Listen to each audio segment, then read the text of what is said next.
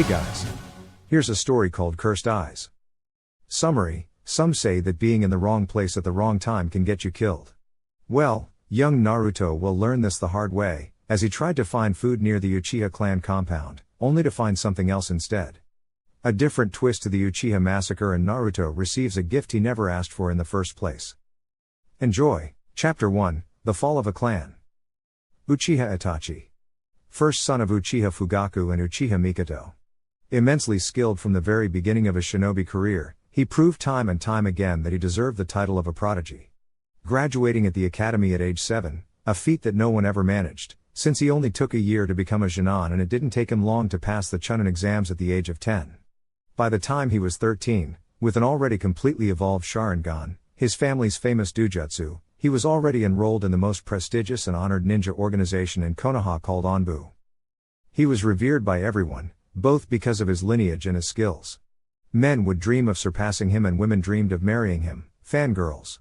He was pretty much the center of attention, which was pretty hard, considering that Konoha had already some famous shinobi like Sharingan no Kakashi and one of the Daimyo's 12 guardians and first son of the Sandaime Hokage Sarutobi Asuma. However, in the midst of all these qualifications, the one man who could have made a difference in Itachi's life was his father Fugaku. Because of his position as the firstborn son, Itachi's father always pressured him for better results than his second son Sasuke. Strict and never once displaying any hint of emotion that would make a son happy, Fugaku did, instead, create a weapon capable of pretty much everything that was chakra-oriented. Now at the age of 17, Itachi now had a team of Onbu under his charge and one of the most capable captains since Hatake Kakashi, son of the White Fang Hatake Sakumo.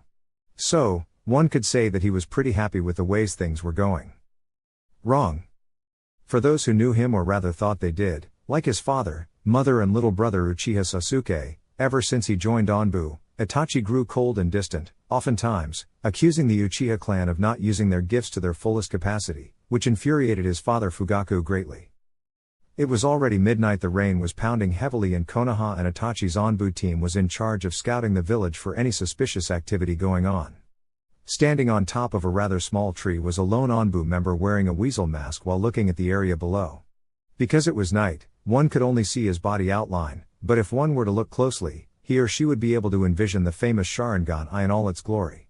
Bloody red and with 3 black tomes would send shivers even to the most ruthless of individuals, with the promise of a quick death, courtesy of the famous Uchiha clan.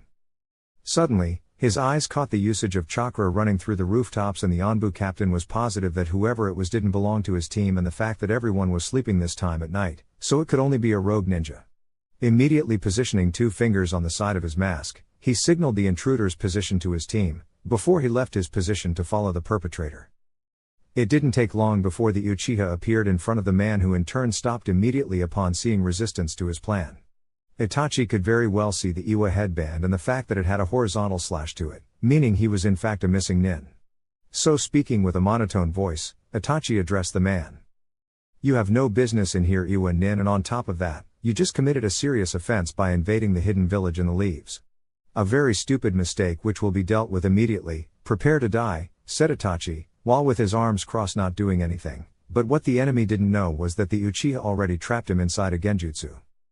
"Go to hell all of you leaf scum. I will kill at least one shinobi from the leaf because of what your Yondaime Hokage did for my village. Because of him, my family was killed and my mother sacrificed herself to save me. Prepare Onbu for your death." Shouted the missing nin, but before he could thrust his kunai on Itachi's torso, the man suddenly flinched in agony as it appeared that a hidden enemy was lurking in the shadows. However, he realized too late that he was looking directly at Itachi's eyes, a move that proved to be one fatal mistake. Itachi's genjutsu was meant to disrupt the man's senses and overload his brain until it proved to be fatal. When Itachi's team arrived at the scene, the man was already unconscious, lying on the Uchiha's feet. Turning to his second in command, an Onbu with long purple hair and a cat mask, he ordered his team to take the man to Ibiki and then return to their first assigned mission, before vanishing within a great number of crows. The next day. Due to the sunlight in his eyes, Itachi woke up and immediately set out to do his morning routine, which composed of a few stretches followed by heavy and very advanced taijutsu without the use of the Sharingan, of course. Itachi firmly believed that the Sharingan, while a handy tool in battle, could blind its user from over depending on the Dujutsu to fight his battles. Afterwards, He went inside the compound for some light breakfast, before wearing his boots once more to train some accuracy in a secluded place that only he knew. However, just as he was about to get up and leave, he heard someone screaming while running straight at him, before Itachi poked the infant's forehead with his fingers, thus stopping little Sasuke's movements. "Niazan, you know I hate it when you do this. Hey, do you want to play ninja with me?" asked Sasuke with a broad smile on his face as expected from any child his age. Itachi, despite his stoic demeanor, just couldn't say no to his little brother. Sasuke was like him, he enjoyed training and wouldn't give up until he learned it correctly, a posture not at all followed by the rest of the clan who preferred to train only until their Sharingan awakens. "Sasuke, I'm not interested in playing ninja with you," said Itachi, before he saw the dejected face of his brother, carving for his brother's attention. "However, you could accompany me and see me training, instead," stated Itachi, this time seeing Sasuke smile once more. It didn't take long until the Uchiha brothers were in a secluded vegetation site filled with the trees and rocks. Sasuke was looking around and noticed a few targets displayed in multiple directions, and he presumed that Itachi would hit them one by one. However, when the little one saw his brother holding 8 kunais in his both hands at the same time, Sasuke was skeptical even if this was his brother he was talking about. Suddenly, Itachi vanished from his place in the middle of the field, before appearing up in the air and flipping his body for a free head fall. While falling, he calculated the exact moment needed and threw 6 of the kunais towards the targets, but only 4 were aimed for the bull's eye. Afterwards, he flipped his body once more and used the remaining 2 projectiles and threw them towards the 2 that weren't heading for the target, thus fixing their trajectory and the same time, aiming towards the last 2 targets. When he hit the ground, Sasuke couldn't say a word as he saw the 8 targets all with a kunai in the middle at the same time. "Niazan, that was amazing, can you teach me how to do it?" shouted Sasuke, and Itachi could very well see that the boy was eager to learn it, even though it was considered an advanced move to perform. So, he gave a few pointers and told Sasuke to practice. Eager, Sasuke tried and tried harder, but much to his dismay, he just couldn't do it. He has been trying for a whole hour and only the most obvious targets were hit, leaving out the hidden ones. However, while Itachi could do it for a longer period of time, Sasuke didn't have enough chakra to sustain that long, hence why the big brother had to carry the little one on his back the way home. Eventually, Sasuke managed to wake up and noticed where he was and who was carrying him. I'm sorry, Niazan. I don't have as much chakra as you do," said Sasuke with a dejected face. "That's only obvious, Sasuke Itoto, your chakra pathways are only beginning its development. Not to mention that I have more experience than you in being a shinobi. You couldn't afford to be better than me, we're not even the academy you graduated yet," explained Itachi, earning a temper from his little brother. "Yeah, well, not everyone graduates after only a year, you know, but I will surpass you, mark my words, Niazan," stated Sasuke, earning a nod from Itachi. "It's greatly beneficial to think like that, Itoto. It wouldn't anyone any good if surpassing the older generation wasn't one of their goals. Growing up, surpassing father was a goal of mine, you know," said Itachi while Sasuke was listening to every bit of the older brother's reason. "It will come a time, Sasuke, when we'll fight against each other, and it's my wish that you surpass me in every way," said Itachi, until they arrived at the compound. After getting Sasuke to bed, Itachi was now walking towards his room until his father called out to him for a conversation. Just seeing his old man, Itachi couldn't help but feel sorry for him. Fugaku had the skills and no doubt could become way stronger than he is right now, but just like all Uchiha, the man was focused exclusively on his Sharingan and nothing and no one convinced him otherwise. Itachi kneeled on the tatami and eyed his father for a while, before the man initiated the conversation. "Itachi, I know you have your duties as an Anbu captain, but this exact time tomorrow, the Uchiha clan will gather for a reunion and I expect you to be here on schedule, am I clear?" asked Fugaku, to which Itachi nodded, before getting up and leaving, not even bothering to greet his person he had to call father, which infuriated the man. "How dare you just leave and turn your back on me, I'm your father and as such, I demand your respect," shouted Fugaku, but much to his dismay, Itachi didn't flinch nor did he turn to look at his father in the eyes. "For all I know, this conversation was over the moment I offered my consent to the Uchiha reunion. There is no reason for me to remain here. So, if you excuse me, I'll be in my room for the duration of the day," said Itachi, before walking outside the room and closing the door, without even waiting for a reply, which pissed Fugaku even more. Once Itachi started walking, he saw Sasuke practicing the first katas of the family's taijutsu and smiled, seeing that even if Sasuke passed out first from chakra exhaustion, he was now training once more with the intent of surpassing his older brother. 2 days later. No sooner the sunlight appeared, members of the Uchiha police corps knocked on the door demanding to see Itachi. Uchiha Inabai, Uchiha Teka and Uchiha Yashiro found, this morning, the body of Uchiha Shisui at the river near the Uchiha propriety, and next to his body, a note was found as well, apparently being a suicide note. Suddenly, Itachi appeared outside the house while facing the three Uchihas. "What's the meaning of this outburst?" asked Itachi as he stoically eyed his Sharingan peers. Uchiha Inabai, black long hair and wearing a gray outfit, narrowed his eyes. "Oi Itachi, we would like to know why you didn't attend to the Uchiha clan meeting yesterday?" asked Inabai, but as usual he saw no reaction whatsoever from the elder Uchiha. "I understand that, as Onbu, you have to be involved in many troublesome tasks. Your father says so and somehow covers for you, but we do not play favorites here." "I understand, I'll be careful from now on," said Itachi with his eyes closed, thus dismissing the manners of the reunion incident, but the interrogatory didn't end with the reunion. "There is another matter that needs to be discussed. This morning, we found the body of Uchiha Shisui dead at the river, and we also noticed he wasn't present at the meeting either.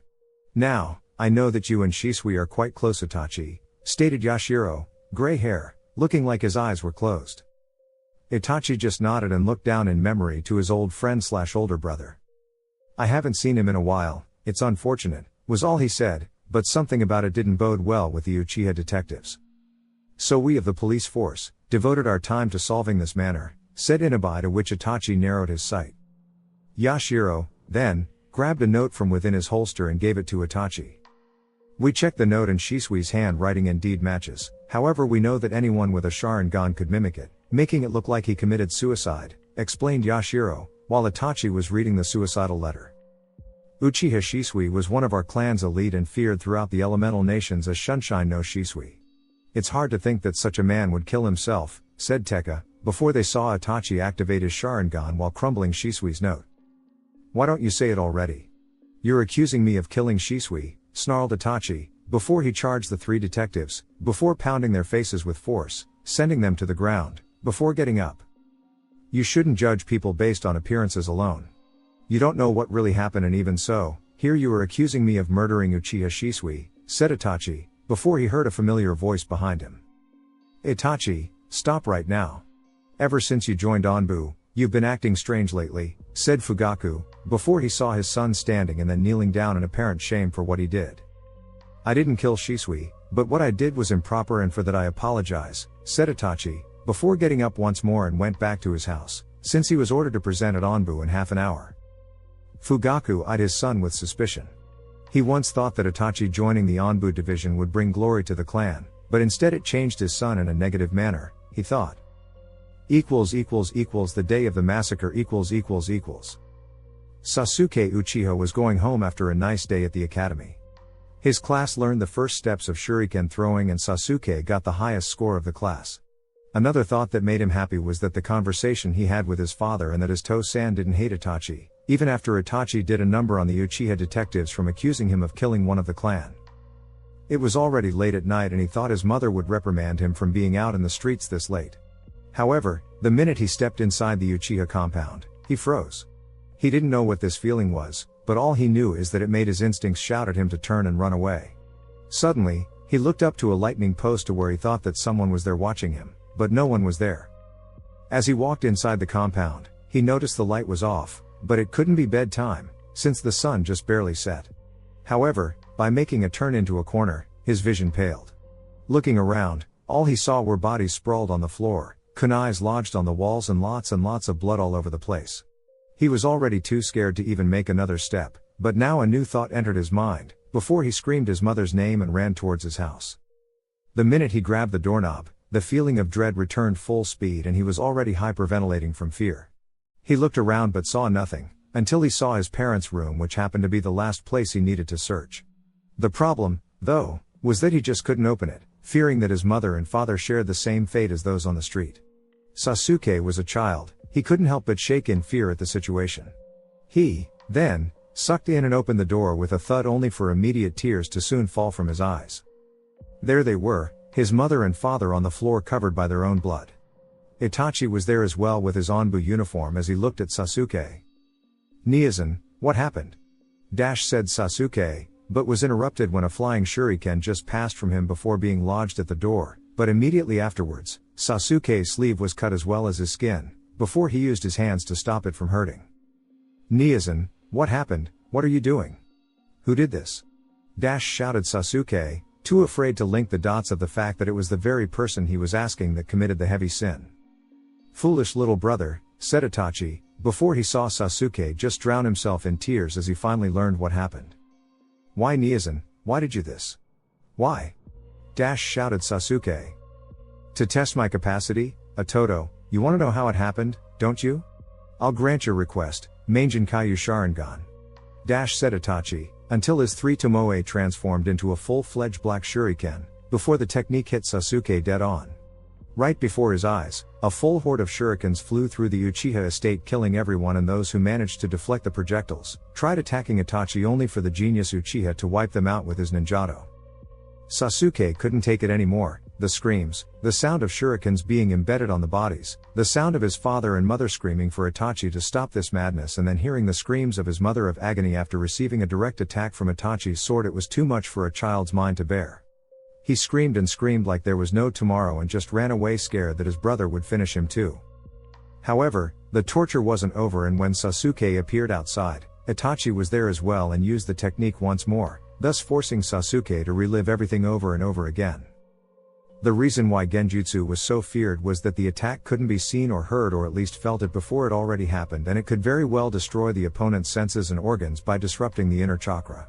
So, after replaying such a gruesome sight over and over again, it proved to be too much to the young Uchiha, who suddenly stopped crying, stopped holding his head to ease the pain, and just fell limp on the ground.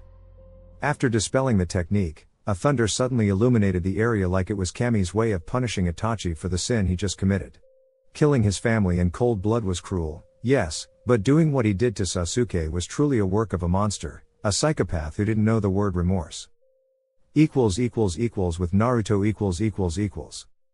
A few minutes before the massacre, Uzumaki Naruto walked out of the apartment the Sandaime Hokage so kindly rented for him to use, after he was kicked out of the orphanage for God knows what. The Hokage even gave Naruto some money for the essentials, food and some water. However, without any known reason, when Naruto tried to purchase anything, he was either kicked out of the shop or they refused to sell him anything, in a secret hope that the Demon Kid, as he was known throughout the streets for, to die from thirst or hunger. Now, because of this, all he was left with were searching through garbage cans to see if he could find any leftovers. Not knowing what was happening at the Uchiha clan compound, Naruto found a large stock of garbage cans right in front of the compound entrance, but sadly for him, the garbage was empty and his stomach was voicing his discomfort for the lack of food. He was cursing the rich red-eyed people for not supplying him with at least a piece of bread, until he heard something that shocked his entire system. A pitched scream, but it wasn't just a scream. Naruto could sense that the person was suffering enormous pain and looked up only to see 2 shades, one standing and one kneeling on the ground holding his head, and Naruto could see that it was the person kneeling on the ground that was screaming. Suddenly, though, the person stopped and just fell on the floor like nothing happened.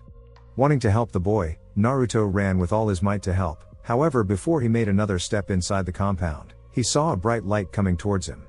The light proved to be a small fire that hit Naruto dead on his face, which earned a loud shout of pain coming from the blonde. Cursing this boy's intrusion and obviously loud scream, Itachi figured that the entire Onbu force would find out what happened, meaning he had to escape right away. And so he did, not even bothering to see what his attack did on Naruto. As to Naruto, the pain was so unbearable that the kid passed out on the floor. At the hospital. Sandaime Hokage was having a normal day. People were coming in and out of his office with papers to sign, the normal schedule of a cage. However, when the news hit him of what happened in the Uchiha compound, his heart immediately sank and he couldn't believe Itachi did kill his whole clan. He was now looking at the window from the door that both Naruto and Sasuke were being treated, until the doctor appeared for the report. "Hokage-sama, may I speak to you?" asked the head doctor, earning a nod from the old man, before the doctor continued. "Sir, we've been able to heal Uzumaki Naruto's wounds and I'm happy to report that his face wasn't damaged even though he received a small fireball directly," said the doctor, but the smile on the Hokage's face proved to be too much for the physician to handle right now as he continued with his report. "Nevertheless, Hokage-sama, while his face wasn't damaged, little Naruto's eyes took all the damage. The fire burned his retina and eye sockets. "Sir, I'm afraid that little Naruto won't be able to use his eyes ever again," reported the physician, before he saw the old man's eyes wide in shock, just before tears started to fall. "Isn't there anything you can do, Takashi-san? You can't heal his eyes?" asked the Hokage, but looked down once the man nodded his head in the negative. "We could do one thing, although I need your permission for it," asked Takashi, before he saw the Hokage lift his head in surprise. "I was about to say it after Naruto's report, but we checked for any form of reflex coming from Uchiha Sasuke, but sadly we couldn't find one. You see, when the person is unconscious, his body parts would still move on occasion. So, upon checking his body for further injuries, we managed to see some heavy damage to the brain cells, as it's obvious that Sasuke suffered from some serious mental trauma that led to brain death," explained Takashi. "What did Itachi do to him? He couldn't possibly use a genjutsu on a 6-year-old, it's just non-human, but why are you telling me about this? What's on your mind, Takashi?" asked the Hokage. "Sir, there is a way to salvage Naruto's sight, but that will only happen if we find another pair of eyes that we could replace his damaged ones with. Being that said, I believe that the best option would be to transplant Sasuke's eyes to replace Naruto's. Given the case, it's the only option we have," said Takashi, before he studied Sarutobi's facial expressions. Hiruzen for his part began to think about what the head doctor was offering. In one hand, Naruto would be able to see once more, and thus he could pursue his dream of becoming a shinobi in the future, but on the other hand, Sasuke's eyes carried the Sharingan Dujutsu, and thus by giving it to Naruto, the Dujutsu will be passed on to the blonde. Sarutobi wasn't ignorant to the effects the kaleidoscope eye did to the user, and he feared that Naruto will become too power hungry, just like many Uchihas in the past. However, it wouldn't be the first time one shinobi receives a Sharingan transplant, and the one who received it managed to control its urges without any trouble. He had no choice, though, as this is Naruto's only chance of seeing once more. "Takashi-san, you have my consent for the operation, please proceed and let me know if something happens," said Sarutobi, before he turned and left towards his house to get some rest, cause from tomorrow forward, Konoha will surely change. Chapter 2, Bearing the Burden. 2 days after the Uchiha massacre, rumors spread about what happened, and people conjured several theories as to the reason behind Itachi's actions. Some believed that he was mentally unstable and couldn't handle the pressure of being an Anbu prodigy, the same as being a clan heir to one of the founding clans of the village. Others, though, didn't even care about the mental issue, judging the man as nothing more than a criminal and one of the worst caliber, because no matter how pressured one man was, there was no excuse for murdering his entire family. Despite all the rumors, though, one man had to deal with the facts. No matter Itachi's reasons for doing what he did, Sarutobi Hiruzen, the Sandaime Hokage, was rubbing his temples while dealing with the fact that an entire clan was just wiped out by a single man, and, surprisingly, none of his Anbu forces were near the vicinity to stop such a terrible act of cruelty. Nonetheless, the man had to take into account that the past is unchangeable, and as of 2 days prior, the Uchiha clan, once known as one of the most powerful clan in existence, was no more. And to think that Itachi would go so far as to kill his own little brother in the most vicious way possible. Hiruzen still shuddered while wondering how one of his Anbu captains could use such powerful illusions on his own little brother to the point of causing brain death. Still, the mystery remained regarding what exactly Itachi showed to Sasuke that it leads to the little boy dying. After everything that happened, though, the only possible act he could do as Hokage was to provide a proper funeral for those of the Uchiha clan in respect for how much they provided to the village's protection since its foundation.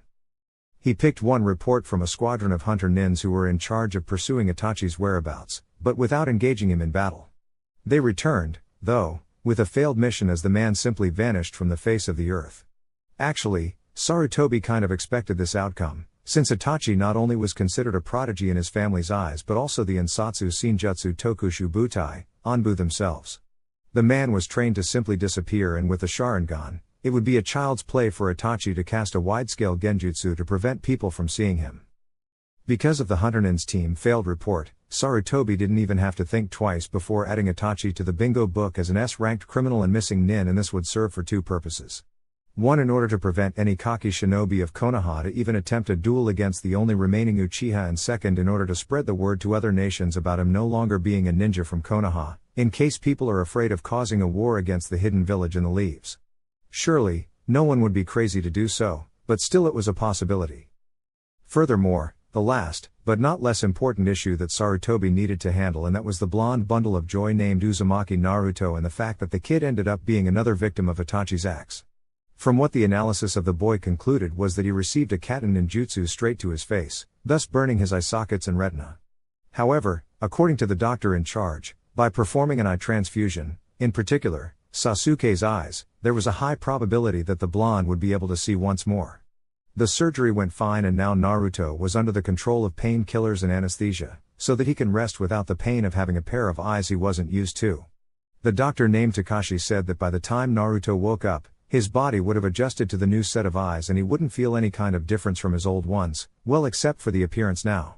Whereas Naruto's old eyes were vivid cerulean blue eyes, he now possessed deep black ones that would contradict with the boy's hyperactive nature. Nevertheless, it was the only thing Sarutobi could do in order to salvage the boy's sight, and he knew he would rather kill himself if the boy, on top of being the village pariah for something he didn't do nor asked for, also lost his ability to see. Naruto, he knew, always had a dream of becoming a ninja, and even though it wasn't impossible to become one because of one's blindness, it just wouldn't be fair to him. Truth be told, though, while he managed to salvage the blonde's sight, Sarutobi was thinking the long term in this manner. He knew Uchiha Sasuke never awakened the Sharingan, but what he doesn't know is about the possibility of Naruto developing the cursed Dujutsu. The old man understood as much about genetics as Jiraiya respected the other sex. The doctor assured him that such a thing was impossible, as the Sharingan Dujutsu wasn't just because of the eyes, but rather the Uchiha's blood and DNA. So, that being said, even if Naruto possessed Sasuke's eyes, he wouldn't be able to awaken the Dujutsu. However, Hiruzen had enough experience not to presume anything, and while the probabilities were slim, there was still a slight chance that the blonde manages to awaken the Sharingan.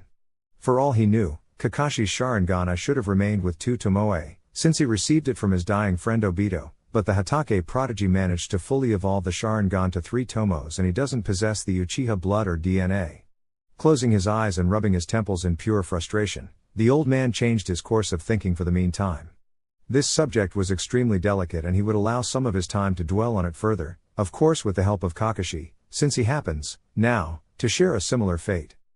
Now, though, as Hokage, he was needed by the village in order to keep things moving, so he started to clean the damned paperwork, since missions were coming non-stop and that happens to be Konoha's income. At the hospital Room 608. There wasn't a day that tragedies didn't end at the hospital, as doctors and nurses often commented in their coffee break. People came for whatever reason, from having the feeling that something's wrong with their body to someone on the verge of death. This was their world, to heal the wounded, to save those whose death is hanging at a balance, so despite it all, they managed to find a sort of hobby so that they could cope with the emotional stress of saving lives. Gossip. The minute Uchiha Sasuke and Uzumaki Naruto arrived unconscious at the hospital, what Takashi said to the Hokage was already common knowledge of entire hospital staff. Some of the doctors didn't flinch when they knew what happened to Uchiha Sasuke, simply because they were already used in dealing with severe cases and this was just another one. However, the inexperienced ones were feeling nothing more than pure hatred for what an older brother did to the youngest. So, ever since the massacre happened, Room 608 became the center of attention for all the staff, especially because of the surgery took over 10 hours and the head doctor Takashi had to be dispatched home from fear of the man succumbing right there inside the surgery room. Nonetheless, the surgery was a success and at least, the hospital was able to salvage Uzumaki Naruto's eyesight. It didn't matter that some of the staff tried to dissuade the head doctor against saving Naruto's eyes, since they all knew who the boy is, or rather what he represents. A vast majority of the staff remembered the chaos that befallen the hidden village in the leaves when the almighty demon Kyuubi no Yoko attacked, and as such, people felt that by leaving Naruto as it is, would be like punishing the demon for his deeds against Konoha. In the end, though, the head doctor Takashi went through with it, while, proudly, saying that a doctor's job is to heal the wounded, not worry about who the wounded is or what he did wrong. Even if the man never thought ill of the kid. Now, because of the painkillers and anesthesia, Naruto wouldn't wake up until later today, when Takashi would remove the blind holds that were preventing the boy's new eyes from being damaged. Room 608 Before, the room was occupied by 2 individuals, now only one was resting in the middle of the room. His eye region was covered by straps in order to prevent a possible infection, seeing as it was a possible outcome of the surgery. The room, no, the entire floor was silent except for noises caused by a nurse's high heels on the cold marble floor. However, whereas outside one could hear a pin drooping on the floor, inside Naruto's mind, it was a different issue entirely. Niazan, why you're doing this? Foolish little brother, I did just to test my abilities. Scenes of what Sasuke witnessed appeared before Naruto's very eyes as if he was the one witnessing everything. The blonde couldn't understand, though, he didn't remember seeing anything like it. The agonizing screams of a child as he started holding his head in order to stop the immeasurable pain. Naruto never saw so much blood in his entire life, and the view itself sent chills down his entire body. But why? Why was he seeing all this? The last thing he remembered was searching at the garbage cans for some food and the sudden bright light that hit him straight in the face, before his world went blank. Suddenly, the screaming and the pain stopped and Naruto opened his eyes suddenly as if he just awoke from a nightmare, but instead all he could see was white. He, then, screamed in agony while wondering where he was, thus alerting the attending nurse on the floor. She, then, saw that the blonde has awakened and called for the head doctor Takashi to come see what was happening. The man was at the door in minutes and witnessed the blonde on the bed, kicking everything, screaming for dear life. He, then, approached the boy and explained what happened since he lost consciousness. Naruto-kun, settle down, my name is Takashi and you're at Konoha Public Hospital, said Takashi, before the blonde relaxed somewhat. Now, it was all explained when he saw white. Why am I in the hospital? What happened to me? Asked Naruto, while Takashi ordered the nurse to call the Hokage. You were victim of a shinobi fire attack directly to your face. We managed to heal everything, just wait for me to remove these straps from your eyes, so that you could see me, everything will be explained once the Hokage arrives, explained Takashi, while he was busy unwrapping Naruto's new eyes, so that he could take a look at it. However, the head doctor was ill-prepared for what he saw the second he laid eyes on Naruto's new set of eyes. Whereas Sasuke's regular eyes were black and it was when it was implanted into Naruto's sockets, now it was red carrying one tomoe. This couldn't have happened, Takashi reasoned.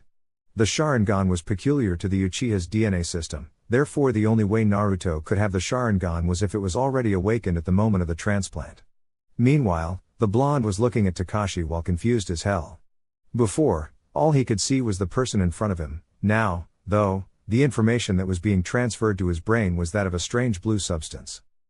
Excuse me Dr. San, but what did you do to my eyes? Asked Naruto, not sure and a little bit worried about the look of shock displayed by Takashi. The men for his part couldn't for his life understand how Naruto managed to awake the Dujutsu, even though he had an Uchiha's eyes. Sorry Naruto-kun, but I'll have to wait for the Hokage to arrive before I can explain what happened to your eyes. You're free to look at them, though if you feel like it. Here, take this mirror. After grabbing the mirror and placing it in front of his face, Naruto went pale instantly. It couldn't be true, he shouted inside his head.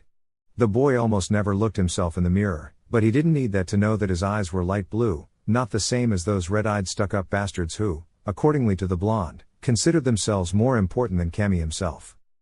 Naruto noticed that the Hokage was at the door, but he was so engrossed in his thoughts that he didn't even greet the old man. Meanwhile, Takashi already engaged in a conversation with the old man. Hiruzen, for his part, came running once he heard the news of Naruto getting better. However, when he arrived at the hospital and looked at the head doctor approaching him with a serious visage, he considered the worst-case scenario. Hokage-sama, as informed, the surgery was successful and the eyes were securely implanted. However, the most unusual thing happened and I guess you should take a look yourself, sir, said Takashi, earning a nod from the Hokage as he approached the still shocked Naruto. Suddenly, when Naruto's eyes appeared in his eyesight, the Hokage saw, what was assured by the head doctor, to be an impossible occurrence. There it was, Konoha's most famous Dujutsu, the Sharingan, and what appeared was that it was the first stage. Takashi-san, how did this happen? You assured me this couldn't have happened, asked the Hokage, while being a little bit afflicted by the blonde's new eyes. It wasn't that the man loathed the Sharingan, it was just that it conflicted heavily with Naruto's happy-go-lucky demeanor. When the old man looked at Naruto, before, his face was cheerful, you could just look at him and a smile would appear, but now it was the complete opposite. Naruto's face now bared a look of fear, coldness. It was like his personality left with his eyes. Immediately, the old man's old heart started to ache in sadness. Naruto was still able to see, but he now lacked the very characteristic Hiruzen always enjoyed seeing, and it used to fill his heart with joy every time.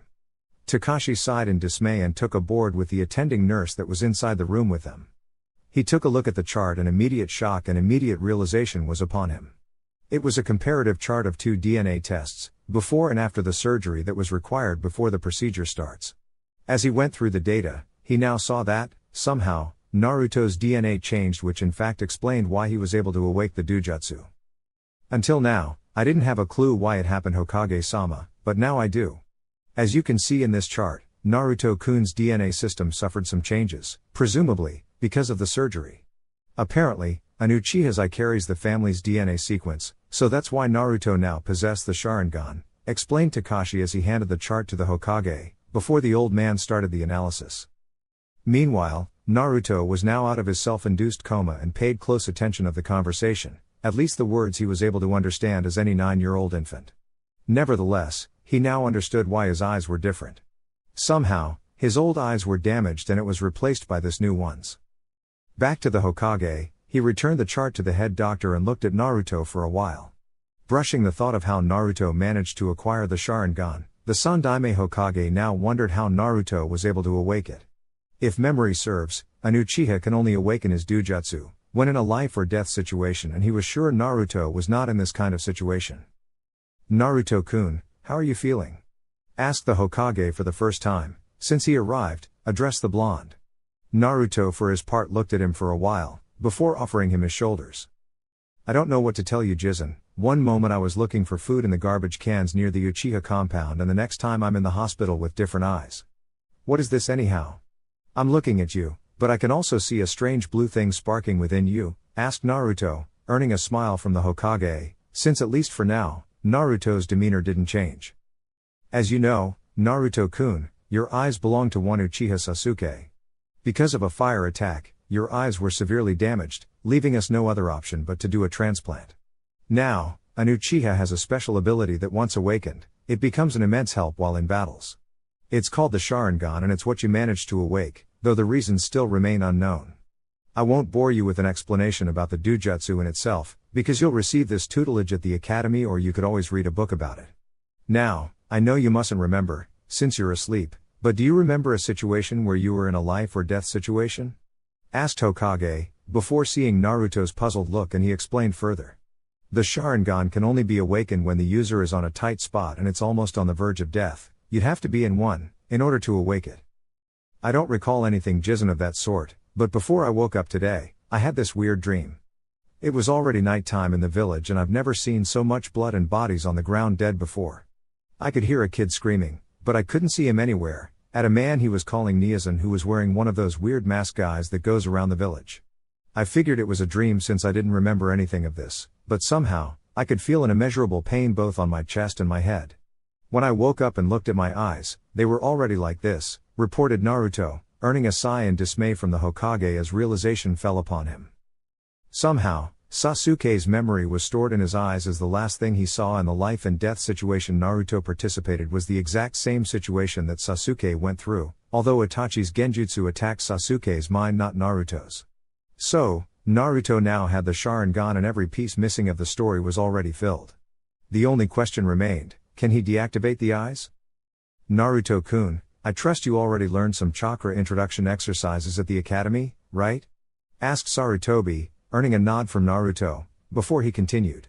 Right now, you somehow are focusing chakra to your eyes so that the Sharingan remains active. Please dispel your chakra for me, please. The blonde, then, nodded and closed his eyes in concentration, seeing as he was never any good in controlling his chakra for reasons that no one managed to explain it to him. When he opened, though, his eyes went back to normal just like any other Uchiha, except that the blonde wasn't one. Sarutobi had enough answers to what he had to plan for the blonde, now that he is the sole bearer of the true Sharingan eye. Now, the next item of his agenda was to meet with Kakashi, since Naruto now needed to learn how to use the Sharingan and its peculiar abilities. Hiruzen was, though, a bit reluctant to look at Naruto's eyes even if the Sharingan wasn't active any longer. He thought that the blonde's unnerving sight was because of the Dujutsu, but it wasn't.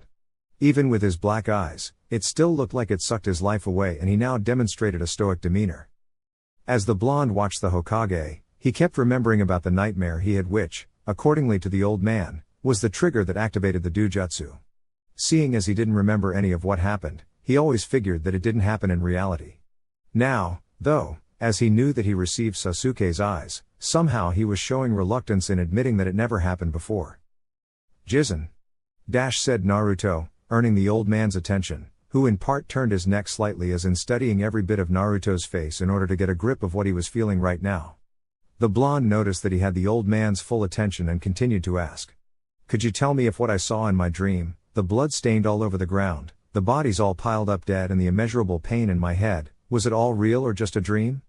Asked Naruto, before he looked at the Hokage, in hopes that the man would land his hands on his shoulders and with a smile, say that it never happened, it was all a dream.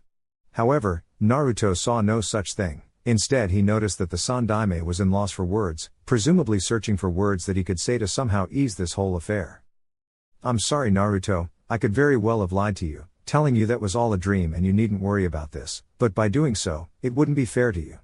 Everything you saw in your dream was nothing but reality. Uchiha Sasuke, the one whose eyes you received, witnessed his entire clan being slaughtered by his very brother Uchiha Itachi, to whom you described as wearing the different uniform. Itachi was the one that killed Sasuke by using a strange and powerful technique called genjutsu, which I assume you heard it already at the academy. The art of illusions is a dangerous skill and as such it should be used with care.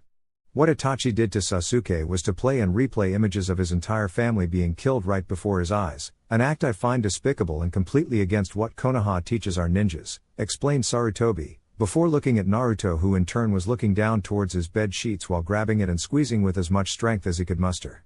Naruto was angry with everything he had to undertake every day, the hateful glares, the chases around the village and now Uchiha Itachi's act of pure malice. The blonde was alone all his life, never once meeting other people outside the Hokage's office and the ramen stand. But even though the others maintained their glare at him, never once did Naruto consider why someone could do what Itachi do to his own family, to his own little brother. Both the Hokage and the head doctor understood Naruto's question, since this whole time, the blonde actually thought it was nothing more than a dream, but the sad part was that it wasn't just a dream, nothing that appeared in Naruto's mind was a result of his conscious or rather his subconscious. It was what Sasuke experienced the night of the massacre, and it now Sarutobi feared that Itachi's act not only killed Sasuke, but also managed to suck Naruto's hyperactive nature out of him. He tried to cover it up as nothing for the blonde to worry about it in hopes of saving the boy's emotions, but it was too late. Naruto, please understand that what Itachi did was unforgivable, but you must not allow this pure act of malice to change your attributes. Even though your usual cerulean blue eyes are gone, that doesn't mean your personality must be different, said Hokage, trying to convince the boy, but Naruto, instead, was just lost in thought. What the Hokage wanted for him to do was to forget about this and move on with his life, but how could he? The images, the screams, the terrible sound of metal cutting through flesh, it was all real and it would be forever in his mind. I just can't ignore this, Jizen, it's planted in my head already, there was so much blood and bodies laying on the ground, said Naruto as he was looking at Hiruzen, to whom was wondering who this little boy was, because this wasn't the Uzumaki Naruto he knew. My God Minato, how could I do this to your son, only 9 years old and he has already seen death in front of him, I guess he'll never be the same again. Rest a bit, Naruto, Takashi here will make some tests to make sure you're okay. Tomorrow you'll be free to go and I wish for you to come into my office tomorrow afternoon, okay? Asked the Hokage, earning a nod from the boy, before he was left alone in the room once more. Naruto wasn't tired, so he chose the alone time to wonder about the sudden turn of events.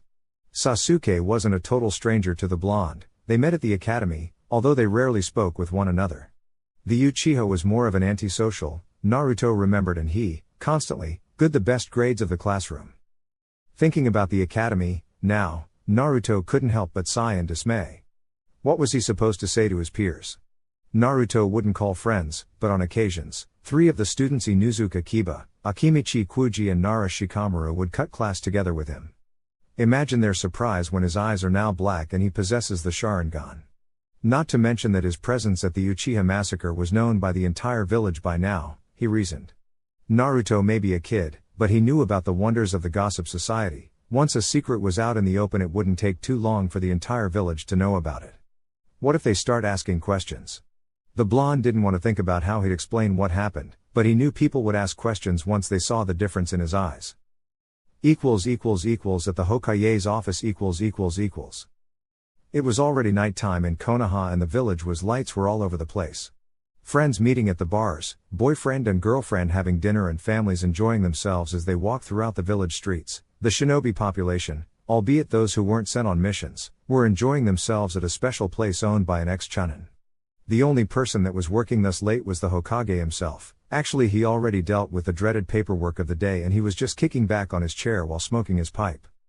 The Hokage was only waiting for a meeting, before he would retire for the night. The only problem, though, was that the meeting was to be held a couple hours ago and the old man wasn't so thrilled about the man's annoying habit of always being late.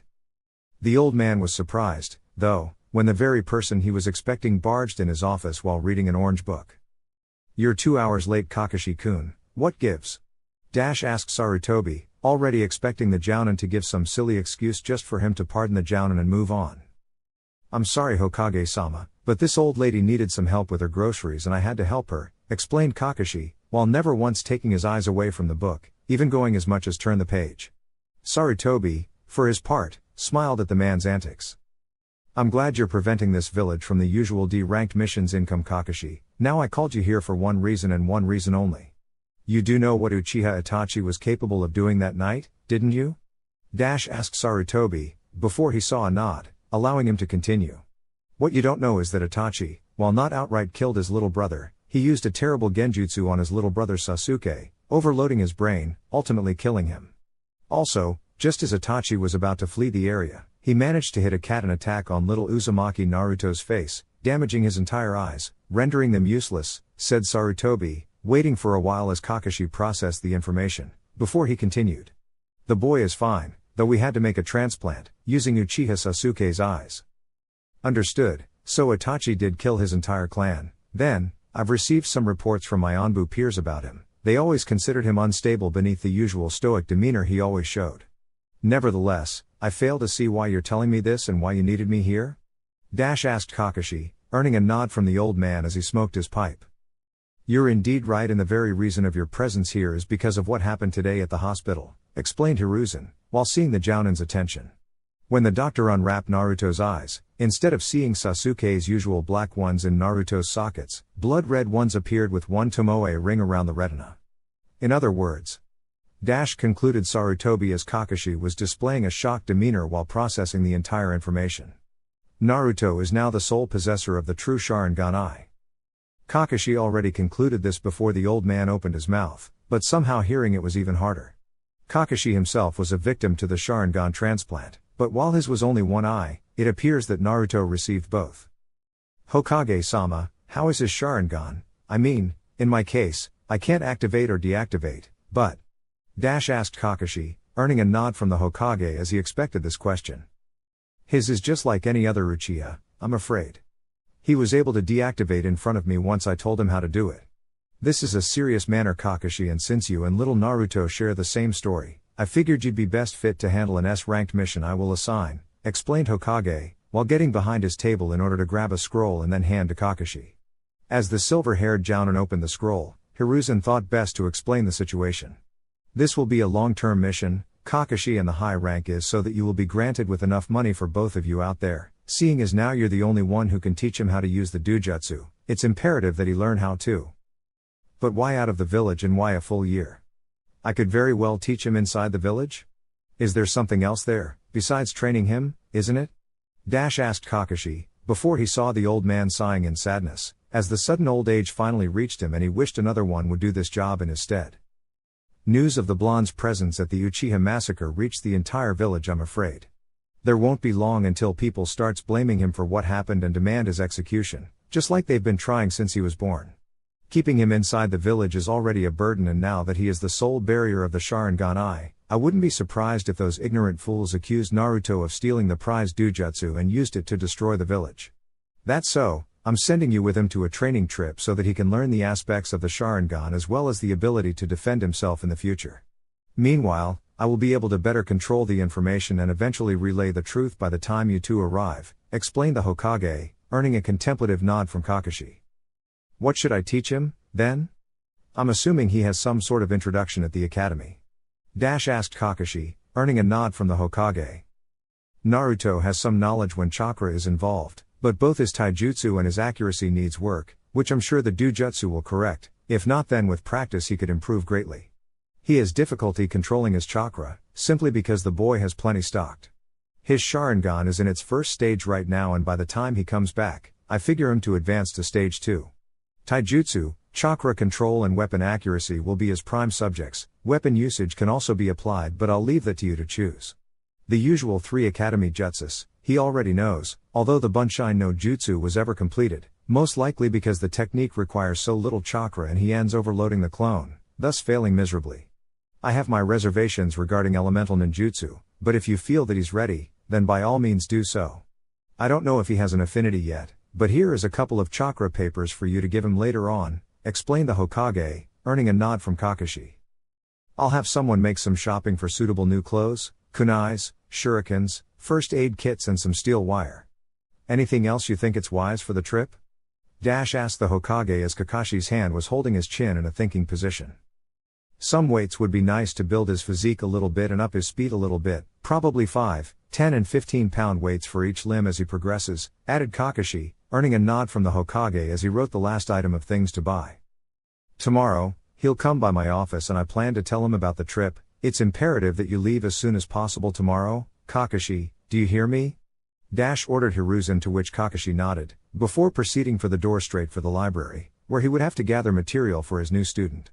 Kakashi had to curse this situation. Every time he got a team of genins, he would fail them, mostly because he would expect them to figure out his puzzle, and in the end, no team ever did. However, as training a boy now became a mission, he just couldn't do anything about it. Oh well, at least I'll be able to concentrate on my reading, now that I don't have to worry about going on tough assignments, thought Kakashi as he landed right in front of Konoha Public Library. Strange, though, was that the silver-haired Jounin was actually looking forward to seeing what little Naruto could do. The Sharingan added with limitless chakra supply, the boy could become a ninjutsu specialist. Chapter 3, Sharingan Initiation. After leaving the hospital, Naruto went straight to his apartment where he lied on the ground, wondering about the images that now plagued his mind constantly. The Hokage so kindly explained to him that what happened in the past must remain as such. But how could he? What he saw, at least what Sasuke saw, was nothing short of hell on earth, and the blonde's mind kept playing over and over again, like some kind of twisted game. Looking at the clock in his house, the blonde sighed in dismay, seeing as he had to go to the Hokage's office in exactly 2 hours. He didn't want to leave the floor, though. The worst thing of this entire situation that it wasn't caused by a monster or a demon, but a human being. To this time, Naruto just couldn't understand this Uchiha Itachi for having the hearts to do something like this and doesn't even show remorse afterward. As he got up from the floor and looked at the mirror located in his room, he focused some chakra on his eye region, before the bloody red eyes with one tome appeared. Just the sight alone made Naruto remember Itachi's eyes, and frightened wasn't a word that could describe the blonde, more like he was afraid for his life. But what am I doing right now? Wasn't it me who kept screaming to Hokage Jiken that I would be the best ninja ever? Wasn't I the one who wished for his seat in the future? So why can't I stop thinking about something that didn't even happen to me in the first place? Suddenly, a new resolve bombarded his brain as he looked at the mirror once more. Whatever joke someone up there planned for him wouldn't work. These eyes were his now, and no matter what happens now or in the future, it wouldn't change. The blonde was so excited about this that he didn't even notice that he was standing, instead of sulking on the ground. The blonde admitted knowing next to nothing about the Sharingan Dujutsu, especially because he didn't pay that much attention at the academy, but that would certainly change. Looking at the clock, he was startled by the fact that more than an hour passed ever since he began sulking, and he was late to meet the Hokage, considering how fast an academy student travels and the fact that he didn't possess large legs to compensate for his lack of speed. At the Hokage's office . Sarutobi Hiruzen was calmly passing through all those goddamn mission and budget reports that needed his analysis, although the man was certain that the majority of these documents only served to pile up the work he needed to do, because it wouldn't change whether he approved or not. Issues like signing a trade agreement that already happened or shinobi missions that were issued by the council, without his approval, that were already carried out. Of course, those missions were just errands that the council member chooses to delegate to Jinan teams or lone chonin because, apparently, they have too much work. But Sarutobi knew better. Those two became lazy in old age, and they thought that as members of the council, they could sit back and relax while he, the Hokage, got stuck with all the work. Sometimes I wonder why I keep this damn council up and running. Certainly, the only thing they do, and very good a job at that, is to give bureaucratic excuses for not doing what they should be doing, aiding me in running the village.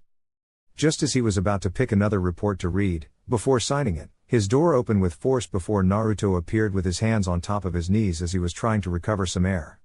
Hiruzen looked at the blonde panting in front of him and instantly remembered that he was indeed supposed to be here in order for the Hokage to explain what will happen to the blonde and what he would be doing for 1 year. Nevertheless, since he wasn't expecting Kakashi to arrive on time, Naruto would have to wait a bit. However, and much to Hiruzen squeezing his eyes to see if he was dreaming, the man in question suddenly emerged from the door while reading that book of his. It's impossible, no, it's got to be an illusion, it can't be, Kai. The old man was in denial and Kakashi was actually enjoying his shocked look on the Hokage's face. He thought about being late once more and get a rise out of the old man, but then he had the idea to do just the opposite and see the man's look of pure shock. Naruto, in the meantime, was wondering about the situation at hand. A man he never knew just entered in the office and the Hokage was showing an incredulous face, making him wonder what was wrong. "Ah, Jiken, what's going on? You wanted to see me?" The old man wouldn't budge, though, as he looked the silver-haired Jounin, much to Kakashi's hidden laughter. The Hokage was still in denial about the whole thing. Suddenly, Hiruzen cleared his throat, before focusing his attention on the blonde, despite the fact that Kakashi being on time for once clearly did damage to his brain. "Oh, Naruto, right. Well, guess you're now aware of the fact that you possess one of Konoha's most famous and equally powerful doujutsu. However, because of you not being an Uchiha, you don't yet possess the skills necessary to use it accordingly. This man behind you is called Hatake Kakashi and he's one of our elite Jounins." Naruto turned to meet this Kakashi, but the entire time he was focusing on the book, just waving his hand to the blonde, greeting him. After both greeted each other, Hiruzen turned to explain once more. "Kakashi here happens to possess experience in using the eye to its fullest capacity. As such, I just assigned him to train you in this department. You two will be leaving the village and travel to a place 10 miles away from here. Any questions?" The blonde was looking at the aged Hokage as if the man had two heads all of a sudden. What is this about really? Why would he have to leave the village in order to train? Doesn't Konoha have hundreds of available training grounds? Many questions passed inside his mind immediately and he wanted nothing more than answer from them all. Nevertheless, he reasoned that leaving the village for a while would actually be good for him to sort things out a bit and even learns what he needed to know about his new eyes. "I have just one question, Jiken. Just how much time will this trip take?" Naruto asked. 1 year will be more than adequate for Kakashi here to drill any valuable information there is to know about the Sharingan, including helping you improve in some areas he finds you needs room for improvement. Both Sarutobi and Kakashi knew the boy wanted to ask more questions, but since the blonde didn't verbalize them, they wouldn't pry. The blonde, for instance, nodded at the assignment and turned to the Jounin in question. "Okay then Kakashi-san, when and where do we leave?" Kakashi smiled at his new student and closed his book, before addressing the blonde. "Meet me at the West Gate in 2 hours, don't bother in packing anything, I got everything you're going to need sealed in a scroll in my possession." The blonde nodded, before saying his goodbye to the Hokage and leaving the room towards his apartment. Meanwhile, both Kakashi and Hiruzen were having a conversation about the blonde's attitude and sudden reservation of asking whatever bugged his mind. "Something's wrong here, Hokage-sama, for what you said, he wouldn't wait 5 seconds before he bombarded you with questions," Kakashi asked with clear curiosity. However, the Hokage's sudden realization caused the man to sigh in dismay. "I feared this, Kakashi. When Naruto received the eyes, unfortunately, he received Uchiha Sasuke's last vision before he was dead, meaning the blonde is the sole witness of the massacre. Because of this, whereas before he would be ecstatic at the idea of training, now he appears more reserved as in doubting my word. I don't know Kakashi if giving Naruto an Uchiha's eyes was such a good idea, but then wouldn't be better than him being blind, isn't it?" Kakashi could very well see that the Hokage was wondering about his choice more than he wanted an answer to his rhetorical question. "I don't know Hokage-sama, however Naruto won't be like this forever, I mean, it was just yesterday his entire world changed and just now is he coming in terms with it. With time, I believe he'll return to his normal, albeit of course more reserved, behavior. Until then, though, he's mine to work him to the ground. Once a month I'll be sending reports on his status." "I'm sure hope you're right Kakashi, just seeing that usually cheerful demeanor getting crumbled by one of my top elite Onbu members. You may go now Kakashi and please train him to best of your ability. I'll be waiting for the monthly reports." Hokage said, before Kakashi bowed and left the room. At the West Gate Hatake Kakashi was reading his book as he waited for his student to arrive at the West Gate. Strapped on his back was a huge scroll which carried everything Naruto would need throughout the year. Thinking about what the Hokage said, Kakashi couldn't shake the fact that Naruto's entire personality was stripped from him just because of the eye transplant. However, the boy's uncharacteristically reversion demeanor was indeed disturbing to say the least. The silver-haired Jounin was considering if Naruto would become just like all of the Uchihas, stuck up, egoistical and arrogant. Taking his attention away from the book, Kakashi looked at the approaching figure as he studied the blonde for a while. Nothing about the blonde showed to Kakashi that he was seeing a kid approaching him. Naruto approached him with calculated footsteps, calculated breathings. In other words, the blonde was walking like he was expecting something to happen if his eyes looking around were any indication. Ready to go, Naruto? We're going to be away for 1 year, so say your goodbye to the village for now, Kakashi said. Naruto nodded before looking backwards. The village he was born in, the village he loved with all his heart, the village that stroked the worst pain of all, and no such thing will wipe that fateful memory from his mind. The blonde just hoped that within the year, he would learn to cope with what happened, even though it didn't happen to him directly. As ready as I'll ever be, Kakashi-sensei. And so, the two traveled by foot towards the place where they would live for the entire year. The entire path was filled by trees and Kakashi could very well arrive at the location in 10 minutes by hopping on trees, but the man figured Naruto didn't have the body or the stamina to choose this sort of transportation, so they kept on walking. It didn't matter, though, as Kakashi estimated close to an hour trip. The place they are heading to was a secluded cottage next to river and surrounded by a forest, in other words, perfect for Kakashi to train Naruto in every aspect of the way, bearing from pure stamina exercises to, quite possibly, elemental ninjutsu if he judges the blonde capable of in the future. As the two walked, little to no conversation was being shared. Naruto was silent observing the path around them and Kakashi was busy half focusing on his book and on the blonde next to him. Kakashi was considering the fact that at least he wouldn't have to worry about teaching the blonde how to pay attention to his surroundings, since by observing his behavior, Kakashi could tell that the blonde would narrow his sight and concentration at any noise caused, even if it was just animals going around with their lives or something like that. Kakashi's attention was finally broken when Naruto turned to address him, Sharingan already ablaze in his once onyx black eyes. Kakashi-sensei, can I ask you something? The silver-haired Jounin just nodded. Looking around with the Sharingan eye, I've noticed that I could see people's movements before they actually begin. Is this the Sharingan is all about? If Kakashi was shocked by the sudden question, he wasn't showing it. The truth was that while he didn't know Naruto was experimenting with the Dujutsu, the blonde, maybe on a subconscious level, understands the very concept of the kaleidoscope eye. Partially true, yes, the Sharingan has many attributes and one of them is certainly to predict one's movements before he or she actually makes them. Naruto, getting a grasp of the eye's theory will be our first target, since it's imperial that you understand everything there is to know about the weapon you now have in your eyes, but I'll give you a crash course about the Sharingan and its levels. First, is the level you're in right now with only Tomoe in each eye. Within this form, you can partially predict movements as well as see the opponent's chakra array, albeit a little bit blur. Only after the second stage of the Sharingan, with composes of 2 Tomoe in each eye, would you be able to fully visualize the opponent's chakra flux and composition. Within the second level, the Sharingan can then copy the hand signs as well as how much chakra is needed for either ninjutsu or genjutsu. Finally, the third level, which of course, is composed of 3 Tomoe in each eye, is when an Uchiha is complete and no technique escapes from the eye's copying ability. Also, as your Sharingan develops, your speed will certainly increase simply because you'd be one step ahead of every move your opponent makes. Naruto was listening intently to the lecture as he processed the information. Right now, he was at level 1, meaning that he could predict movement to a certain aspect and be aware when a chakra-based attack would come. It's both mine and Hokage-sama's expectation that within the end of our trip, you'll reach the second level of the Sharingan. However, that doesn't mean you cannot reach the third level if we work you hard enough. We'll be focusing on stamina exercises to improve your muscles and chakra-related exercises in order to maintain your Sharingan active for longer periods of time.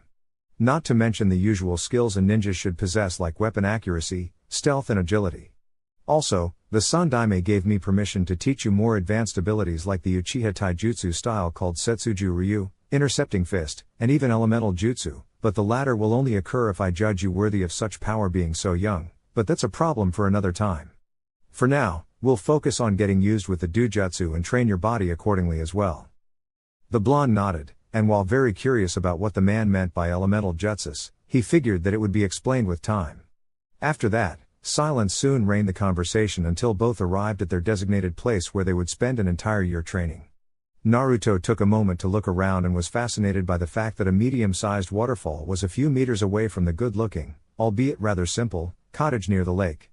Not that looks matter to the blonde, since any accommodation would be far better than the apartment he resides in Konoha. Upon entering, Naruto was surprised about the cottage's decoration.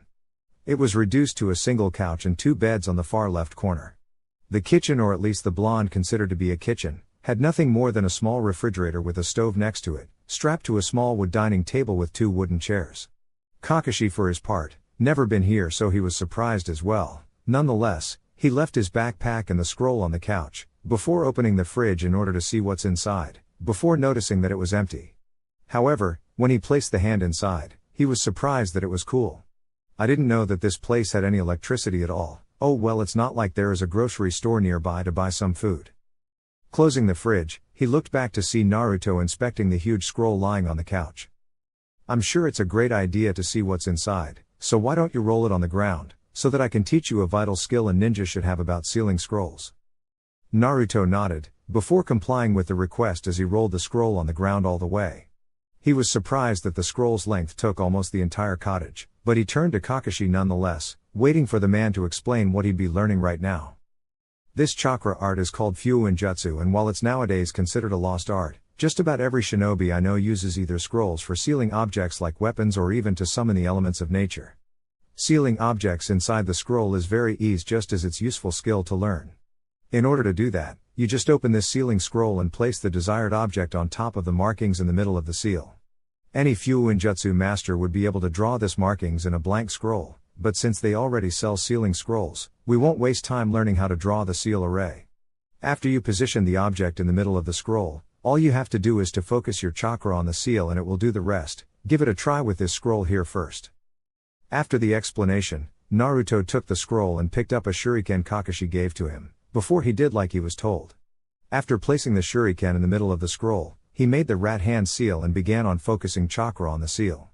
For a while, nothing happened, until a smoke suddenly replaced the shuriken and a specific kanji appeared in the middle of the sealing array, meaning that Naruto was successful, much to Kakashi's smile. Okay Naruto, now that you've learned how to seal objects, you'll be responsible for unsealing every object that's sealed in the scroll I brought. As you'll notice, the scroll has several sealing arrays written, instead of only one, which means that for each sealing array, there is an object sealed inside. By unsealing it, you'll have to do the same thing, but one for each sealing array. Try using your Sharingan as well. This will serve to better adapt your chakra control by focusing on using chakra in both points, your eyes and the scroll. Then, as Kakashi picked up some sort of notebook, presumably to figure out Naruto's training for the year, the blonde started unsealing the lengthy scroll splattered on the warm wooden floor. The first sealing array revealed a couple of books and some minor scrolls, before Naruto remembered that he was supposed to know everything there is to know about the Sharingan, so he moved to the next and so on. By the end of it all, he could see boxes of projectiles like shuriken and kunais, new set of clothes, training weights, a huge stack of fruits and vegetables. Apparently instant ramen was too much to bring, huh? What surprised Naruto the most, though, was the last item he unsealed. A stack of 2 swords, maybe wakizashis by the size of them, but Naruto could easily see that both of them were special. One carried a dark menacing yellow holster and the other one carried a bloody red holster, and the blonde could read one inscription in each of the swords, but before he could read, Kakashi appeared explaining to him. They are called Tora and Doragon Naruto. By the holster color, you can identify which one is it. As you can see, this smaller blade is called a wakizashi, and while it's not as strong as a katana, it's faster and more open to maneuvers. To a samurai, a katana would be preferable, since they rely on strength, but for a ninja who relies more on speed, shorter blades like these in front of you are better utilized to our purpose. Sandaime-sama did also allow me to teach you to a few kenjutsu styles to go along with them, but that will also depend on whether I believe you're ready for it, just like elemental ninjutsu. Now, why don't you change your clothes and meet me outside for our first day of training? The blonde chose, instead, to admire the blades in front of him, as Kakashi quite expected him to do. Naruto may have changed his attitude, turning into a more reserved individual, but even so, he was only 9 years old and as such he was easily impressed by the look of things. Afterwards, The blonde picked up his new set of clothing and went to change immediately. Naruto was surprised when he looked at himself after getting changed. The clothes looked rather simple, however it managed to fit him rather nicely. He was now wearing black onbu pants with blue sandals and a navy blue t-shirt, but what surprised him was that apart from his old clothes, this one was much lighter and his movements were much lighter than it was before. Upon leaving the cottage, he spotted Kakashi in the middle of the clearing, while reading that book of his. As the blonde approached, curiosity started to fill his mind as he took a closer look to the book. The name Icha Icha Paradise was somewhat familiar to the blonde as he found one copy inside the Hokage's desk, and while Naruto didn't read it, he certainly found strange that the majority of the male population had a copy of this book. Upon arriving, Kakashi broke the concentration from the book and looked at the blonde in front of him. In order to keep the Sharingan activated during a fight, both your chakra and your stamina must be perfectly tuned. Being that said, until I say otherwise, you'll keep your Sharingan active all the time whether you're training your stamina or your chakra. So, we'll be starting by adding 5 pounds to each of your limbs as you go through some physical exercises. For now you'll run around this training field 20 times, before you'll complete 50 push-ups and sit-ups. Now, activate your Sharingan and get started, Kakashi explained, before the blonde positioned the weights and started running around the training field.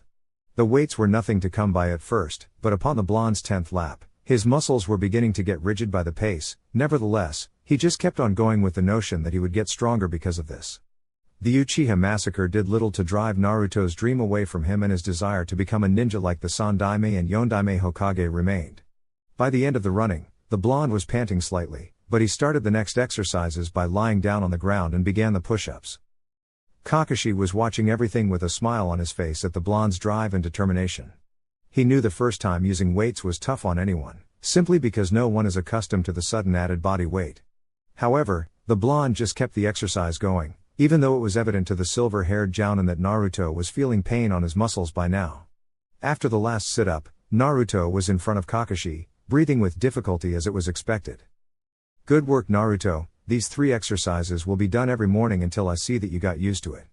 In time, we'll increase the weights and the number of repetitions. Now, we'll practice your taijutsu. The Uchiha's intercepting fist is a unique style and can only be used by predicting the opponent's moves. In other words, your movements would have to be made before the opponent starts his movement. Any questions?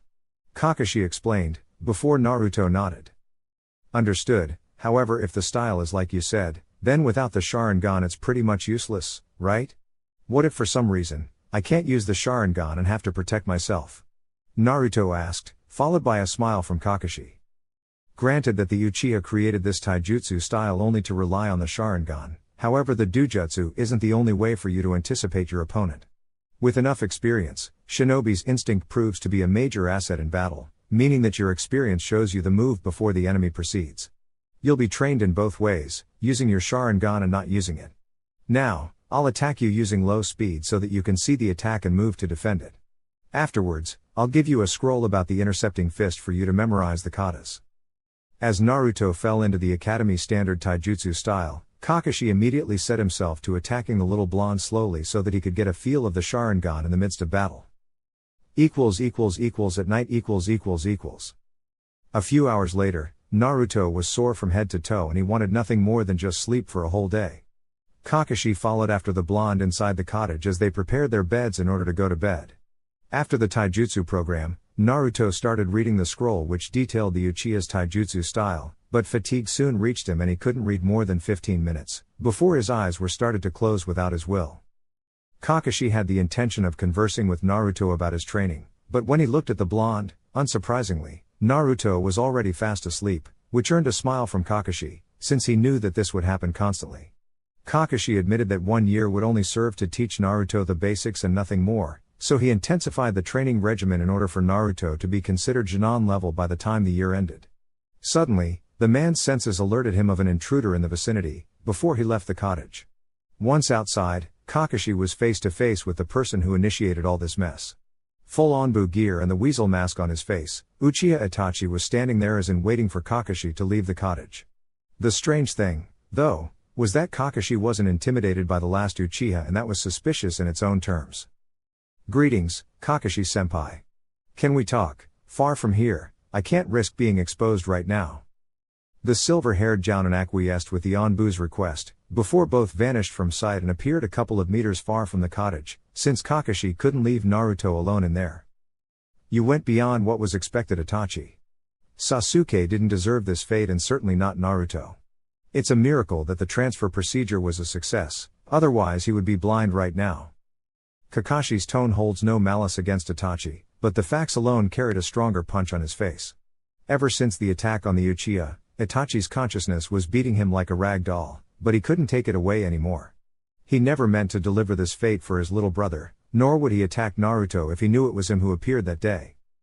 I carried my mission with utmost efficiency, Kakashi-senpai. The Uchiha clan's plans for a coup would soon come into fruition, and they would be using the demon sealed in Naruto-kun to destroy everything in their path. Regarding my little brother, though, my intentions were for him to despise me, to hate me so that he wouldn't come to me seeking revenge, but unfortunately, I haven't anticipated that his brain wouldn't be able to take the sudden overload of the Tsukiyomi. As to Naruto, I was so engrossed on the mission that I didn't pay attention to my surroundings, and when a shadow appeared by the Uchiha's courtyard, I moved by sheer instinct, and the results you already know. As Kakashi listened to it all, he noticed that Itachi's rather stoic voice was beginning to change, and he sensed a great deal of regret in it. The silver-haired Jounin sighed in dismay at the sudden consequences of Itachi's mission, but there was nothing more to do now. What's done is done, and nothing would change. Unfortunately, we can't do anything to change the past, Itachi. It took great courage from your part to do what was needed, but surely the brain overload you're suffering right now is huge. You need to rest a bit and recover, Kakashi said. The weasel-masked shinobi nodded and was about to leave, before he looked at the cottage and then turned to Kakashi. Don't make him too dependent on the Sharingan, Kakashi. The only reason my family was killed was because they were blinded by what the Dujutsu told them. Naruto-kun has a bright future ahead of him and can very well be a force to be recognized within a few years of hard work. Also, I've been meaning to warn Konoha about an organization out there after the nine-tailed beasts, and I'm afraid Naruto will be targeted in the future. I trust that you have some sort of secure communication system with Hokage-sama in order to relay the information, right? The organization's name is Akatsuki, and its leader just asked me to join, which I accepted only to spy on them. I'll keep in touch Kakashi to know about him and to relay information about when the organization is after Naruto-kun, Itachi said, with his back towards Kakashi, thus not seeing the look of surprise shown by the copy nin. Naruto is a special case, so don't worry about it. For someone who grew up accustomed to the village's hatred and with the images of the Uchiha massacre on his head, there is little that could drive him away from his dream of protecting the village he so cares about. I understand your concern, and you have my word that I'll drill this thought into his mind if I have to. Nevertheless, I shall warn Hokage-sama of this organization via my summons. There's no one more reliable than them. I will have to increase the blonde's training, then. If some organization will be after him in the future, he needs to be prepared for it. Must appreciate it, Itachi. Until next time we meet. Itachi nodded, before leaving in a shunshine, as Kakashi arrived inside the cottage once more. Seeing as Naruto was still sleeping, Kakashi decided to follow him, thus lying on his bed and closing his eyes for tomorrow. Nevertheless, the sudden knowledge of a powerful organization out there which is after Naruto, even if indirectly, surely poses a significant threat to the blonde's well-being. Also the fact that Itachi would be on its members, somehow Kakashi knew that the members' level would be similar or maybe even higher than the Uchiha prodigy. No doubt, Sandaime needed to hear this. The next day. After Naruto finished the warming exercises, which were still hard by the way, the blonde was being trained in target practice by Kakashi as well as some other skills like stealth and agility. Kakashi was surprised that even though the blonde's throwing skills wasn't still top-notch, he managed to hit the target 8 out of 10 shurikens and 7 out of 10 kunais. The most surprising was that the Sharingan wasn't active. Kakashi wondered why Naruto's skills with projectiles weren't listed in his file, but he paid it no mind. Naruto, very good. With a few tips and the Sharingan, you'll be able to hit every target with ease. So, let's try again, only this time try to loosen up your wrist a bit. The movement has to be swift and precise, so by applying too much force to the throw and the projectile won't maintain a straight path like you intended. Naruto nodded and did as he was told, activating the Sharingan and focusing on the target in front. This time, although he improved, getting 9 out of 10 shurikens and 8 out of 10 kunais, Kakashi just knew Naruto could hit them all on target with enough practice. We'll keep doing this for a while and then we'll move on to moving targets, okay? Explained Kakashi. Kakashi didn't explain to him, but by keeping the Sharingan active throughout the entire ordeal did wonders to his chakra control, and in no time, Naruto would be able to learn the first exercise a Genin must do, which was the tree walking exercise. After the projectiles training, Naruto moved on to agility practice, which consisted of dodging wooden shurikens thrown by Kakashi. By focusing chakra to his legs, Naruto learned that he could increase his speed and evade the projectiles, but that did little to escape from Kakashi's precise projectiles. But the fact that some of them missed, Kakashi was satisfied with the improvement. Naruto, pay attention at the shurikens in order to learn their trajectory. You can't hope to evade them if you don't know where they would hit. The blonde was beginning to consider Kakashi a slave driver, but no once did he complain at the training. He was feeling his muscles pulsing in slight pain. Although it was less painful than the first time, Naruto's movements were still restricted by the weight attached to his limbs. He looked forward and saw that 3 shurikens flew towards the position he would land, and he smirked once the Sharingan detailed their trajectory. Landing one of his feet on the ground, he focused some chakra and managed to change directions, before the shurikens flew past him and hit the tree instead, much to Kakashi's smile. Good job. Now what will you do once I increase the number of projectiles, say 10 for instance? Kakashi didn't even wait for a response as he appeared with 5 in each hand before throwing all of them at Naruto. At first, panic reached the blonde from not knowing what to do against the attack, but then he realized that by doing this, he'd never get this exercise done, so he focused on the image the Sharingan displayed, before calculating each shuriken's designated target. His mind alerted him to the fact that all projectiles aimed for a specific part of his body. With a swift move, Naruto rolled to the left, before he saw the shuriken pass through him, without posing any danger. However, the blonde was ill-prepared when Kakashi appeared behind him and placed deadly kunai just inches from his jugular. Good job once more. However, this is one lesson you have to carry with you every day. You must pay attention to your surroundings at all times. Shurikens are sometimes used for distraction, and the opponent could only wait until you dodge them, before attacking when you're occupied. I'll be doing this from time to see how your perception of danger is tuned. Now, let's get some lunch. I'm starving. How about you? The silver-haired Jounin smiled at the blonde's stomach, suddenly voicing his opinion, and the fact that Naruto blushed in embarrassment only proved to increase the man's laughter, much to the blonde's chagrin, as he muttered some curse words. During lunchtime, Kakashi thought about talking to Naruto, outside of training, to get a feel of the blonde's thoughts right now. He was surprised, though, that Naruto was using this time out of the village in order to ease his thoughts on the matter.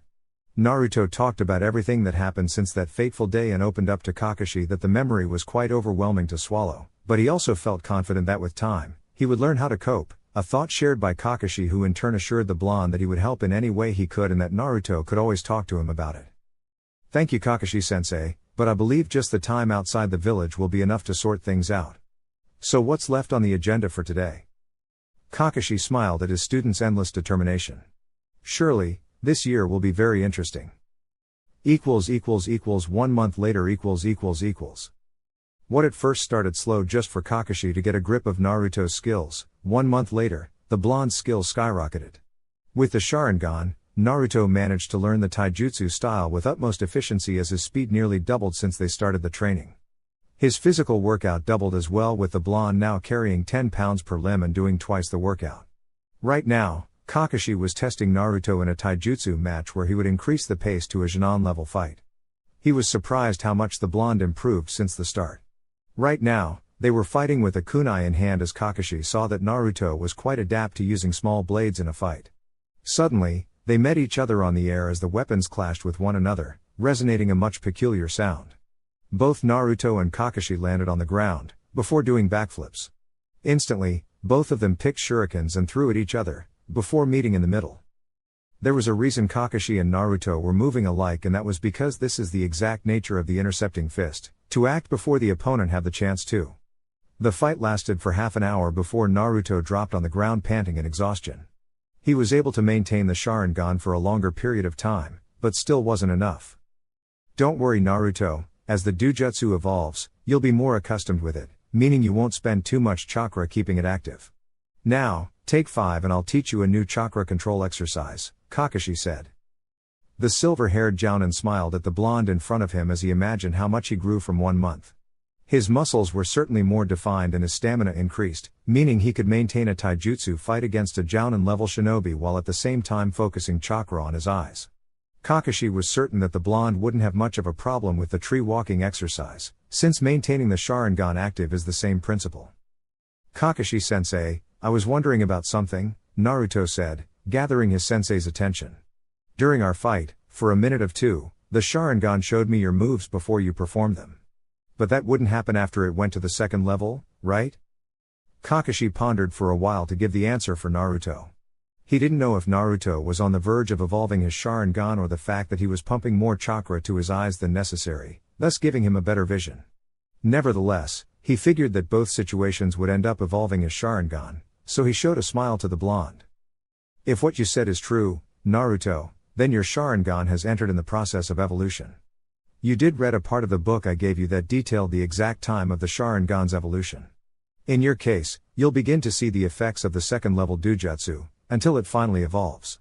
Congratulations, Kakashi said with a smile on his face as he saw Naruto smiling as well. With the second level Sharingan, you'll be able to move on to the ninjutsu and genjutsu portion of this training. Now the exercise I'm about to teach you is called tree climbing exercise. The look of pure confusion appeared in the blonde's face and he questioned if there was someone at his age not able to climb trees. Kakashi saw his doubt and explained. I know what you'll say as others already asked before. You won't learn how to simply climb trees, but rather climb without the use of your hand. Like this. Kakashi focused chakra on his feet and began walking up the tree on his side, much to Naruto's surprised demeanor. After he dropped to the ground, he turned to Naruto once more to explain. You can do this by focusing chakra to your feet in order to stick your feet at the tree's hard structure. Use a kunai to mark your progress, okay? Oh, and one more thing, you won't be using the Sharingan for this. Why not? Naruto asked.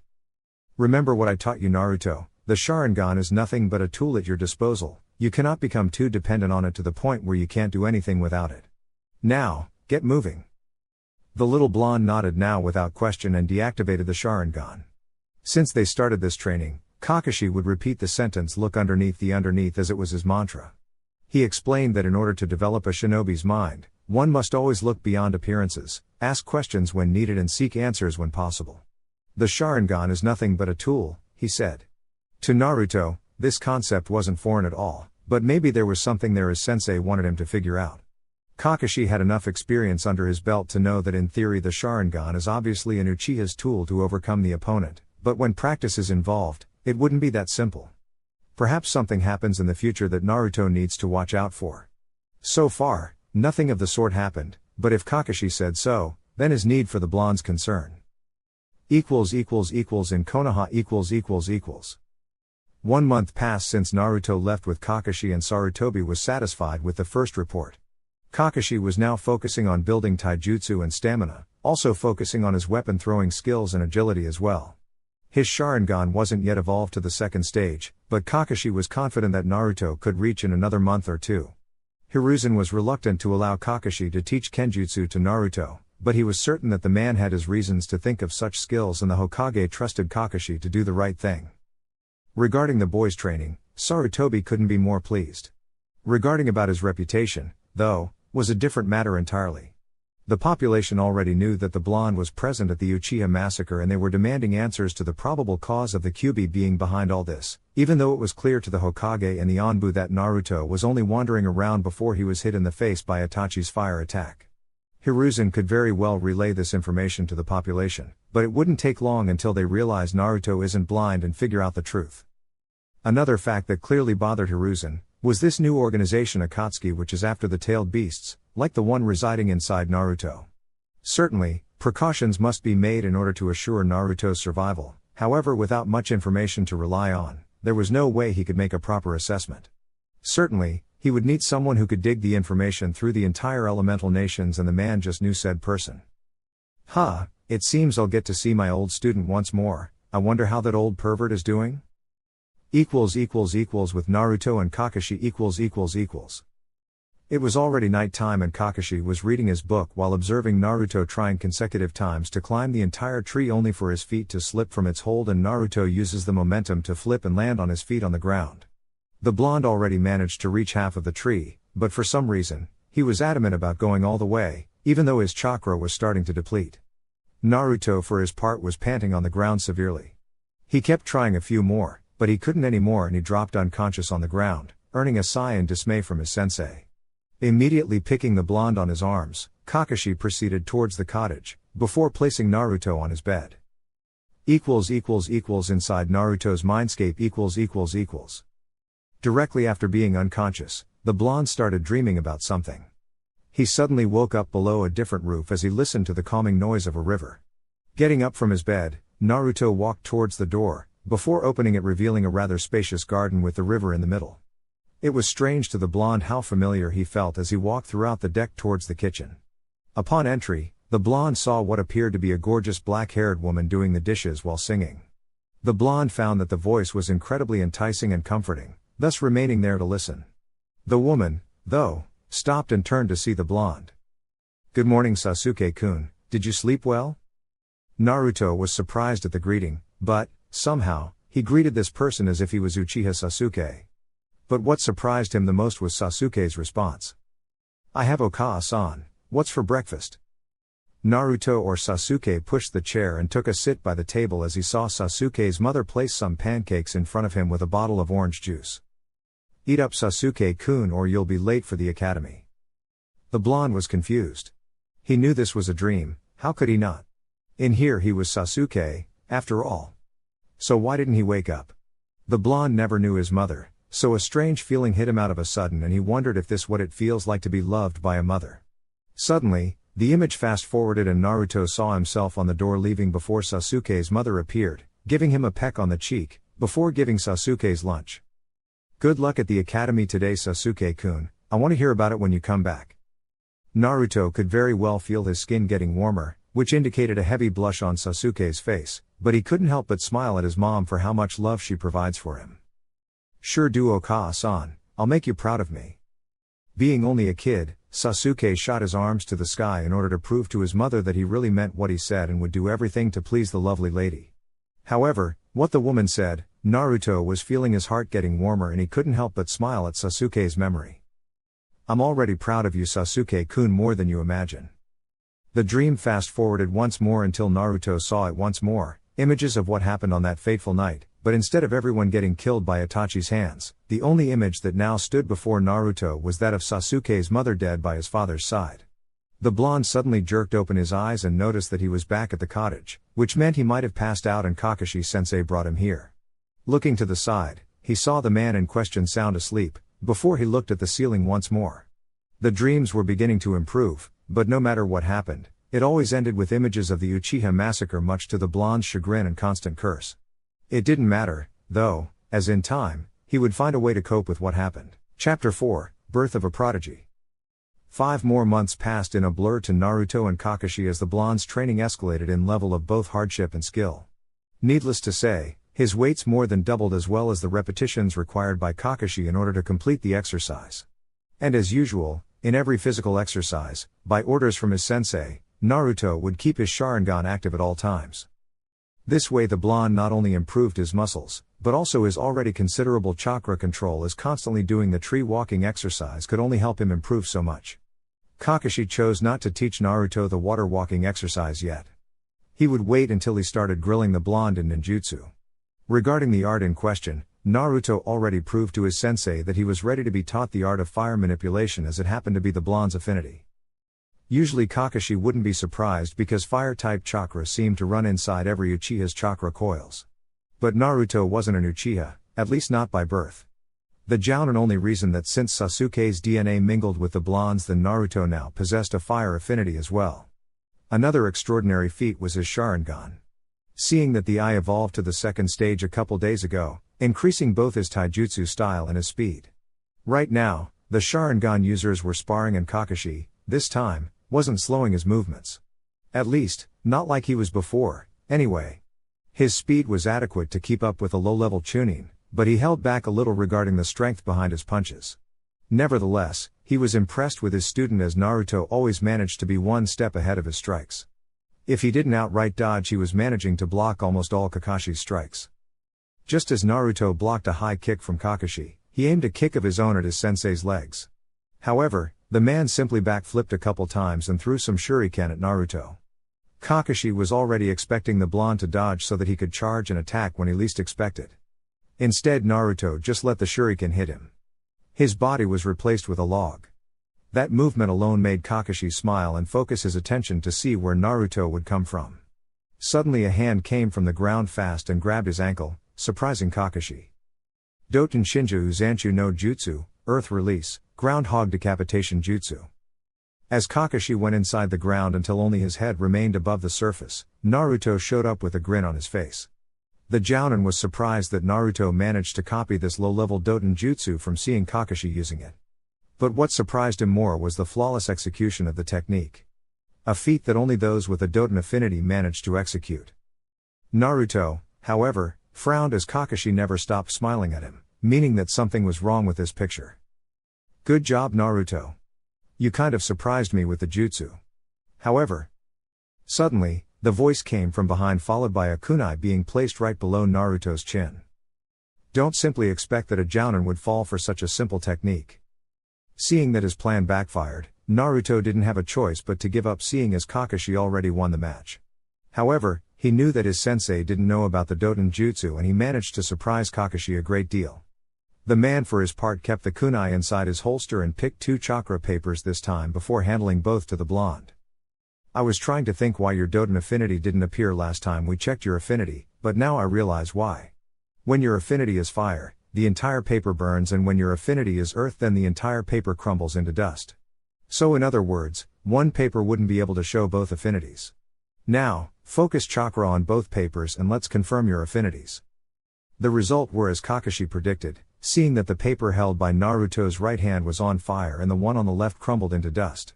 Seeing the predicament he was now in, the sensei considered what he would choose to teach the blonde. Both natures weren't hard to learn, but fire jutsus had to be practiced with care. The silver-haired Jounin lost count of how many unfortunate shinobi had to retire, because of badly executing fire jutsus. Cases like burning lungs and severe sore throats were only a few of the problems, and he didn't want Naruto to practice on his own. Thus he chose Doten to teach the boy. Also, since Naruto learned this one jutsu on his own, Kakashi figured that Naruto already knew how to use earth-based jutsus with efficiency. Looking at his student, Kakashi saw that he was waiting for some kind of explanation, but first he needed to reach a second level of chakra control before beginning fire manipulation. Okay Naruto, I'll teach you some fire jutsus, but for now we'll focus on more chakra control as well as cover some theory about fire manipulation. It's important for you in the long run to control the exact amount needed to produce a fire technique. You don't know the implications of a jutsu blowing on your face. The look of the blonde's face told him different as a sudden realization hit Kakashi. The very reason that Naruto had the Sharingan was because he was hit by a fire jutsu courtesy of Itachi, causing him to lose his original set of cerulean blue eyes in the process. Okay, so you do know, sorry about that. What I meant is, if you don't have a good grasp of chakra control, there will be a high chance that you either burn your lungs or your throat, which would end your ninja career immediately. So I will teach you an exercise called water walking, and the principle is similar to the tree walking, but a little different. It's like this. == at Konoha == Sarutobi Hiruzen was inside his office, checking the never-ending pile of mission reports just like any cage did before him. Today was considered a normal day for the professor as he gathered all D and low C ranked mission reports and stamped his signature repeatedly, without even bothering to read them. These types of mission didn't require his attention apart from those that the Chunin responsible placed in a separate pile. This kept Sarutobi from having to check every damn report before giving his signature. After his secretary took the whole lot, she left a cup of warm tea in front of the aged Hokage, to which he appreciated and bid the lovely woman goodbye for the day. A cup of tea meant one of his much-deserved breaks throughout the day, not only because of his duty but also because of his old age. Taking his time to smell the delightful herb scent, Hiruzen took a nice sip of the warm liquid as he looked at the village he was responsible for through his office window. The kids were playing like they were supposed to do. Anbu were patrolling the village. Everything was like it should be, in the Hokage's opinion. However, for no reason whatsoever, the image of Naruto appeared in front of him, and it was showing that old goofy smile of his, screaming to everyone that he would take the Hokage's hat and replace the old man as he used to call Hiruzen. After a while, a new image of Naruto appeared in his mind, and this time, it was the current Naruto after the tragic events surrounding the deceased Uchiha clan. Sarutobi, so far, wasn't able to swallow the recent turn of events and Naruto's sudden quiet demeanor. As you grow old, there were only a handful of occasions that managed to fill the heart with joy, and it pained Sarutobi to realize that the Naruto he knew back then probably was killed along with the Uchiha clan. Of course, the Hokage blamed himself for such a predicament. In Naruto's position, being at the wrong place at the wrong time almost cost him his life, but the aged Hokage always thought he could have done something to avoid this tragic event. If he had managed to maintain some level of diplomacy with the Uchiha clan, he would have been able to reach a compromise, meaning none of this would have happened. Also, he supposed Naruto deserved better than having to fetch food by himself by looking in the garbage. Had his fridge remained full, the blonde wouldn't feel the need to search for food, thus he wouldn't be close to the Uchiha clan compound at the night of Itachi's assault. Nevertheless, dwindling on the past wouldn't solve the issue. No matter what happened, nothing would be able to reverse time and salvage the blonde from suffering the agonizing pain of witnessing firsthand the brutal massacre of one of the strongest clans in Konoha. The least Sarutobi could do was to dissuade the council from pressing the matter further, seeing as Naruto's presence inside the compound raised some unwanted questions. In this department, though, Sarutobi had enough skills both as a respectful shinobi and as a politician to relay the true story of what happened, therefore discharging the blonde from any misjudged accusations. Problem was that, as he feared it would happen, Sarutobi was forced to reveal Naruto's new possession, the Sharingan. At the time he saw the faces of shock displayed by his council members and the clan chiefs as they all thought the bloodline was extinguished, with Itachi being the only one left. It took a long time of discussions and medical reports, but in the end, the entire council was convinced that while Naruto could use the Sharingan to its full capacity, there wasn't any scientific proof that the blonde would be able to pass the Uchiha DNA to his offspring. This was upsetting to a few members, especially to the old war hawk Dansu, as this happened to be his idea at the time. With said issue being declared impossible by the council, Sarutobi turned to more pressing matters like the boys' training mission under Hitake Kakashi and the constant improvements proven by Kakashi's written reports. Obviously, Dansu showed his claws once more, trying to convince the council that the boy was to be trained by him in order to reach his fullest capacity. However, the entire council knew of Dansu's old, to some, still current, training methods and voted against it. All were in favor of Hitake Kakashi training the boy, as he happened to be an elite jounin and also possessor of the Sharingan Eye. After that, there wasn't much to be discussed, so Sarutobi closed the meeting, appreciating the ones present. This happened a month ago, and since then, the subject of Naruto was rarely discussed between the Hokage and his advisors, except when it was regarding any new skill the boy learned under Kakashi's guidance. Some clan heads were interested in the boy's development, like Hyuga Hiashi, Nara Shikamaru, Yamanaka Inoiki, and Sume Inuzuka. All four of them knew how arrogant the Uchihas turned out to be in time, and they worried that Naruto would display similar behavior. Hiruzen explained to them that there was little chance of someone like Naruto becoming arrogant. It simply wasn't in his nature to be consumed or blinded by power. At first the clan heads were skeptical, seeing as none of them had knowledge of any Uchiha displaying lessons of humility, but the Hokage chose to relay to them Naruto's constant conversations with Kakashi about what happened at the Uchiha massacre and his desire to train harder in order to protect what's sacred to him. Since then no one bothered him anymore about Naruto, and the Hokage smiled knowing that with the blonde out of the village, he managed to handle the situation with ease and convinced the council that there was little ground for worry. Back to the present, as the herbal tea was almost finished, a little plume smoke appeared on his desk before Kakashi's personal dog summoned Pakun appeared holding a scroll in his mouth. "Ah Pakun, I'm glad Kakashi isn't tardy when it comes to sending the reports. How is Naruto doing these days?" As the dog released the scroll from his mouth, he explained that everything was written on the scroll and that he had little to no interaction with the blonde to know anything about his training.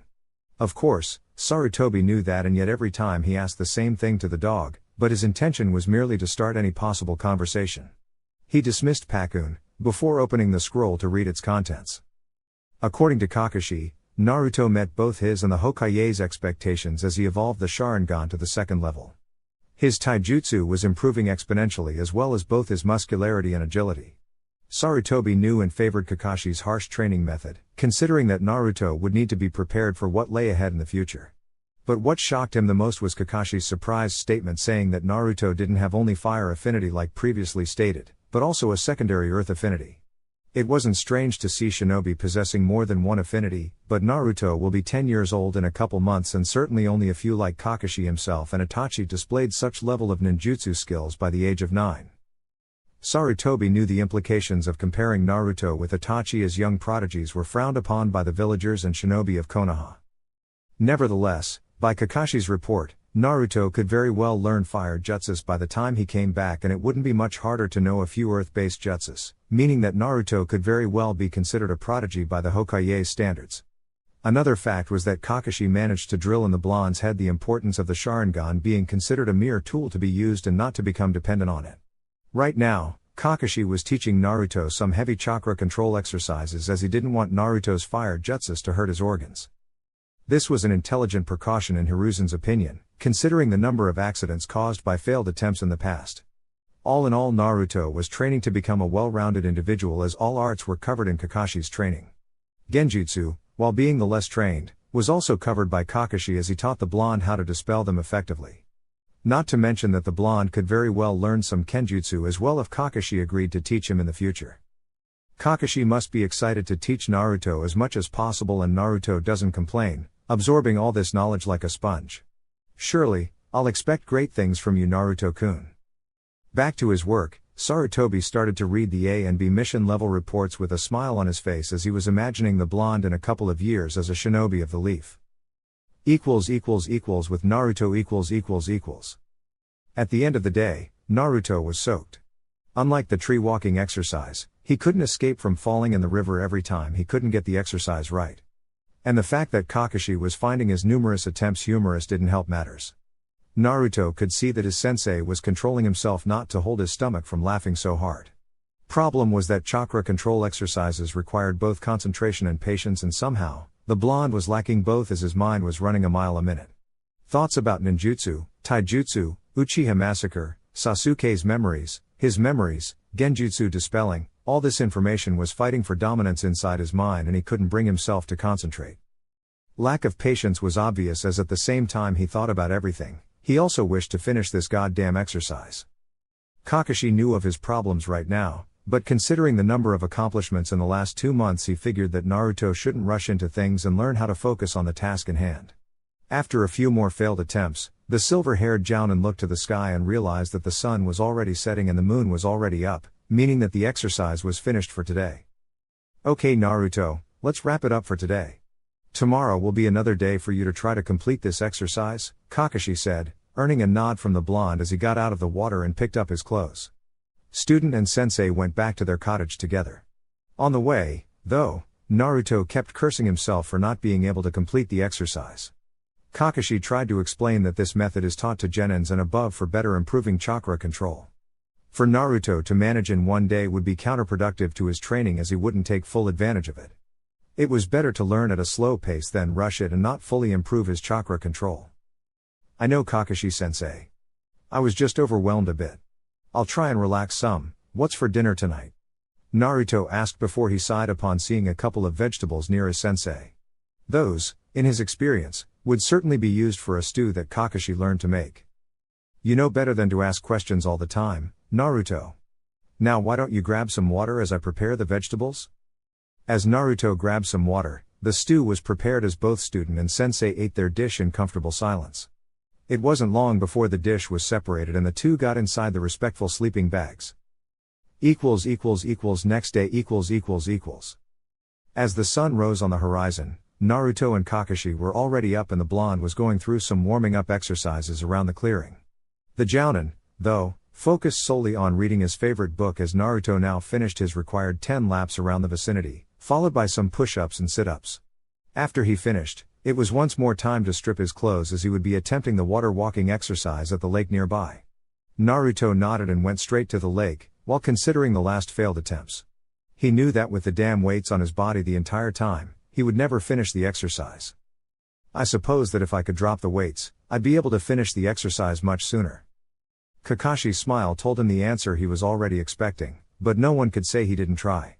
As he ran towards the lake ahead of Kakashi, the man considered reminding the blonde not to use the Sharingan, before he grinned once he heard his student's silent mumbles and considerable list of curses to his slave driver sensei. As Naruto neared the river margin, he took one step at a time as the water level reached his knees, just like every attempt before. Yesterday, he didn't consider at least standing on top of the water before walking as he was lacking the needed patience and concentration to break the exercise. Immediately focusing chakra to his feet, Naruto slowly started to flow almost on top of the water, before he had to relinquish control over it. Kakashi saw this and frowned, even though Naruto understood the importance of walking before running. Naruto, I can see you learned what you need to attain first, and that's good. However, you're doing it the wrong way. You can't just increase the chakra amount and expect it to flow on its own. You have to learn the appropriate amount of chakra needed to step on the water. Then you have to hold that same amount of chakra as you walk on top of the water. Try using a specific amount of chakra to stand on top of the water. If it's not enough, try again increasing the chakra. If it's less than required, do the opposite. Once you learn how much chakra is needed to maintain a float, you have to memorize the amount as you start walking. Why don't you try again? Naruto accepted the teaching and tried just as Kakashi advised him. This time Naruto managed to reach the ankles region, before he started to sink. Within 30 minutes, the blonde was already able to at least stand on water as he closed his eyes. Memorizing the needed chakra was a tough procedure, and he needed time to focus on exactly how much was being used at the moment so that he could start the water walking exercise. Kakashi would remain there patiently as he watched Naruto concentrate. He knew the blonde would manage the exercise in time. He only needed to process the information. Suddenly, Kakashi felt the need to turn his attention from his book as he had a feeling that the next attempt would prove fruitful. True to his instincts, the blonde opened his eyes and focused on maintaining the necessary chakra amount as he started walking on top of the water the same way he would walk on solid ground, albeit a bit slower like Kakashi advised. Within time, Naruto increased his steps, and after a couple of minutes focusing on chakra control, the blonde was getting the hang of the exercise, much to Kakashi's satisfied grin as Naruto took his explanation to heart and applied it accordingly. Okay Naruto, keep walking until you feel able to run. I want you to focus on this until lunchtime. After we eat, I'll give a crash course of fire manipulation and even teach you a low-level fire jutsu. Now after you're done here, meet me near the cottage. I'll be responsible for preparing lunch as a reward for you finishing this exercise. But tonight is your time to cook and wash the dishes. After their stomachs were satisfied, Kakashi and Naruto now stood in front of the lake as Kakashi would be teaching Naruto fire manipulation. The theory was pretty much covered by understanding the fusion between chakra and gathering air inside the lungs. The air will serve as ignition for the fire to accumulate at the throat, before the technique is to be released towards a certain target. The only problem was accumulating the fire inside Naruto's throat for a while, as this happened to be the part where most shinobi failed in learning the art of fire manipulation, burning their throats beyond salvation. Okay Naruto, you learned about the procedure from the books and from what I explained. Now, you'll have to use your chakra more than ever, as it will serve to protect your organs against the accumulated fire. There is one jutsu you'll learn for now, and this happens to be the easiest jutsu to learn. Also, for the purpose of your safety, you can use the Sharingan to copy both the hand seals and the chakra needed for this technique. Now activate and pay attention. Naruto only nodded as Kakashi started a sequence of 4 hand seals, finishing with the tiger seal as Naruto's Sharingan suddenly gave him the image of chakra being gathered at Kakashi's lungs, before growing to his throat. Kakashi then positioned his right hand in front of his mouth to direct the fire technique. Katanenden, fire release, fireball jutsu. The blonde could only see a considerable fireball emerged from Kakashi's mouth as it maintained hovering atop the small river. The temperature was unnaturally hot as Kakashi explained it was being increased by chakra. The technique went on for a while, before Kakashi stopped and the temperature fell back to normal. By now I believe the information gathered by your Sharingan is enough for you to perform this technique. So go right ahead and try. He understood the consequences of the fire technique backfiring. It sure left a scar, though it didn't show in the mirror. The memory of Itachi's fire attack that night played in his mind consecutive times as he actually believed it would be the last image he would ever see if he didn't have this new set of eyes. And to believe it could happen again, Naruto was reluctant to try as he continued to stare at the river in front of him. Kakashi knew what his student was thinking at the moment, but Naruto needed to forget about that if he wanted to be a master at using fire techniques. Suddenly he gathered his resolve and closed his eyes in concentration as he focused on the information gathered by the Sharingan regarding the fireball technique. Kakashi watched closely as the blonde's hands began to gather together to form the first hand seal. The Jounin actually expected Naruto to stop the hand seals because of what happened in the past, but he continued, now reaching the third hand seal. By this time, Naruto must be fusing chakra with the air inside his lungs, thus igniting a fire-induced chakra. Finally the tiger seal was formed. As the blonde positioned his hand in front of his mouth, he exhaled a thin layer of white fire, before the thin layer expanded just like Kakashi's technique. Maintaining the technique for a while, he turned his eyes to see a smiling Kakashi, which always meant a job well done. Nice job, Naruto. Now, I know your throat is hurting at the moment, but you'll get used to in the future. Now practice the technique without the Sharingan. When I feel you're adequate with the technique, I'll teach you another, Kakashi said as he suddenly grabbed his orange book and started reading as Naruto repeated the technique time and time again. At Konoha Hiruzen Sarutobi was considered a patient man. Day in and day night, though, he was considering slicing the throats of every member of the council, as right now they were bickering about the discovery of Naruto's second affinity before he even graduated the academy. He considered holding the information for a while, but he in the end decided to show it to the council. Big mistake. Some of them demanded the boy needed to be executed from fear that he had too much power and could eventually turn against the village. Of course, this came from a lone civilian member, but the idea was discarded by the war hawk Dansu, before he offered the stupid idea that Naruto needed to be tutored by him, instead of Kakashi. Although this idea was already vetoed by this very council, Dansu still wanted to pressure this topic, much to Sarutobi Hiruzen's agonizing headache. For the last time, Dansu, Naruto's training won't be transferred to you, nor will he be at any point in the future. Now, I just called this meeting to inform you all about his development, that's all. Now, this meeting has ended. Shikaku, Hiyashi, please follow me to my office, I wish to talk to you too. At the Hokage's office . Once the Hokage took a sit behind his office, he started addressing a matter of great concern to his now most trusted individuals. I'm worried about Dansu and his never-ending interest in Naruto. I fear that he may use his root ninja for something I dare not mention out loud. Both Hiyashi and Shikaku narrowed their eyes at this, as Dansu was a threat no matter which side he was on. It was Hiyashi who spoke first. I happen to share your concern as well, Hokage-sama. If you so wish, I could choose a group from my clan to keep close watch with Kakashi, just in case he decides to step out of the shadows. Hiruzen was considering the offer, but an entire group may prove suspicious and Dansu might use his political influence in the council to cause trouble. No, he could be up to anything given the circumstances, and I don't want to give him more ammunition. Perhaps it would be wiser to select one member from your clan, Hiyashi, to watch for any of Dansu's root Onbu. I wonder if Kasumi is available for such a task. She is, Hokage-sama. I'll tell her to come here right away, Hiyashi said, as he reached for the Onbu was in charge of protecting the Hokage in order to call Hyuga Kasumi, while Shikaku remained talking to the Hokage. The man thought he was there for no reason, as he kept hearing Hiruzen and Hiyashi's conversation regarding Hyuga Kasumi's new guardian mission. Shikaku, while Hiyashi calls Kasumi, I'll ask something of you as well. You're one of the brightest minds this village has ever produced, and as such, I wish for you to keep your eyes on Dansu. The man had the decency to look at Hiruzen with incredulity. Sure, it wasn't impossible, as the lazy genius had already managed to spy on important daimyos in the past, but surely for Hiruzen to ask this of him meant that either he wanted to silence Dansu for good or expose him and his undercover Roots Onbu program. Nevertheless, this request had its merit. After all, a Hokage couldn't have someone by his side controlling the turn of events from the shadows. The Nara wouldn't be surprised if Dansu was behind some of the major murder events in the history of Fire Country now that he thought about it. Hiruzen was watching the lazy genius with patience, as he knew the seriousness of this mission. Spying one of the most influential individuals in Fire Country, apart from the Hokage and the Fire Lord, was dangerous and could even lead to the man's death, if he managed to dig deep enough. Shikaku, I understand if you're reluctant too, Hiruzen said, but Shikaku interrupted him. I'll accept the mission, Hokage-sama. Dansu's acts have remained to go on for far too long. Now, is there anything you wish me to focus on? Hiruzen smiled, before explaining the details behind this SS class mission. 2 days later. Kat and Enden, fire release, great fireball jutsu. The now doubled in sized fireball emerged from Naruto's mouth, before it hovered atop the river.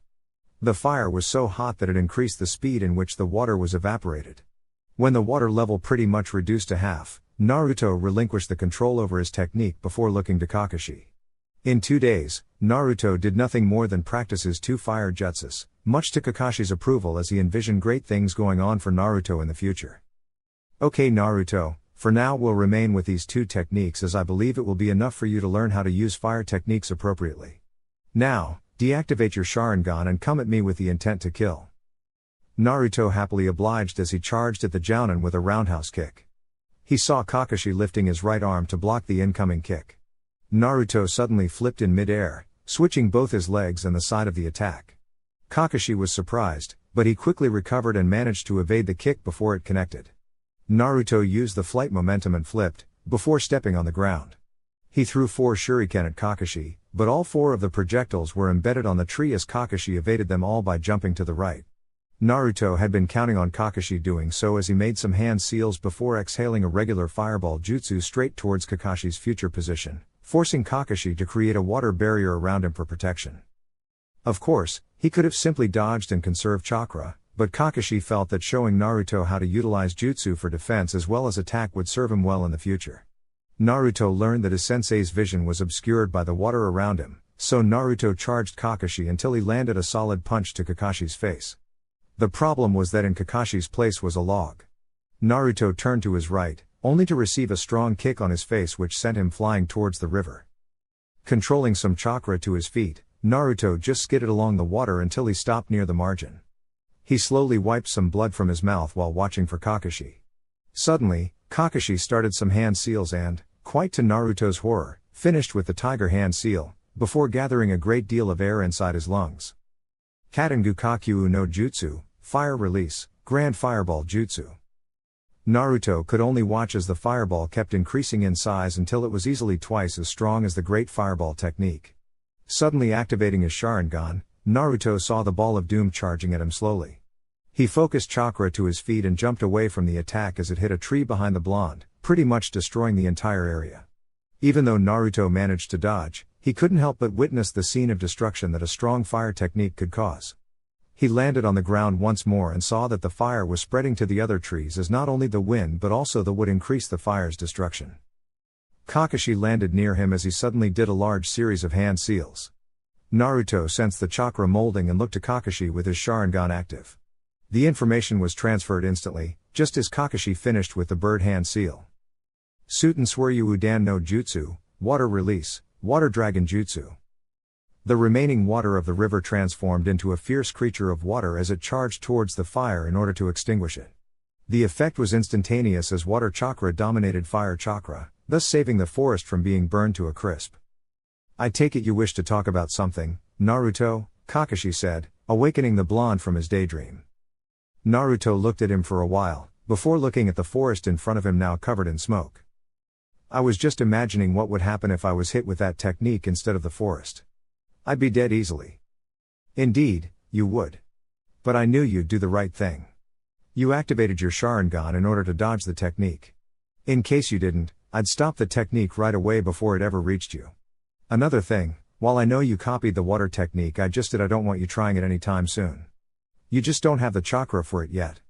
For now let's remain with the techniques you just learned and tonight I'll give you a scroll on some earth techniques for you to learn in your own free time. The blonde nodded before both returned to the place they were sleeping only to see a woman there wearing black cargo onbu pants and a jounin jacket as she stood there with her arms crossed with a bored expression on her face. She had black hair which happened to be tied up in a ponytail, thus showing her Hyuga-like eyes. While her body language was calm, the woman's expression told Naruto otherwise as he could suddenly feel a bad tension arriving. Good evening Kasumi. I'm surprised to see you here of all places. Last time we saw each other was at the Onbu Corps. Can I talk to you in private, Kakashi? Her voice was clear, meaning she wasn't the type to sugarcoat things, at least in Naruto's opinion, as he saw Kakashi following the Hyuga. Deciding that whatever the woman needed with the jounin wasn't his business, he went inside the cabin as some relaxation was in order. Once alone, Kasumi and Kakashi looked at each other. The man was waiting for a slap to come, but none came, much to his surprise, as Kasumi just stood there glaring daggers at him, presumably from what he did to her at the time they were a part of the Onbu force. Suddenly he heard a sigh escaping from her as she started talking. Okay, as much as I protested to Hiyashi-sama, I'm stuck with you in order to protect Naruto-kun. Kakashi always knew Kasumi wasn't very talkative, rather preferring to get right to the point, but she wasn't finished. Hokage-sama felt that Dansu might want something with Naruto and he assigned me to aid you in protecting the boy for reasons that seem strange to me considering no one would attack you, but here I am, Kasumi said, earning a nod from Kakashi as he was already informed of her presence from the Hokage. In the scroll, Hiruzen alerted him of Dansu's never-ending interest in Naruto's training and that he may resort to kidnapping the blonde. Kasumi's presence here meant that her Byakugan would be more than enough to alert them of any intrusions in the vicinity. Plus Kakashi considered it would be nice for Naruto to practice his skills against the Byakugan and the Juken, as it happened to be the most deadly taijutsu style in existence. Even though he knew she was coming, it didn't mean he liked it, as both had their fair share of history in the past. Kakashi at the time was already an Anbu captain, and to him, nothing mattered other than the safety of his team and the mission's completion. However, over time he met Kasumi and the two started hanging out together. Afraid of her being killed because of being with him, Kakashi ended their relationship. Everyone important in his life had been killed and he couldn't bear to lose someone else precious to him. But the woman didn't take it that well. Needless to say, she was very irritated at Kakashi and hadn't spoken to him since he blew her off without any proper explanation. So tell me, Kakashi, since I'm stuck with you until Naruto-kun returns to the village, why don't you tell me something about his skills and what can I do to help him improve? People are talking about this boy and I want to know some more about what he can do. Needless to say, the boy is a prodigy. Taijutsu is high Jinan level and ninjutsu is off the charts for even a low-level chunin. He's already improved a lot, but you'd be able to increase his taijutsu skills greatly, considering that you're a master in the area. Kakashi and Kasumi talked a lot about the blonde's skills, thus starting a conversation for the first time in almost 10 years. Chapter 5, Unexpected Return. As the end of the Naruto's training year approached, both Kakashi and Kasumi could see how skilled Naruto had become since he received the Sharingan eyes. Just as Kakashi said, Kasumi helped Naruto on his taijutsu style, the interception fist, teaching how to further improve the blonde's anticipation of the opponent's attacks by trusting more on his instincts rather than only on his dujutsu. At first, Naruto didn't quite understand, but as the Hyuga sparred against him without the Sharingan, it became easy. Plus, with Kakashi constantly reminding him that training without the Sharingan is just as important as training with it. Regarding ninjutsu, Kakashi chose to stop teaching him more fire techniques. He focused on some defensive Doten techniques like the Doten Doryuki, Earth Release, Mud Wall Jutsu, and Doten Doryu Juheki, Earth Release, Earth Rampart Jutsu, which Naruto didn't need much time learning, seeing as Earth was his second affinity, much to Kasumi's surprise when she found out, seeing as the boy hadn't even graduated from the academy yet. Still, with the taijutsu display alone, Kasumi would give Naruto at least a high Jinan rank. Just the fact that Kakashi was already teaching Naruto some kenjutsu moves was astonishing enough, and she stopped being surprised after 1 week of being with the brat, as she constantly referred to him as. Because of Kasumi's nature, she and Naruto quickly bonded and she saw him as a pestering little brother. She called him brat all the time, though, but that was only to get a rise out of the usually stoic little guy. Kasumi was one strange Hyuga, in Naruto's opinion. He learned straight from the horse's mouth that the Hyuga clan was filled with arrogant individuals who constantly believed in their superiority. However, Kasumi exuded an aura of aggressiveness and Naruto found that he respected her individuality. After all, amongst a gathering of arrogant fools, there must be one to salvage the clan. One interesting aspect Naruto realized was the constant tension whenever Kasumi and Kakashi started a conversation with each other. He knew those two have a past together, although neither of them wished to talk about it, even after Naruto asked a couple of times. Not one to pry, though, he forgot all about it and focused only on getting stronger under the two's supervision. Right now, Naruto was attempting a new fire jutsu. He read about it in Kakashi's book. At first, the Scarecrow Jounin was against it, seeing as it was his intention to only teach Naruto a couple of C-ranked fire techniques for better protection, but this one was considered a B-ranked technique whose only purpose was for killing or least permanently crippling an opponent. Its name was Katenkan Haozaki, Fire Release, Flamethrower Jutsu, and while it was less powerful than Konoha's strongest fire technique, Kakashi didn't want to teach Naruto the technique. It didn't mean that Naruto couldn't learn it on his own, just as he learned the earth-based jutsus. The technique was dangerous, that much he was aware of. Exhaling a constant flare of fire could permanently burn the user's throat up to the point of never recovering. So, Naruto had to tamper with the fire with caution while inside his body, so as not to cause damage. Going through the sequence of 10 hand seals, Naruto inhaled a great load of air inside his lungs, before combusting it with his chakra. As soon as the layer of fire escaped from his mouth, he positioned his right hand to guide the attack towards a certain point. Both Kakashi and Kasumi were supervising the technique as they saw the giant rock being hit, followed by explosions one after the other as Naruto continued exhaling the layer of fire. Soon, the rock was no more, just as Naruto ended the technique. However, the blonde was coughing smoke, quite to Kakashi's shock, but he immediately handed Naruto a glass of water to drink. Kasumi was by his side as well, as she scanned Naruto's throat for any damage. "Don't worry, Kakashi, he's fine. Kakashi nodded, before taking Naruto inside the cottage. Before this technique, Naruto practiced taijutsu and heavy chakra control, so he was unconscious soon after the technique's completion. After Kakashi placed Naruto inside his bed, he got up and left the cottage to where Kasumi was waiting him. Only 4 days separated the group from returning to Konoha, and Kakashi remembered one single attempt on his life. Flashback on. One day when Naruto was beaten after almost 10 hours of training non-stop, Kakashi placed him on his bed and left to fix dinner for him and Kasumi. The winds were increasing, and very soon, a heavy rain began to fall as thunder could be heard on the horizon. As the scarecrow Jounin started preparing his all-time favorite stew, he was looking at the Hyuga out the side of his eye. Ever since she arrived, the girl wanted nothing more than talk to Kakashi about what happened in the past, but every time something came up and he managed to avoid the subject. Kasumi, for her part, was frustrated with Kakashi's uncanny ability of changing the subject. During their bickering, Kasumi deactivated her Byakugan that so far was active to spot any intruder and stop him before he could kill Naruto. It was because of this that one shadow managed to pass undetected from the two as he entered the cottage. No headband on his forehead meant he was either a civilian or a mercenary. His body was athletic, and every article of clothing he wore managed to mingle his presence within the night. Plus, any little noise he made was hidden by the constant sound of lightning.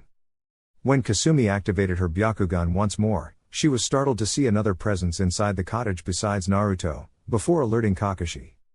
He shunshined immediately inside the cottage to prevent whoever it was from killing Naruto, but once he appeared inside, he saw the man. His face indicated that something very bad happened, as his mouth was opened in shock and his eye sockets were empty. The body suddenly fell forward, and Kakashi saw 3-tome Sharingan staring at him with a bloodied kunai on Naruto's hand. Kakashi knew the step needed to awake the third step of the Sharingan eyes, which, by the way, was similar to actually awakening it in the first place, being in life or death situation. This wasn't the only feat Naruto accomplished, as the man's body on the floor indicated something the Sandaime Hokage feared could happen to someone so young. At 10 years old, Naruto already killed someone, and Kakashi could see in those bloody red Sharingan eyes, tears falling on the ground as the realization of killing someone hit him full force. By this time, Kasumi was already by his side, embracing him in a comforting hug. She was responsible for this happening, as it was her mission to protect Naruto at all costs from whoever came to harm him. It took a few more minutes for Naruto's sobbing to end as he fell asleep on Kasumi's shoulder. Both the attempt on Naruto's life and the boy's fully evolving his Sharingan were reported immediately to the Hokage, who was very upset at the situation. Someone from within Konoha's walls hired some mercenary to deal with the Kyuubi brat once and for all. Of course, Hiruzen was unaware of how the mercenary managed to pass by both Kakashi and Kasumi, since the official report indicated a heavy usage of genjutsu that managed to fool the Hyuga's Byakugan. Sure, Kasumi expected to be demoted for her incompetence, but when Kakashi told her what he did, she felt like she deserved every type of punishment from not protecting her surrogate brother like she should have. Of course, this feeling had both professional and personal reasons, but Kasumi grew so attached to Naruto that her self-loathing was more personal than professional. Kakashi convinced her that their priority right now was to talk to Naruto regarding his first kill. Luckily, Naruto trusted them both to share his thoughts of what happened, so Kakashi and Kasumi managed to save his mind from dealing with more pain than he already dealt with every day. Flashback off. As soon as Kakashi arrived near Kasumi, he could see that her Byakugan was active the entire time as she cooked their meal. Her face was purely professional, and that wasn't a good thing. The downside of having a dojutsu was that keeping it active for longer periods of time not only wasted too much of the user's chakra, but could also overstrain the eyes. It was possible for the user to go blind, and for a Hyuga, not being able to rely on the eyes was considered worse than death. But Kakashi knew the reason behind Kasumi's drive. You can't keep blaming yourself for what happened, Kasumi. You're not the only one here who was supposed to take care of him. She turned her eyes a little bit to look at him, before she went back to the task at hand. Why not? It was a miracle that Naruto-kun was awake that time, or else the assassin would have fulfilled his assignment, Kasumi said as she was spinning her chicken soup with a wooden spoon, but she didn't stop talking. The worst part, Kakashi, was that we would not have even known what happened until we entered the cottage. I was so frustrated with you, Kakashi, that I relinquished all manner of professionalism. I did what no ninja should ever do. I let my emotions take me over in the middle of a mission, for Kami's sake. Kakashi could see the tears falling in the soup as he grabbed Kasumi in a tight hug as he let the now fragile woman cry on his shoulders. One of the reasons why Kakashi stopped doing missions with Kasumi was because of the past shared by them. He was able to let go of what happened and focus on the mission at hand, but she wasn't. The truth was that his feelings of her never diminished, even though it was 10 years ago. But his fear that she would get killed because of him always stopped him from approaching her. It was finally time to ease Kasumi's heart with the truth, although he wasn't sure about the effect revealing the truth would cause. "I'm sorry, Kasumi," Kakashi said, as she looked at him with teary eyes. The silver-haired Jounin stopped for a while as he was suddenly lost inside those hollow eyes of the Hyuga clan, but to him he could look at them for all eternity and not get tired of it. Now, the feelings he fought so hard to suppress now came full force and he couldn't control it anymore. "I suppose it would be selfish on my part to keep you in the dark all this time. Please know that I never stopped having feelings for you." "Don't play games with me, Kakashi, please, I can't bear," Kasumi said, but stopped once Kakashi placed 2 fingers on her soft lips, ushering her to be quiet as he wasn't finished talking. "What happened was that I was afraid to lose you." Kasumi looked at Kakashi with a guarded yet hopeful expression. She knew about his terrible past. She knew about his real father committing suicide after a failed mission. She knew that his teammate sacrificed his life to save his, hence how he got the Sharingan. She knew how his other teammate went missing in action and never returned, and last but not least, she knew that he'd lost his surrogate father Yondaime Hokage to the Kyuubi no Yoko. What Kakashi faced in life, Kasumi was sure she would lose her sanity if even half of it had happened to her. To her, the man was made of steel, unbreakable no matter what happened. That's precisely why she was shocked once she saw tears falling from his eyes, not the only visible one, but his covered Sharingan eye as well. As soon as she opened her mouth to speak, he beat her to it. I was afraid that you'd share the same fate as everyone precious to me, and I just couldn't bear to lose another one." Kasumi smiled for the first time in ages as the man in front of her cried on her shoulders. Like him, she never stopped having feelings for him, and for the first time in ages, she was able to recognize the man behind the Anbu captain mask of Sharingan no Kakashi. "Ah, I'm not interrupting anything, am I?" The voice alerted both as they turned to the sleepy Naruto. The chicken soup's aroma reached Naruto's nostrils as well, and his stomach immediately roared like a ferocious lion. Kasumi and Kakashi smiled at the blonde as both of them managed to wipe their tears before Naruto could see. Well, at least they hoped so. "Sorry about interrupting, it's just that I woke up hungry and I sensed Kasumi-sensei's chicken soup," Naruto said as he grabbed an empty bowl and approached the fireplace, before placing 3 spoons of soup. The 2 grown-ups did the same and took a seat next to Naruto, before Kakashi initiated a conversation, probably in order to avoid the subject of what just happened. "Say, Naruto, in 3 days' time your training will be over and we'll return to the village. Now, I remembered you weren't so thrilled a couple months ago. Want to talk about it?" Kasumi looked at Naruto for a moment, while trying to gauge his thoughts. She knew about the Kyuubi and how people looked at him as if he was the demon itself. Now, the people also knew the truth of how he got the Sharingan, and she wouldn't be surprised if some, if not the majority, treated him even worse now. Nevertheless, she was confident Naruto could defend himself better than even a high-level Genin. He had a fully evolved Dujutsu and techniques to keep anyone, at least below Chunin level, from attacking him.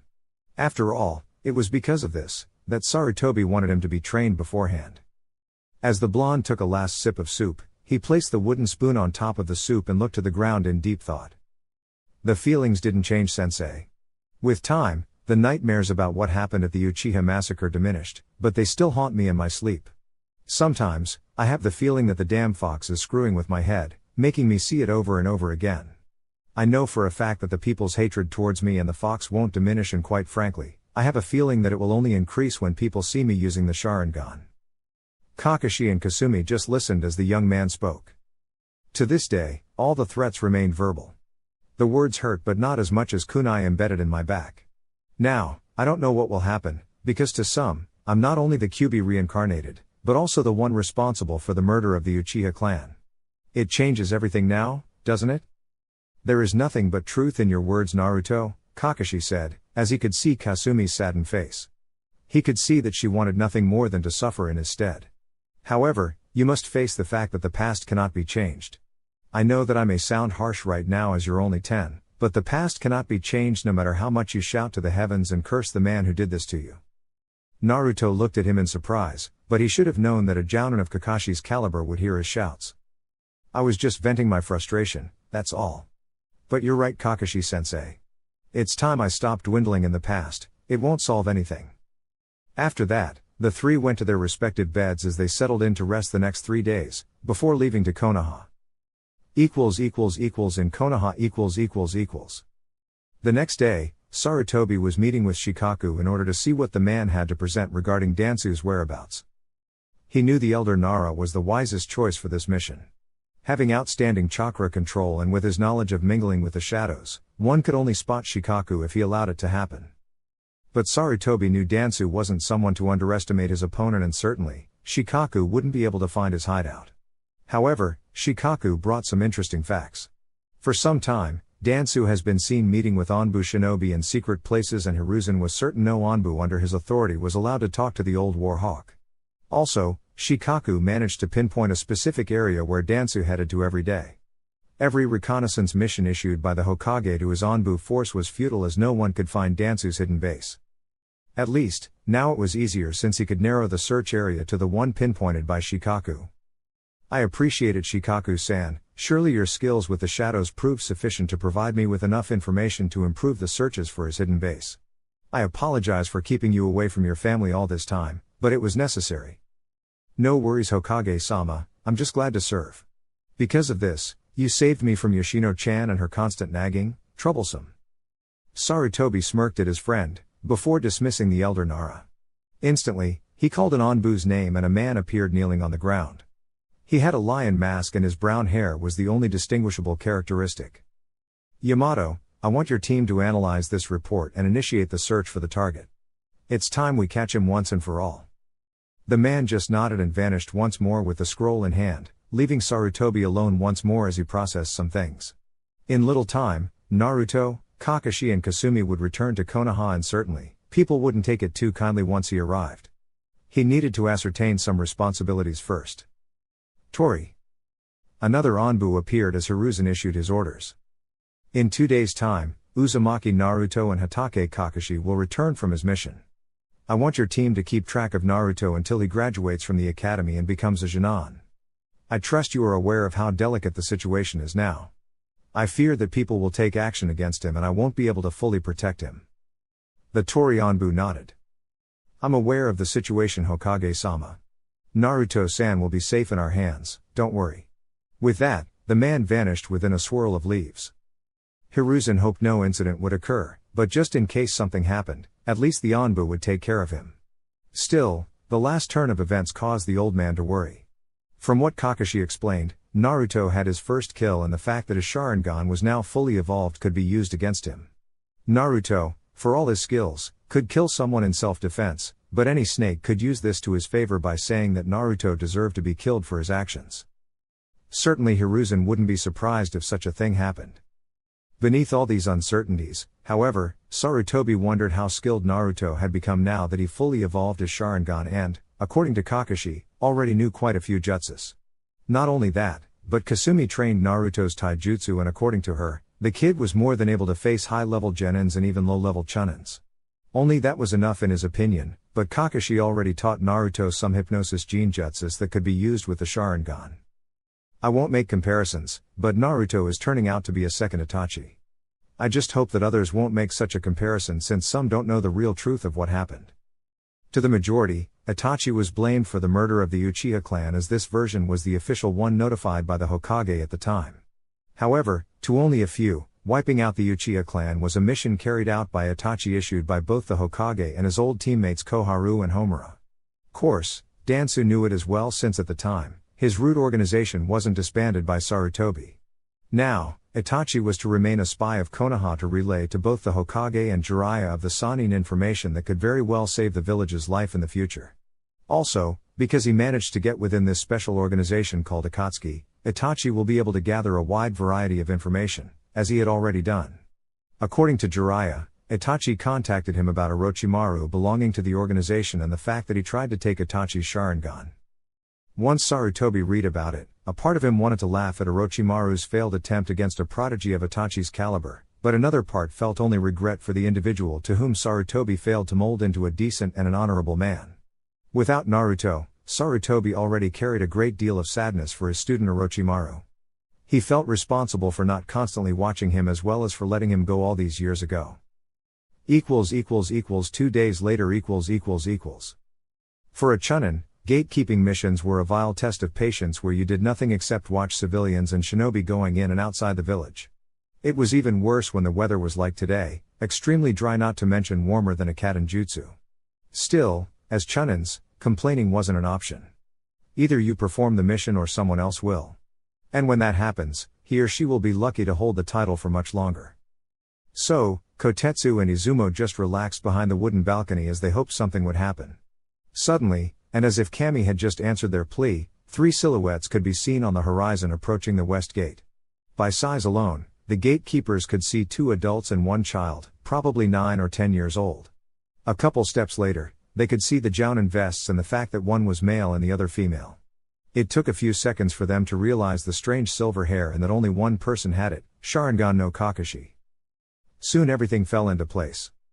According to the document in hand, Hatake Kakashi would return today from a long-term mission. The objective of the mission, though, wasn't written on the report. However, as the 3 people approached the wooden balcony, both Kotetsu and Izumo's eyes locked on the blonde kid that was with Kakashi and the Hyuga. Uzumaki Naruto was the favorite subject of every damn villager in Konoha, both civilian and shinobi. To some, he was the Kyuubi reincarnated, to others he was the one behind the slaughter of the Uchiha clan along with Uchiha Itachi. Right now, a small majority of the population, the reasonable group, believed Naruto to be just an innocent child that not only harbored the strongest demon ever in existence, but also possessed one of the world's strongest dujutsu. This select group was composed of the Hokage, the entire Anbu force, a few jounin and a handful of chunin, including Kotetsu and Izumo. However, by the time the two wanted to ask the boy some questions, the group was already heading towards the Hokage's office where Naruto would show the results of his training under both Hatake Kakashi and Hyuga Kasumi. As the group marched calmly towards the Hokage's office, Naruto could now perceive things he didn't before. The looks of hatred, the cursed glares, he already knew existed. But what caught his mind was the information given by his new set of eyes as he would activate the Sharingan on certain occasions. Now, he could read everyone's intention like an open book, although this was not to say that he enjoyed what he now knew. Demon spawn, look at him, walking around like he belongs with us. I'd prefer he was never born. This came from a rather pretty lady dressed in a purple kimono. Naruto remembered her from a bookstore near his house. How could he be so cold? Murdering an entire clan and walking among us like he knew he wouldn't be punished. No wonder he is a demon now. It was a middle-aged man with black hair and a few white ones as well. Naruto didn't recognize him. After this man, Naruto was pretty much convinced of the population's opinion towards him, both as the Kyuubi's jailer and the presumed murderer of the renowned Uchiha clan. But he wasn't surprised, quite on the contrary, as this was to be expected even before he set foot inside Konoha. Every step he took, more people stared at him the same way and, so far, not one of them looked at him differently. Some looked at him with indifference, but the majority loathed his very existence, that much was a fact. Both Kakashi and Kasumi looked at Naruto from the corner of their eyes, while studying his reactions to the public. So far, Naruto's face remained stoic like he didn't give a damn to what others thought about him or what he represented. Kakashi noticed that Naruto's eyes were changing constantly from the Sharingan to his regular eyes and vice versa, which meant only one thing: he wanted to gauge what everyone thought of him by crossing eyesight. This could be bad, in Kakashi's opinion. To a child, the state of mind was very fragile and easily susceptible to outside influences. Nevertheless, after what he'd been through, the silver-haired jounin figured that the situation was under control. At the Hokage's office . Once inside the old man's office, Kakashi and Kasumi reported to him Naruto's training so far, while Naruto remained quiet. He knew Sarutobi was looking at him the entire time, but he didn't even blink in response to the old man's stare. Hiruzen only wanted to know about the blonde's thoughts to what all that people were thinking about him, but he guessed the answer was pretty much evident. He learned how to ignore them completely. After Kakashi finished explaining about Naruto fully evolving his Sharingan, Hiruzen turned to the blonde. Could you perhaps give a demonstration, Naruto-kun? I want to see your control over the dujutsu. Without even giving a response or even a short nod, Naruto activated his fully evolved Sharingan, and whereas before, the two black eyes became red with 3 tomes in each side. Sarutobi smiled upon seeing how little time it took to activate and concluded him to be just like any Uchiha. Suddenly, though, The tome started spinning like a spinning wheel and Hiruzen suddenly felt his body go numb and his eyes were slowly but surely closing. Kasumi was wondering what the hell happening until Kakashi landed a hand on Naruto's shoulder, ushering him to stop the genjutsu, to which Naruto nodded and stopped the technique, before Hiruzen jerked his eyes open, smiling at the prodigy in front of him. "Well, Kakashi, you forgot to mention about Naruto's skills with genjutsu. Actually Hokage-sama, genjutsu is his least favorite subject. I trust that he knows the genjutsu counter technique and the one he just used on you, that's all. Still, with his eyes, he could copy new techniques. Now, Naruto, even though it's my belief you don't need it, tomorrow you'll return to the academy," Hiruzen said, before Naruto looked at him a bit surprised. Surely, it was because he wasn't expecting to be sent back to the academy, not because he felt like he should have been promoted to Jinan right now. "I understand," was all his reply, before Hiruzen nodded. In little to no time, Kakashi dropped Naruto in front of his old house, before vanishing with a shunshine. Naruto took a while to turn and head for the stairs as he looked at three bystanders glaring at him with angry look on their faces. Sighing in dismay, Naruto headed to the stairs before he entered his apartment. At night. Naruto was on his balcony looking at the village from his apartment. He considered sleeping early since he didn't have anything to do, other than maybe reading some scrolls on the Sharingan or a new jutsu. Looking up, he realized that today the moon was full and because of it, he could see the stars much clearer. Just looking at them was sufficient to the little blonde. There wasn't any star different from the other, as they just stood up there, looking at the earth from below. They were one and the same, Naruto concluded, and they were beautiful. Sighing in dismay once more, Naruto figured taking a walk to a more secluded place would do him some good. After all, sleeping wasn't an option, since he wasn't tired at all. Putting on his sandals, he exited his building and went up a huge set of stairs that went up a hill where Naruto knew a wooden bench was located. It was quiet and secluded, no one would bother him there as he went up the stairs with hands inside his pant pockets. If Naruto was aware of someone tailing him, he didn't show it as he kept walking while looking on the ground, presumably without a care in the world. The three genins that stood behind a group of trees watched Naruto take a sit on the bench as he looked towards nothing. To the genins, Naruto was blissfully unaware that today he would meet his end and that the genins will be known as heroes for finally completing what the Yondaime started 10 years ago. Meanwhile, hidden behind the group of genins, was Tori's Anbu squad. They have been following Naruto ever since he arrived in Konoha, hence why they saw the genins attempting to attack the infant. However, the leader Tori wanted to see what Naruto was made of. He didn't have anything against the boy, nor doed he wish him harm, but the man was a fighter and as such, he respected those that knew how to fight. Of course, his team voted against it, seeing as Naruto was only 10 and wouldn't be able to protect himself against three genins. Tori sighed in dismay at his team, which was composed by three Anbu kunoichi. Surely, a man would understand his point of view, instead of these three who believed the kid was some lonely miserable child whose only wish was to be cuddled or loved. The man's word was final. He wouldn't step in unless the kid was in any danger. Suddenly, Tori looked as the genins vanished from their hidden posts and attacked Naruto, surprising the blonde with dozens and dozens of kunai. Naruto didn't move as all of them pierced his body at the same time. His eyes lost all color and blood started to fall from Naruto's mouth. But Tori and his crew weren't convinced. They were smiling from behind their masks as the dead Naruto turned out to be a tree log. The three genins appeared in front of the pierced tree log with a snarl as all three of them tried to locate the damn demon's position. Suddenly, from their backs, all three could sense the usage of chakra, before turning to meet the blonde staring at them with the Sharingan eyes blazing at them, sending chills down their spine. Naruto initiated a sequence of hand seals, before gathering as much air inside his lungs. Katen Enden, Fire Release, Great Fireball Jutsu. As he exhaled the huge fireball, Jutsut's bright light served to hypnotize two of the genins. They thought for sure Naruto wouldn't retaliate. As the technique approached, the heat was starting to become unbearable and the frightened genins did nothing to avoid them. Surely, they would be dead within seconds after the technique burned their skin and destroyed their organs. However, the only genin that wasn't scared started making hand seals, before finishing on the bird seal. Suten Suijin Heki, Water Release, Water Wall Jutsu. The sudden appearance of the geyser of water blocked the fire sphere completely, saving the genins from certain death. You won't be rid of us that easily. Demon the proclamation awakened the man's comrades as all three of them were wearing the same piece of clothing and a kabuki mask to avoid being recognized. Naruto, for his part, just smiled as because of the Sharingan, he copied a new technique. As for the man calling him demon, he guessed it would be a normal occurrence now that he returned to the village. Naruto vanished towards the genins with his Sharingan active as he processed the information of everyone's intentions, before they even started to move. The tough Shinon moved to kick Naruto, but by this time, Naruto had already evaded his attack range and landed a fierce kick on his ribs, forcing him on the ground. The Shinon was finding it difficult to breathe as his lungs were filled with blood.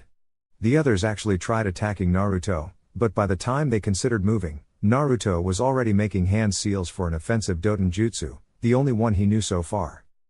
Doton Doryu Dongan, Earth Release, Mud Shot Jutsu. Suddenly, consecutive mud shots charged at the genins, who by the way didn't have the time to dodge them. The shots all hit their designated target and in no time, both genins were on the floor, unconscious. As Naruto stared at them, he deactivated his Sharingan eyes, as Tori's Onbu team appeared behind him, much to Naruto's sigh of dismay. With genins, he had a shot, but with Onbu he was now hoping that he managed to escape unscathed. Tori realized his line of thinking and showed his hands to Naruto.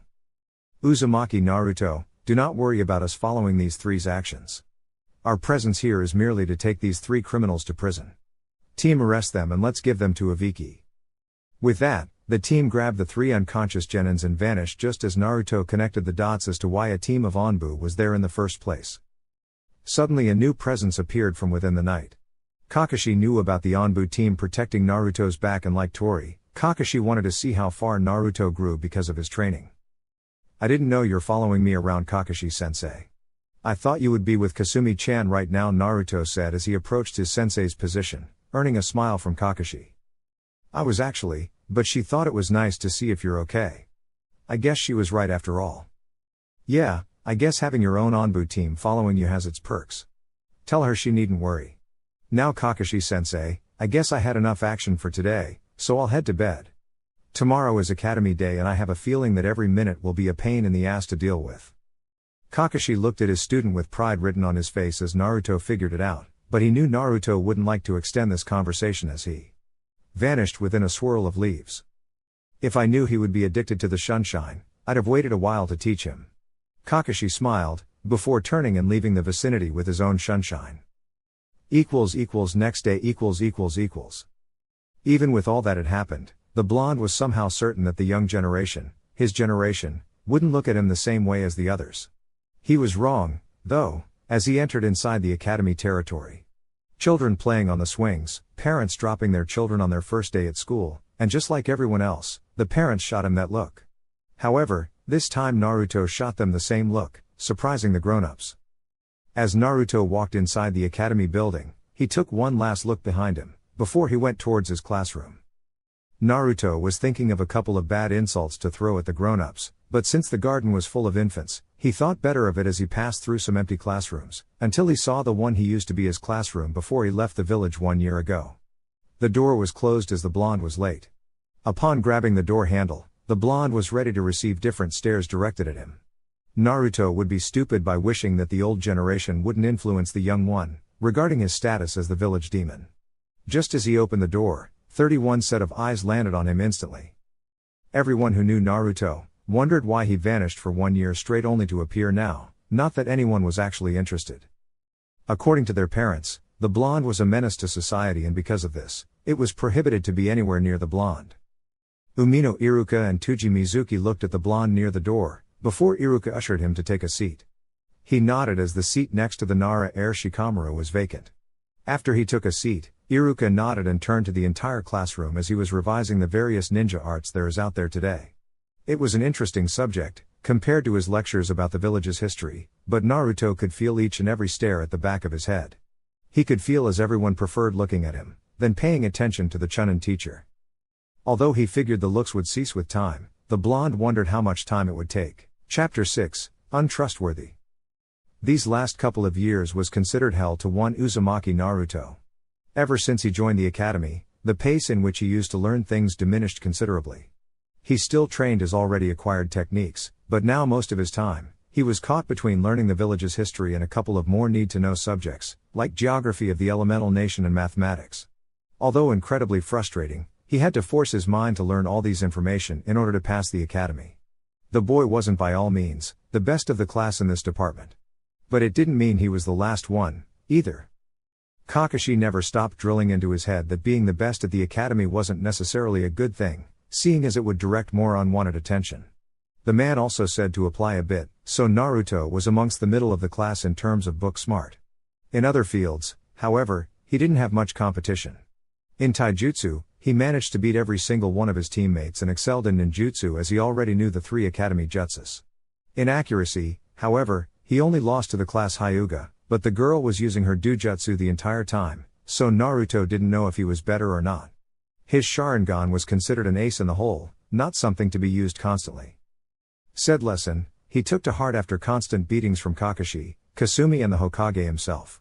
Today was the last day before the academy final test and Umino Iruka, the academy teacher, was taking his time recapitulating the entire curriculum, in order to better prepare his students for tomorrow. The blonde just shrugged it off and decided to look around the class a bit. Because of what happened in the past, the village population pretty much loathed his existence like a plague that walked amongst them. Not only that, but also it seemed that those who lived through the Fox's attack, 12 years ago, passed on their hatred to their offspring. In other words, none of his classmates looked, talked or even shared a glimpse at him. It was like he didn't exist, yet he never missed a day at school. He didn't mind, though. He had a lot of problems to cope with. The nightmares subsided almost completely, but every now and again, his mind would trick him, stealing some hours of sleep.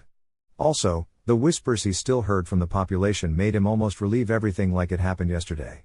Both Kakashi and Kasumi rotated in speaking to him, letting him know that they were there for him. Although he constantly appreciated and at the same time dismissed their concerns, Naruto was constantly asked by one of them if everything was alright. It was bad enough that even the Hokage came in one occasion, asking him the same thing. Naruto didn't believe his case was worthy of such concern, though. Yes, his past was dark but he was coming to terms with it. Uzumaki Naruto. He couldn't just dismiss the Hokage, though. The old man was the closest thing he had to a grandfather. Naruto.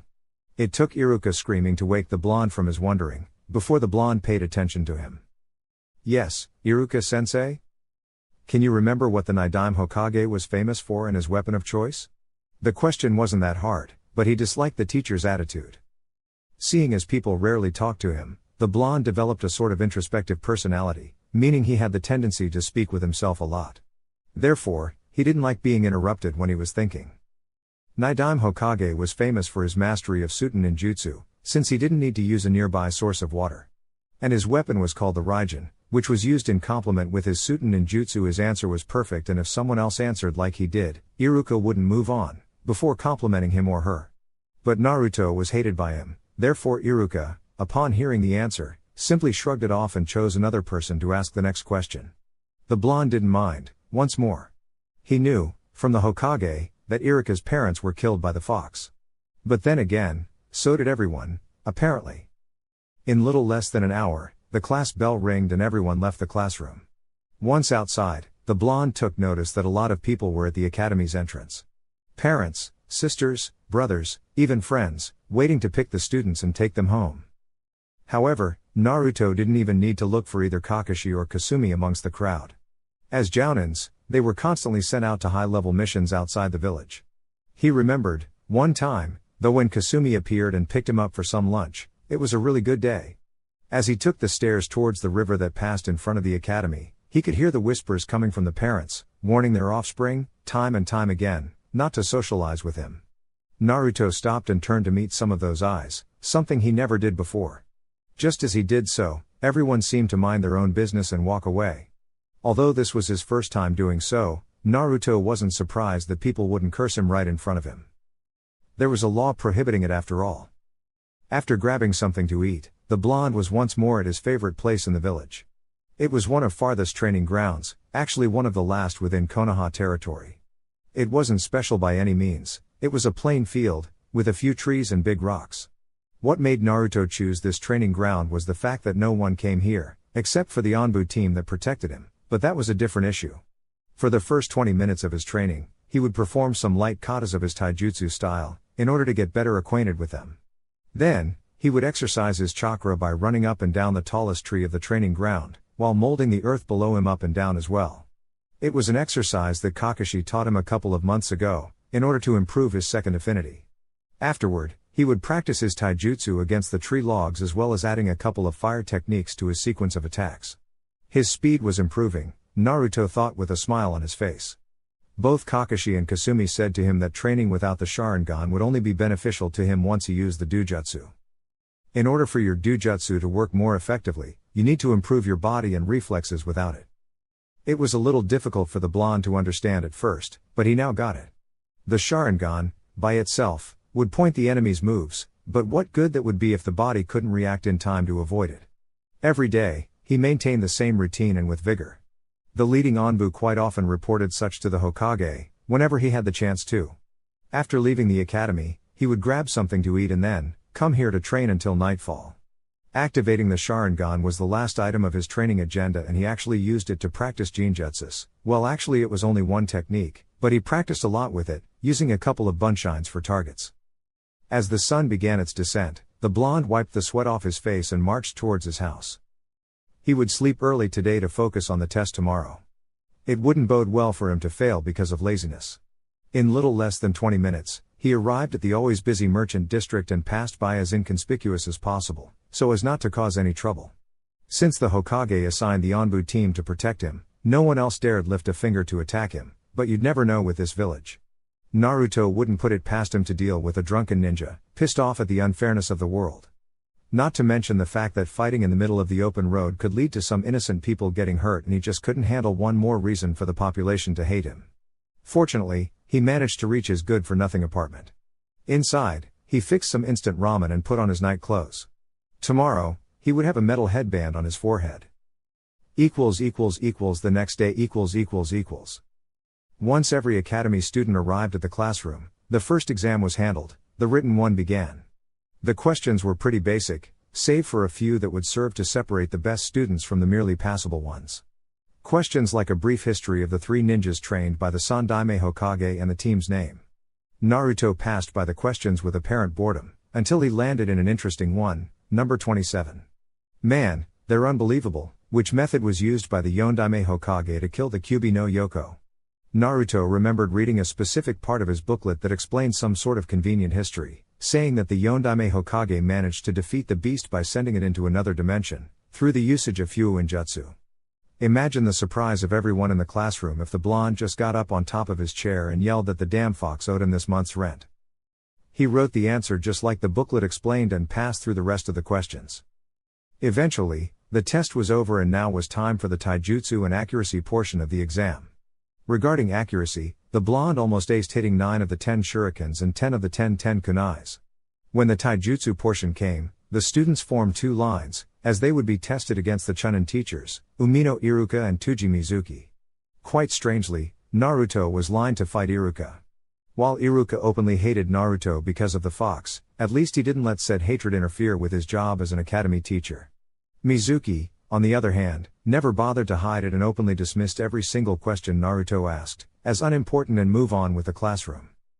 In the end, Naruto always had to ask Kasumi what he didn't understand. In order to pass the test, one only had to land a hit. A few of the students did horribly and the fight was over in less than 2 minutes. Others, though, eventually managed to land a hit, using their clan-related techniques. When Naruto was up, he backed it up a bit, in order to maintain a decent distance from Iruka.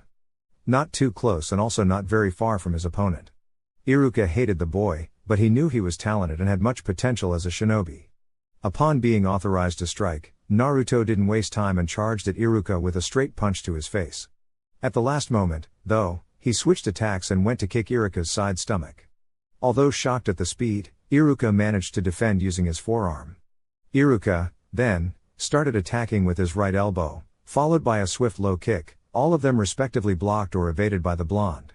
Naruto, then, charged at the still-moving Iruka, with a straight punch aimed at Iruka's chest. He managed to hit, taking a bit of air from Iruka. Uzumaki, go back in line. That would serve as compliment from his teacher, Naruto reasoned as he calmly returned to the end of the line.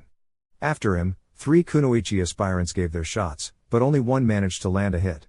Mizuki's group finished as well, so the students went back to the classroom, where they would be called in to show one of the academy jutsus. As far as Naruto was concerned, The headband was already causing his forehead to itch. When his name was called, he reached the next classroom only to see Mizuki and Iruka sitting behind a table full of Konohagakure headbands. As he stood in front of the table, he waited for any one of them to call in the name of the jutsu. "Okay Uzumaki, in order to pass the exam, you need to perform the Bunshin no Jutsu, 3 clones should do it." Mizuki smirked, before he gave Naruto the exercise. Despite the blonde's passable grades, if any student failed the ninjutsu portion of the exam, then he would fail. He was about to cast a quick genjutsu, when he looked up and saw 3 clones standing behind Naruto, all 4 of them looking quite bored. Inwardly, Mizuki cursed Naruto's existence for doing the jutsus faster than even Chunin-level ninja twice his age. One thing that Mizuki didn't know, though, was that Naruto's talent relied on ninjutsu. He made chakra control exercises ever since the Uchiha massacre, so he didn't need much concentration to use so little of his chakra capacity. He grabbed the headband and tied it to his forehead, before leaving the room just like he entered. Once he left, though, Iruka turned his look towards Mizuki with a stern face. "You were going to sabotage his exam, weren't you?" Iruka asked, knowing that he didn't need an answer, seeing the look on his partner's face. "Yeah, but I didn't know the brat had such talent in ninjutsu." Mizuki at first looked at Iruka, wondering if the man would rat him out, but by the look on his face, Mizuki smiled relieved. "You wouldn't lift a finger to help him, huh?" The lack of response told Mizuki everything. As deep as his hatred for the fox was, for the first time, he truly allowed it to overrule his sense of professionalism. Mizuki was right, and this time, Iruka felt ashamed. Once the test was over, those who passed were rubbing their headbands and showing them to their parents, so that they could be proud of the now graduated Jinan. However, despite the festivities, pretty much all of the parents looked at Naruto's headband with a snarl, seeing as the Kyuubi brat managed to pass as well. The blonde was looking at his situation now that he had a headband on his forehead. The Hokage's stipulation was that the Anbu team would cease his protection once he became a Jinan. Therefore, if someone were to deliberately attack him, he wouldn't have the Anbu's backup. What the hell? Now, I'm a ninja, openly attacking me as an offense on its own. At the Hokage's office. Once the test was over, Iruka and Mizuki handed the grades to the Hokage as well as a dozen of seasoned and not so seasoned jounins. The time came for the Hokage and the jounins to choose their genins. Out of the blue, everyone could point out 9 outstanding candidates from the academy. Of course, 8 of them belonged to Konohagakure's respectful clans, the Hyuga, Nara, Yamanaka, Inuzuka, Kurama, Haruno, Akimichi and the Aburame. The last of the 9 was the only one apparently clanless, one Uzumaki Naruto. The Hokage smiled at this, though the sentiment wasn't shared by the majority. Hiruzen knew he had to play his cards right or else Naruto would end up with a jounin who may deliberately flunk him and send him back at the academy. 3 of the A-class students would be taken by Kurenai, seeing as he always intended to have a track sensor team. Aburame Shino, Kiba Inuzuka and Hinata Hyuga would work great under the Genjutsu mistress of Konoha. The Nara, Yamanaka and Akimichi always made an incredible team, but that happened only once, so the Hokage had room for moving the genins around a bit. He had 2 jounins at his disposal that wouldn't think badly of the kid. Both Kakashi and Asuma would take care of him and properly guide his future.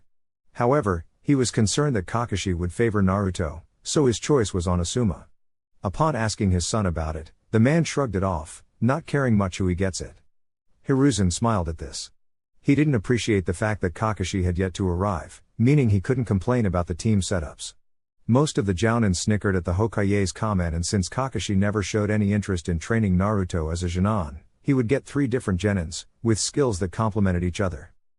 Okay, Naruto, Akimichi Kuji and Yamanaka Ino will be Team 10 under Sarutobi Asuma and Kurama Yakumo, Sakura Haruno and Nara Shikamaru will be Team 7 under Kakashi. Now, moving on.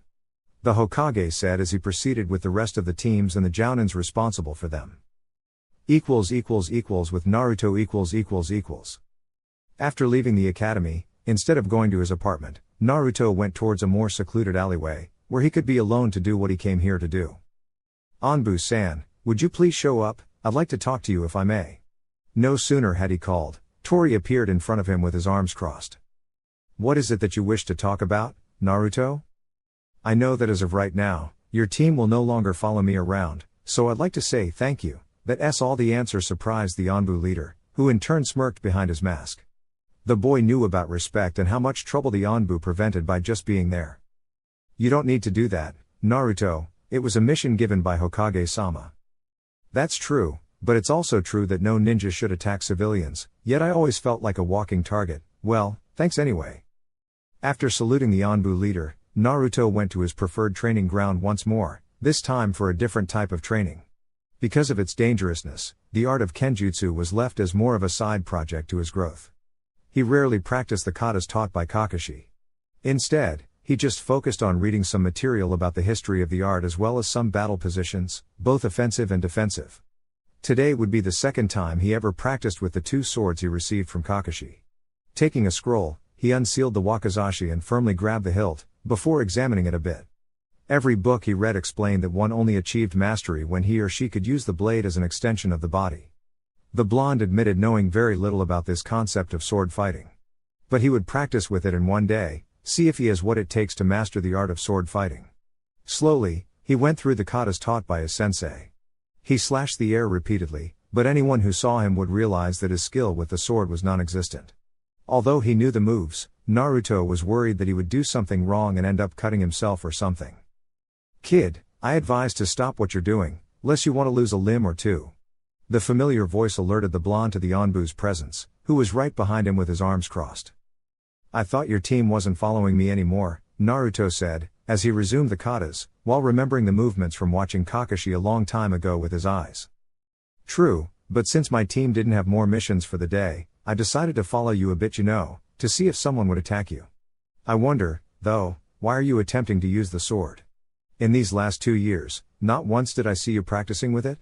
The blonde saw that the ninjato strapped on the man's back and wondered if he could give the blonde some pointers, at least a starting point for him to focus on.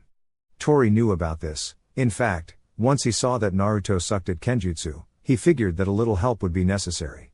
Not that he minded, though, seeing as he was free to go home.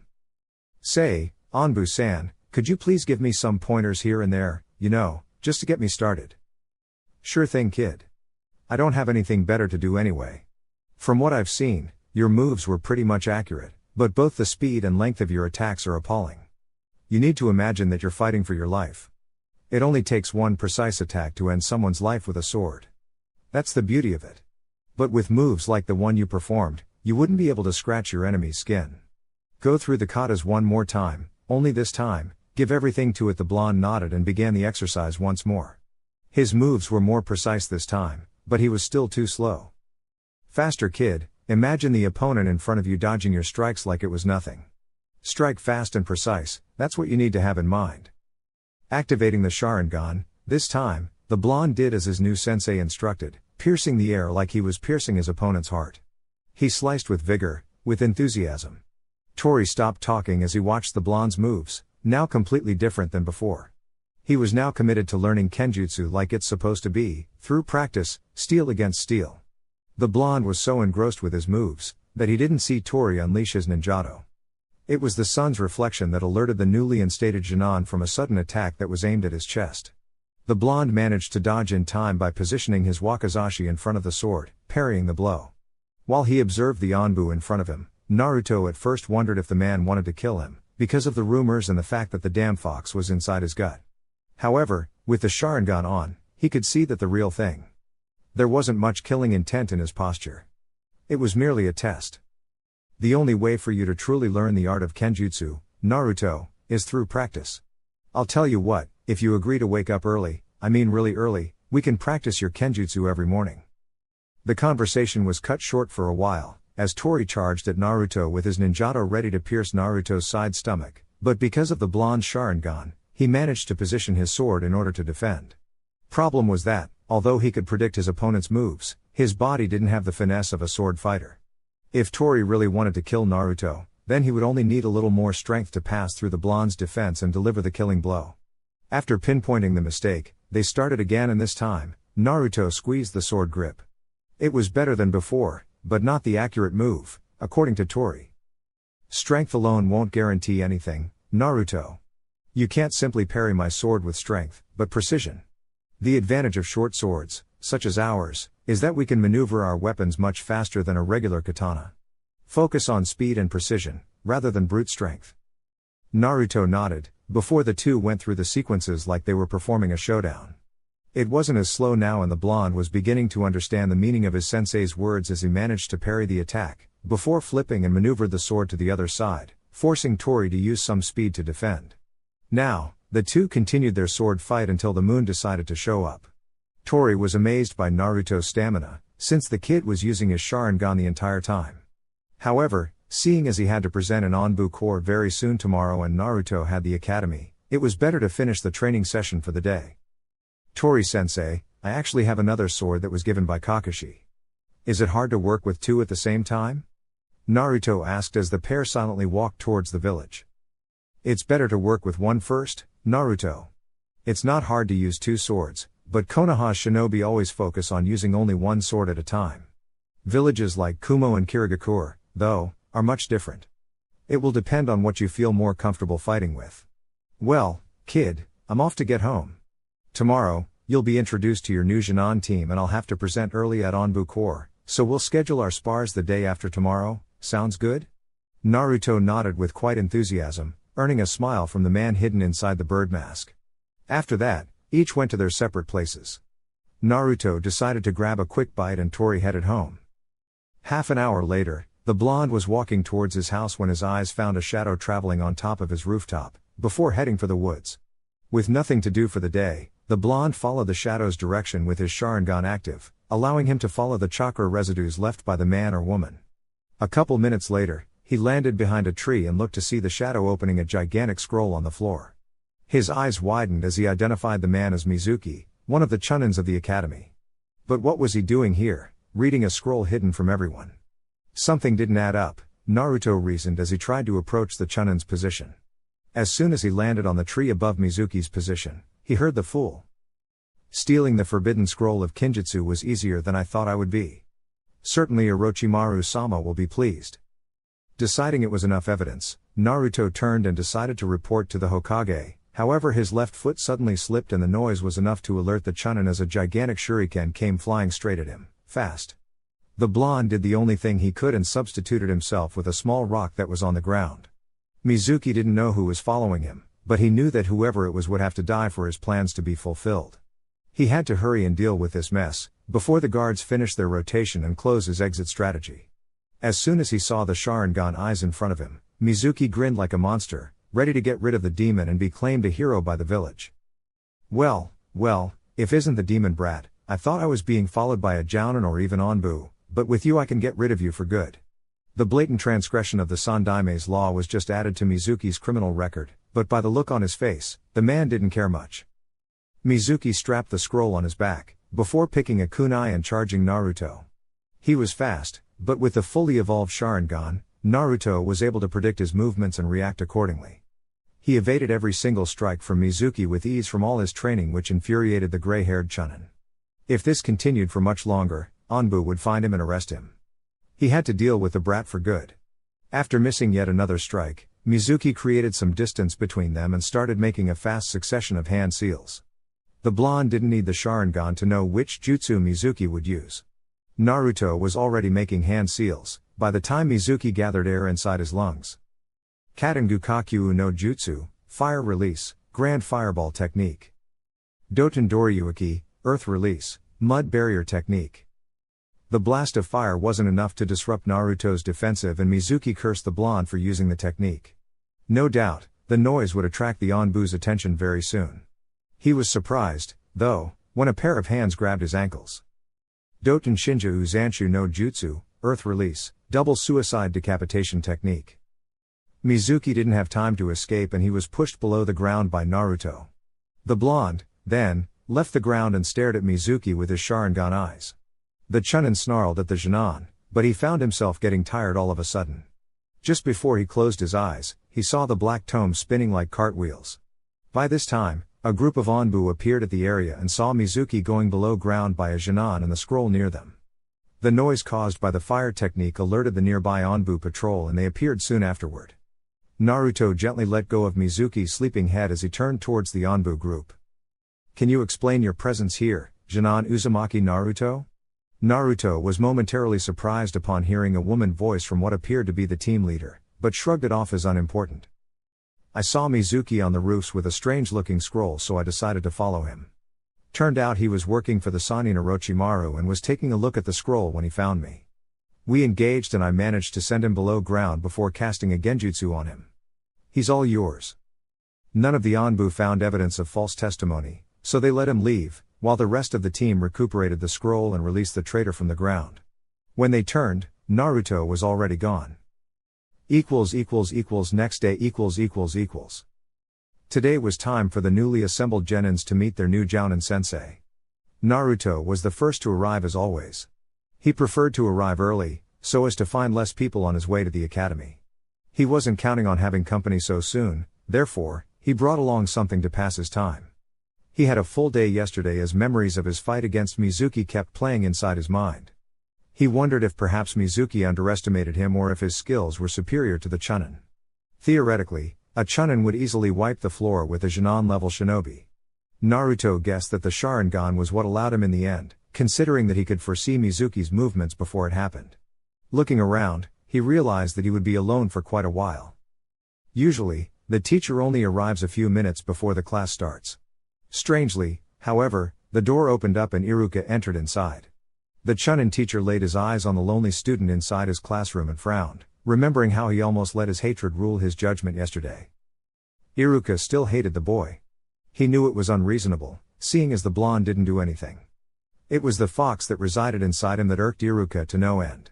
A part of him wished to eliminate the boy and, thus, eliminate the fox for good. The other side, though, knew that by doing so, he would be setting the fox free, and that would be even worse. Still, just by looking at the blonde, old memories resurfaced and Iruka relived the horror that was seeing his parents being slaughtered by the demon fox. Deciding to do as he always did, Iruka ignored the blonde and started writing something on the board. The blonde, for his part, didn't even bother to read since the scroll was much more interesting. After Iruka finished what he was writing, he took a seat and stared at nothing the entire time. Soon the tension started to gather inside the room. Iruka always tried his best to ignore Naruto like the plague he considered the blonde to be. But what intrigued him was that he couldn't see any emotion coming out of those stoic black eyes of his. It was like the blonde didn't care one too many about being ignored. And that's quite rare in the ninja world, especially for one so young.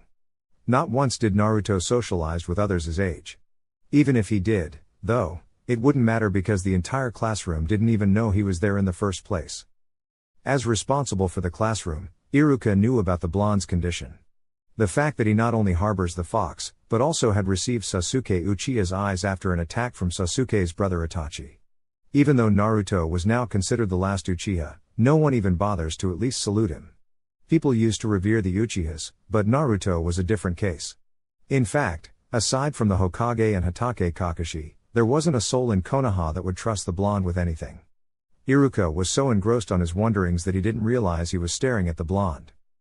"Is there something you wish to talk to me about, Iruka-san?" Naruto's voice alerted Iruka and he quickly shut his face and denied the claim. The blonde just shrugged it off and returned to his reading. Now that he graduated, the word sensei wasn't applied anymore. Iruka wasn't fazed by it, though. Naruto probably thought of him just as much as he thought of the blonde. In little time, the graduated students started filling the classroom and Iruka started smiling to all of them, like some sort of switch inside his head had turned. After the class was full, Iruka expected Mizuki to enter and close the door, but instead another teacher of the school walked in and whispered something to Iruka's ear. Naruto could only guess the reason behind the surprise. While people kept telling that he was a monster for no apparent reason, people like Mizuki kept disrespecting the rules. It came out as shocking to Iruka that Mizuki would do something like betraying the village, but somehow Naruto knew that if he was accused of something, no one would find it shocking or even slightly surprising. To everyone who graduated, congratulations. All of you earned the honor of carrying our village's insignia as full-fledged shinobi.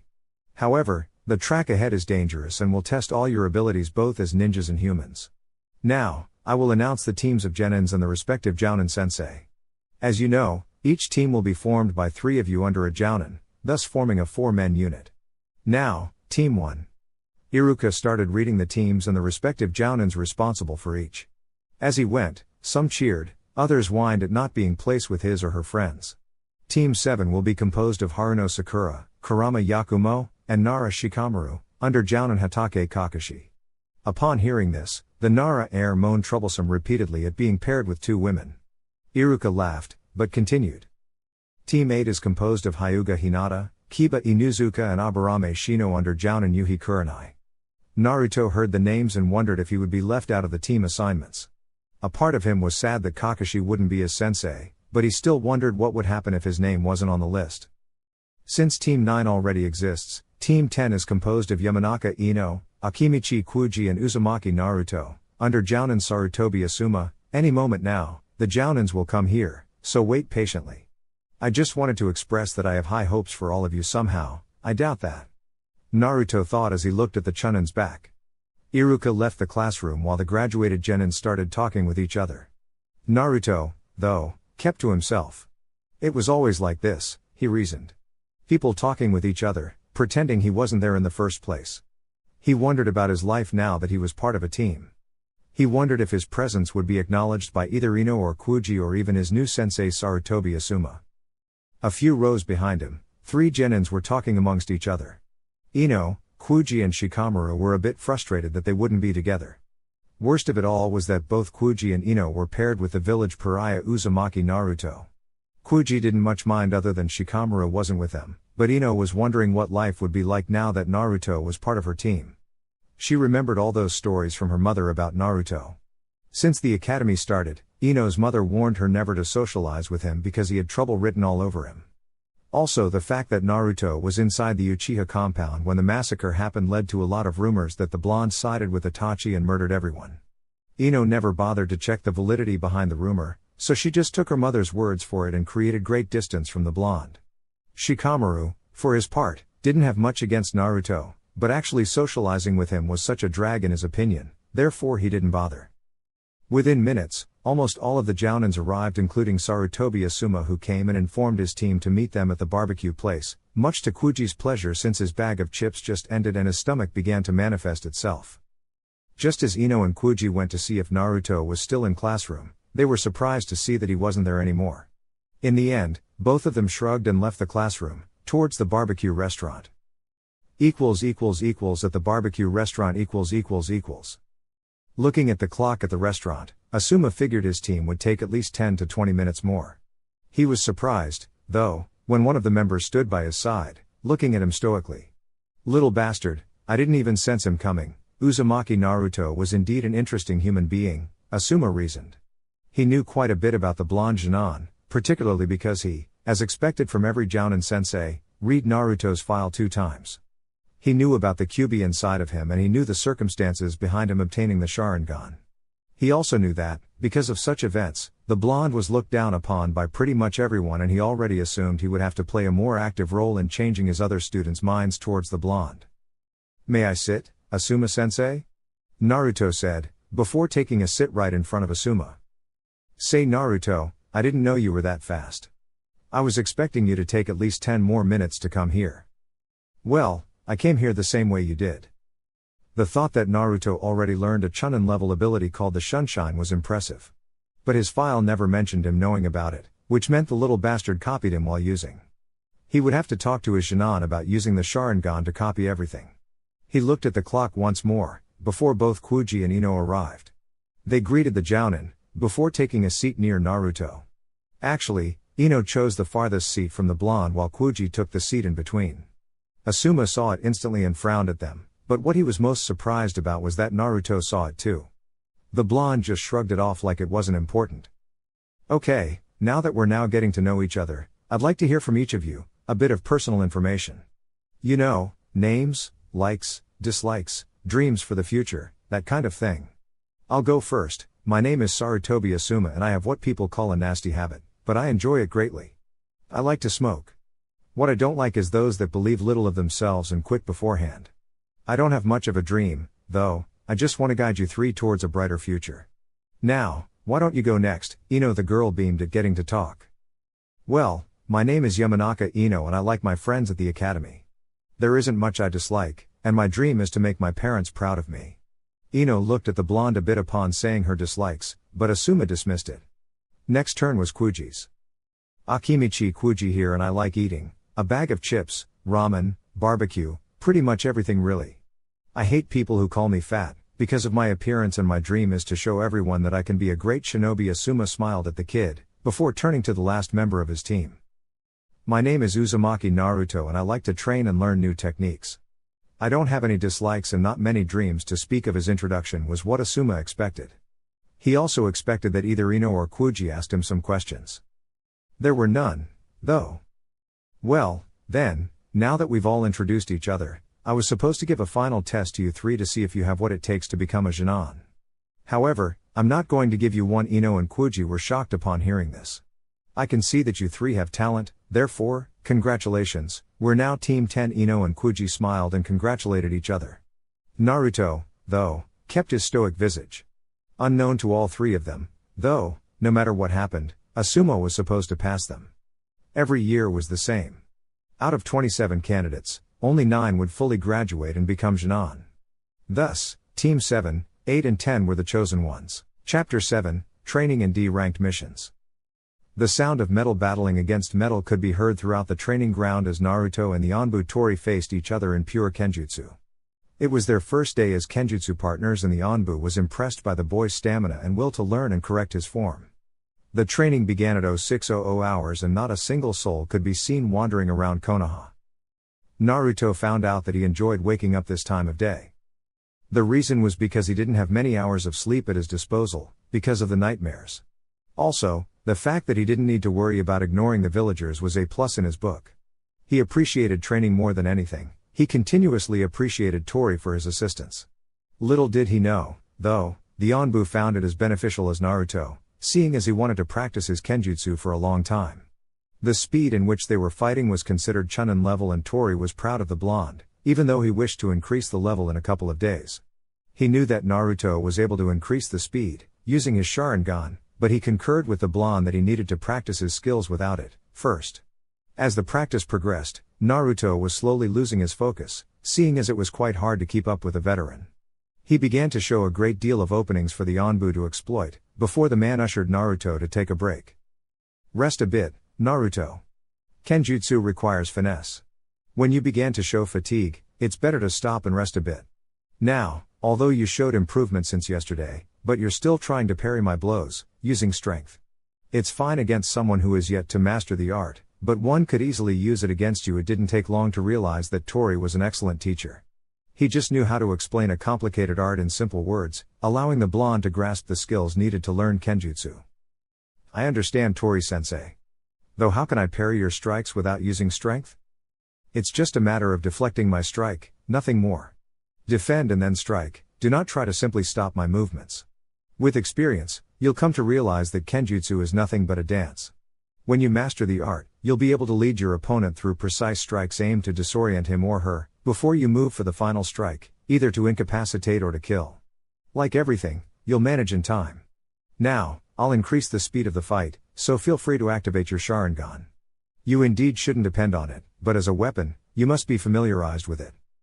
Naruto nodded, before closing his eyes. When he opened, the menacing red eyes appeared. The deadly dance started once more and like Tori said, the level increased.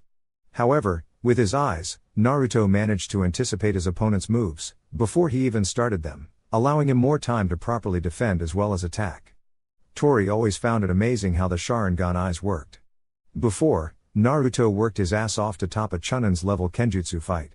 Now, the blonde had no problems in following Tori's movements and even managed to attempt a few hits. Of course, it wouldn't be fair to increase the level to Jounin, but at least he knew that there was ground for improvement. The fight went on, until approximately 0800 hours when Tori had to present to Anbu headquarters and Naruto had to meet his team for their first team training. Not that he enjoyed it, but it was his obligation as a shinobi of Team 10. Deciding to cool off a bit, Naruto went to the nearby river and gathered some water in his hands, before throwing it on his face. As he looked at his reflection on the lake, he wasn't surprised to see Sasuke's face instead of his. It happened before, he reasoned. Usually, when he finished his showers, Sasuke's face would be reflected on his bathroom mirror. Sighing in dismay, the blonde left the training ground he was now in and went towards the barbecue restaurant where his team would meet. It didn't take 10 minutes before he arrived only to see Kuji already there, waiting for Ino and Asuma. Good morning, Kuji, Naruto said, surprising the Akimichi as he didn't see the blonde approaching. Oh Naruto, you scared me, good morning as well. Did you see Ino on the way here or Asuma-sensei? Kuji asked, before Naruto shook his head in the negative. The conversation ended soon afterward. The two male genins remained in silence, while waiting for the rest of the team. Naruto didn't mind as he was used to being ignored. Kuji, however, wasn't, hence why his head began counting the seconds in silence and cursing the situation. His ass was saved, though, when Asuma appeared from a sunshine, carrying a smile on his face. The bearded Jounin looked at his team and frowned since one member was still due to arrive. He was worried that, being a fresh out of the academy Jinan, Ino wouldn't lose his civilian way of thinking. Excuses like "I took some time choosing what to wear" or brushing her hair was heavily frowned upon. Not to mention the fact that it would ruin the images of Kanoikis. Ino appeared 20 minutes late to the meeting with an excuse that she had to wait for her hair to dry, before going outside. Kuji sighed at the girl's antics, so did Asuma. Naruto, though, kept it to himself, not bothered one bit at such a sad and pathetic behavior. Training ground 10 ===. Afterward, the group went towards one of the training grounds. Asuma ushered everyone to sit around him as he explained the team's routine from now on. He spent all day last night, wondering about what to teach these kids, and he managed to conjure a training regimen that could benefit them greatly. Okay team, first of all, I'd like to run by you our timetable until one of you becomes a chunin or something happens that would force this team to be separated. We will start our meetings here every day at 0800 hours, and I mean everyone Ino. For each delay, there will be a suitable punishment waiting for you. Now, we'll train until 10 and then we'll go to the Hokage to get missions. It would be nice to settle a routine of 2 or 3 missions a day. Experience is everything in the ninja world, and I want all of you to be as ready as possible. Now, regarding training, I'll set each one of you against one another in taijutsu battle, in order to see your skills and see where you need improvement. First, it's Naruto against Kuji. The two boys of the team nodded, before falling into battle positions. Kuji, assuming that he had the advantage in strength, quickly attacked Naruto with a straight side punch, aiming for Naruto's face. However, his speed didn't compare to Naruto's, and the blonde dodged the strike before Kuji could blink and landed a fierce punch on his stomach. Asuma noticed that the punch was laced with chakra, hence why Kuji lost his air instantly. He was on the ground, holding his stomach. Getting pissed off, Kuji used his partial expansion jutsu, before trying his luck once more against the stoic Naruto. However, like before, Naruto just twisted his body, before landing a reverse kick on Kuji's chest. Ino was pissed upon seeing Naruto treating her friend like a punching bag and demanded that Asuma punish Naruto. Naruto, this is just a spar, you shouldn't have used such force against your teammates. Ino showed her arrogant smirk towards the blonde, but Naruto instead went to his teammate. My apologies Asuma-sensei, are you alright Kuji? Naruto apologized, surprising Kuji a bit, hence why he nodded and smiled at the blonde. Asuma was surprised at the concern, before telling Naruto to face Ino in combat, while Kuji rested. Ino showed her arrogant smirk once more as in her head, she would pound Naruto into the ground for what he did against her friend. Without wasting time, Ino charged like Kuji did. This time, though, Naruto just used his effort in dodging and blocking the weak attacks. Asuma sighed in dismay at the lack of effort required in dodging Ino's attacks. He now had firm knowledge on what to focus on, regarding their taijutsu. Ninjutsu wouldn't be much of an issue, seeing as Ino and Kuji had their clan techniques. Naruto was the only one he could teach elemental jutsu, but he figured that increasing the blonde's taijutsu would be more beneficial. Okay, that's enough.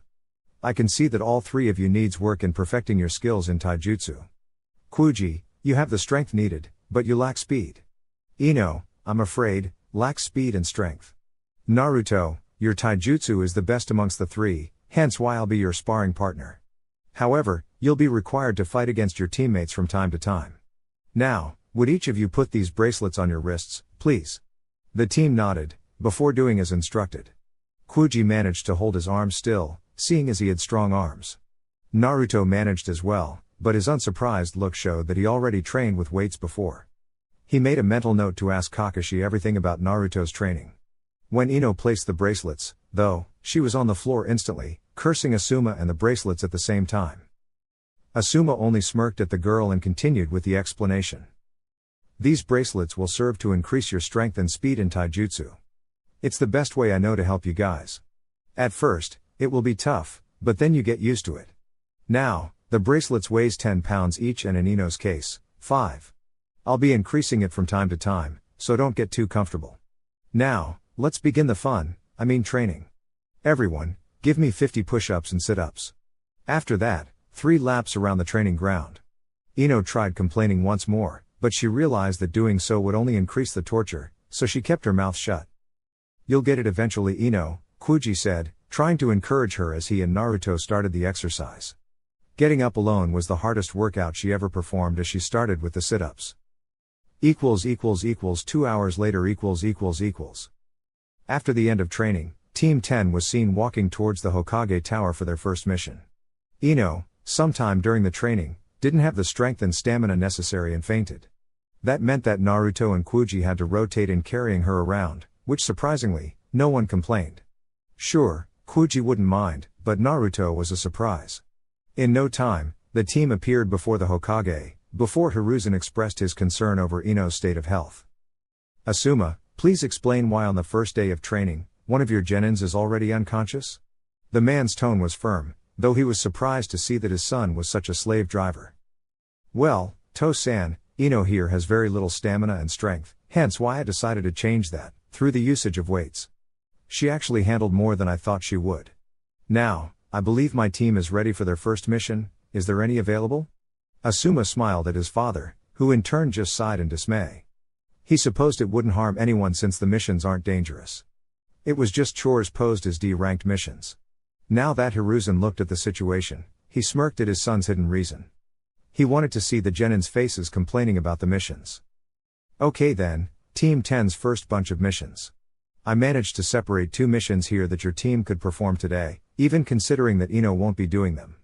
The first mission is to help an old lady who lives far from Konoha. Because of her old age, she can't just come to the village and buy her groceries, so she hired a. Both Naruto and Kuji looked at the Hokage like he was an alien. Excuse me Hokage-sama, Naruto said, interrupting the Hokage, who in turn stopped and looked at the blonde. I thought you said we would be doing missions now. Helping an old lady with her grocery is hardly one, to begin with, Naruto concluded, receiving a nod and approval from Kuji. Both Sarutobi laughed at the question, immediately while Iruka looked at Naruto just like he did at the academy. It was the Hokage who decided to enlighten the genins. It seems you forgot about some lessons given at the academy, Naruto-kun. Our shinobi system has 5 different kinds of missions, going from D to S. D ranked are reserved for fresh out of the academy genins. Their level of difficulty is practically 0 and to most is considered simple chores. C-ranked missions are reserved to experienced genins and low-level chunins to perform. Most of them are out of the village.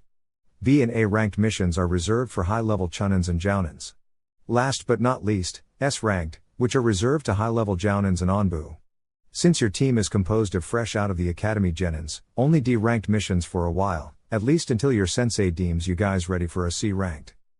Both genins looked down at the information, but nodded anyway. To Naruto, it only served to inspire him into doing more D-ranked, so that he could ask for a C-ranked later on. Kuji, though, wished that he had a bag of chips right now. Okay team, let's perform these D-ranked mission, then. To-san, what's the second mission about? Asuma asked, before the Hokage grabbed another scroll. Training ground number 42 is littered with kunais and shurikens used by the Anbu. Your team will have to gather them all and deliver to an Anbu member, which will be in front of the Anbu headquarters. She'll be wearing an eagle mask.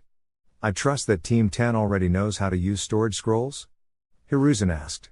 He knew, from Kakashi, that Naruto already learned how, and he was positive that every important clan member in Konoha taught their offspring how to use them. The team nodded, before leaving the Hokage's office. Kuji, getting tired from carrying Ino, passed her to Naruto, who positioned her without any complaint. The team slowly walked throughout the populated streets of Konoha towards the market to buy the groceries for their first D-ranked mission. Unsurprisingly, almost everyone looked at the blonde with disdain. Kuji noticed this and frowned. The stories he heard was that Naruto meant trouble and that he was present when the Uchiha clan was murdered by Uchiha Itachi. He remembered that Naruto received a katen jutsu straight at his face, burning his eyes. And because Sasuke was dead, they transplanted his eyes and gave them to Naruto. Kuji wondered, though, why everyone looked at him like he was the plague, based purely on rumors that Naruto helped Itachi in killing the Uchiha clan. Last night, he questioned his parents and Shikamaru about it. His father told him that it was important to make his own judgment of Naruto, and Shikamaru told it would be troublesome to believe what everyone said. Kuji was quite mad at him when they fought, hence why he started remembering the stories and almost believing them to be true. It all shattered when Naruto came and asked him how he was. Perhaps, Naruto wasn't all that bad. Asuma watched everything from the sideline and he saw that Kuji was in deep thought about everything. He smiled, realizing that at least one had the decency to make his own observations, instead of believing in others. Ino, though, he wasn't sure if she would ever change. As the team arrived inside the market, Naruto immediately received glares from the owner and people inside, so he looked at Asuma. The man in question just laid one hand on his shoulder, ushering him and Kuji to pick up the groceries from the list. As soon as the boys disappeared from view with their shopping carts, Asuma approached the owners, deciding to set things straight, before something bad happened. "Okay, I noticed how you looked at my student and I won't have any of that," said Asuma, surprising the couple behind the counter. "He is a human being just like everyone and he'll be treated fairly. If you do not comply, then the Hokage will hear of this and shut down your store." Do I make myself clear? The fact that Asuma leaked a small amount of killing intent forced the two civilians to nod quickly, not from fear of the Hokage shutting the store down, but for their lives. Afterward, he just stood there in front of the counter as he waited for the two genins with the items requested by the client. It took both half an hour to go over the entire list, before they stopped next to Asuma. The jounin paid for everything, before giving the bag to Kuji, since Naruto was taking care of an unconscious Ino. As they left the store, Asuma wondered if it would be prudent to stop at the hospital after the first mission. Ino was taking too long to wake up and he was beginning to worry. If something happened to her, then both the Hokage and Inoki would blame him for it. Thankfully, the blonde Kunoichi stirred on Naruto's back, before opening her eyes. The last thing she remembered was running the laps with the weights and almost closing her eyes. When she noticed that she was being carried by Naruto, she immediately jumped from his back. "What are you doing to me, you pervert?" Ino shouted, while pointing accusing finger at Naruto. Before Naruto could explain, though, Asuma interrupted him. "You passed out, Ino. Therefore, both Kuji and Naruto took turns in carrying you around. After the training, we went to the Hokage and received 2 D-ranked missions. The first is almost over and you can help your teammates with the second one." The girl was at first embarrassed at screaming at Naruto, calling him a pervert, but then she remembered the boy's reputation and just marched closer to Kuji. The fact that she didn't even say thanks to Naruto for carrying her around was appalling to Asuma, and he would definitely talk to her about it when the missions were finished. Naruto just ignored her and followed behind Asuma as they arrived at the old lady's house to deliver the groceries. When the door opened up, the old lady appeared. She wore a black and red kimono and had the warmest smile. However, when she saw Naruto, she narrowed her eyes, before grabbing the groceries from Kuji's hand and shutting the door with as much force as possible. Once more, Naruto ignored it and walked away. Kuji, though, wondered why such a sweet old lady would look at Naruto like that. Ino, though, didn't care and followed Asuma. As he followed the team, Kuji looked at the blonde and wondered why he wasn't bothered by how the others were looking at him. He acts like he doesn't care, people gave him the same treatment close to 3 years now. Maybe, he got accustomed to the situation. Kuji compared said treatment to everyone calling him fat and was pissed immediately. All of this based on what? A mere rumor, and that he now carries Sasuke's eyes? There was something wrong in this picture and he somehow knew it. Training ground 42 . When the team arrived at the training ground, they looked at the mess created by the Anbu. It was like the aftermath of a bloody war, with shurikens, kunais, swords, all types of weapons littered on the ground. Since she wasn't awake at the time, she didn't know what her team was supposed to do. "Asuma-sensei, what are we supposed to do here?" Asuma remembered that Ino wasn't awake at the time and he could see her face of horror when she heard of the mission objective. He just wished he had a camera to show Inoki afterward.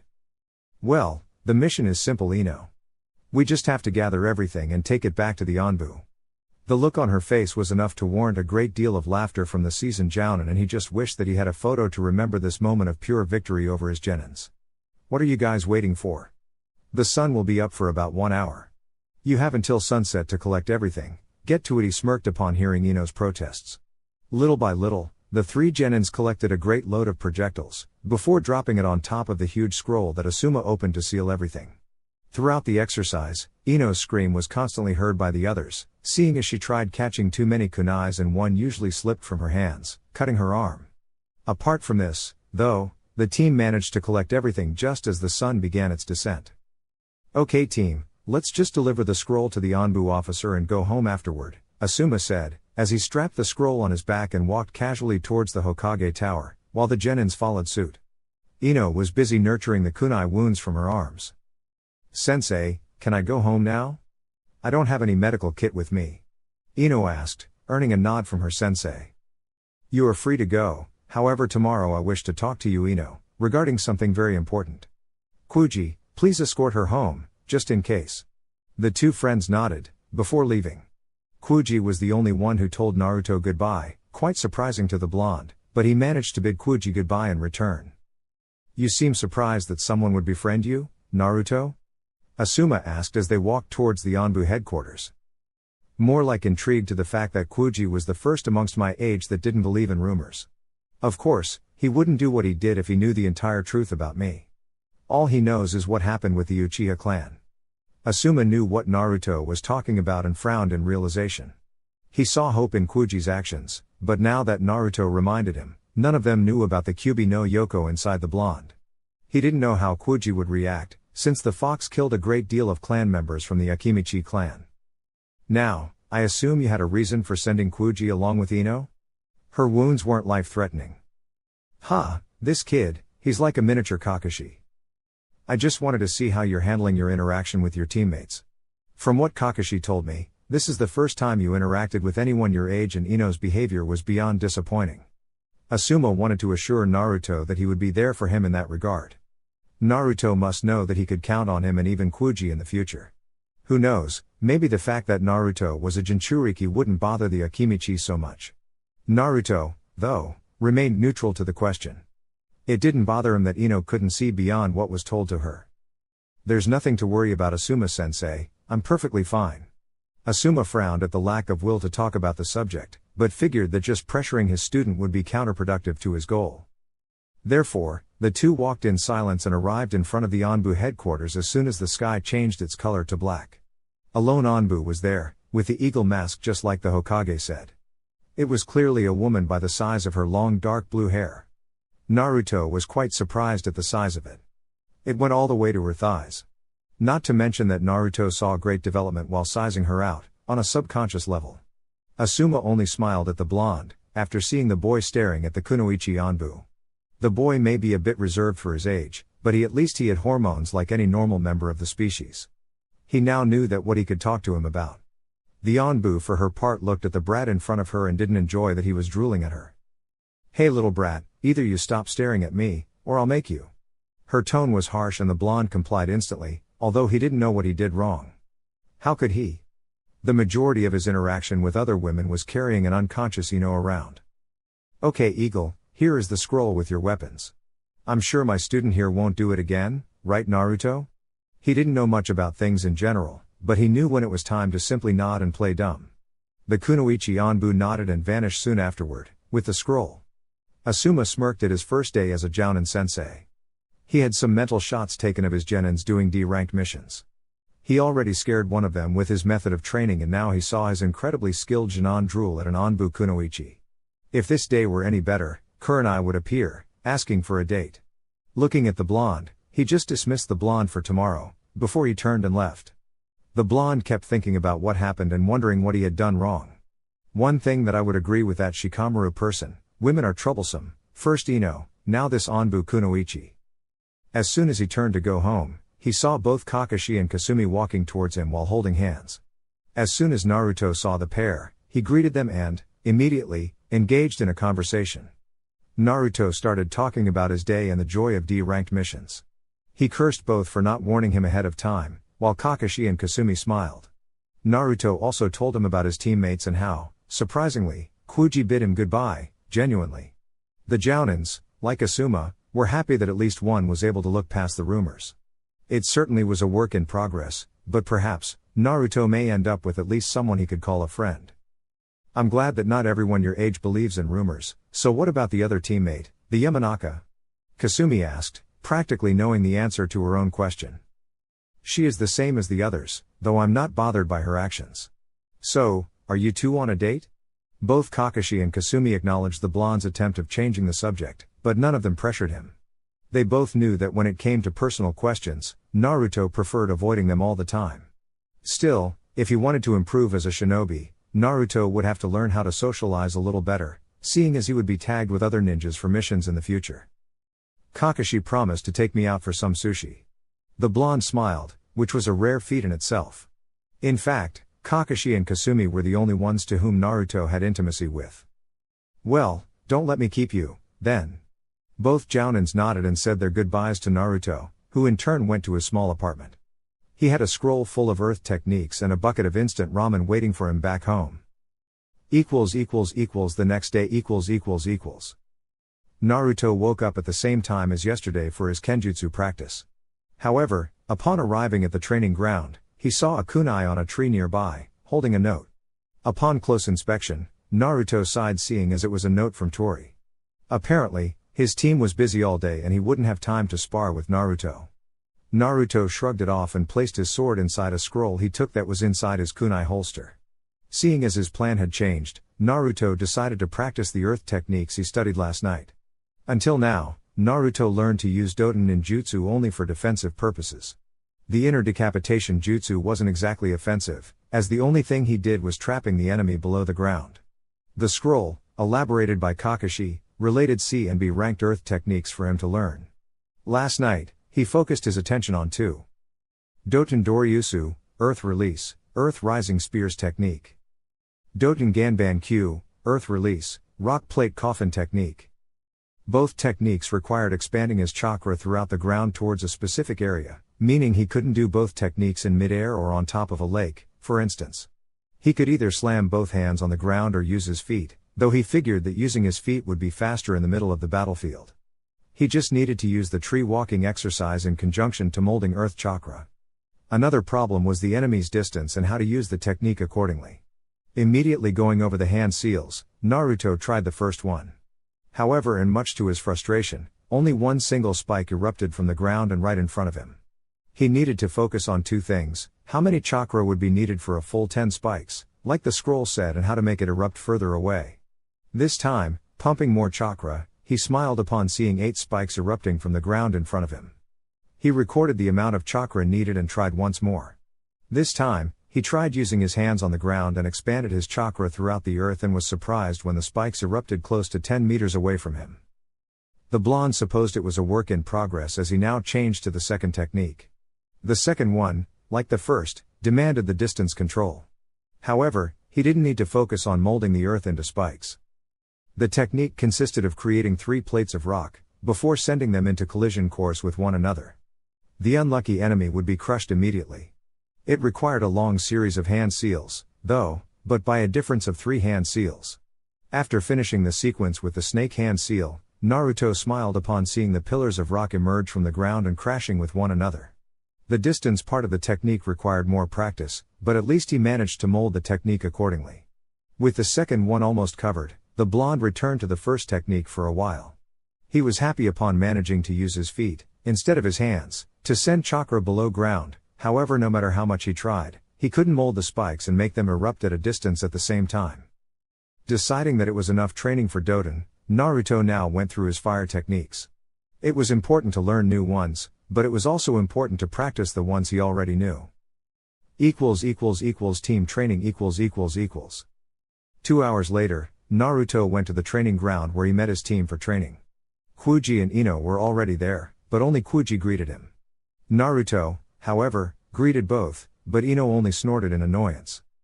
Naruto wondered if perhaps questioning her about the reason behind her behavior would change anything, but shrugged it off once Asuma arrived.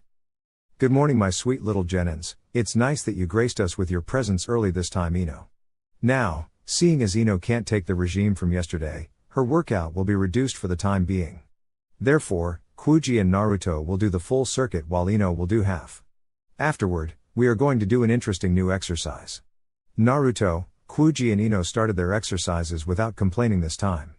Ino finished hers faster, since Asuma reduced her workout. He did this for 2 reasons. First, he didn't want her to faint once more, and second, he wanted to talk to her about Naruto. "Nice work, Ino, now I'd like to have a word with you while the boys finish their exercises."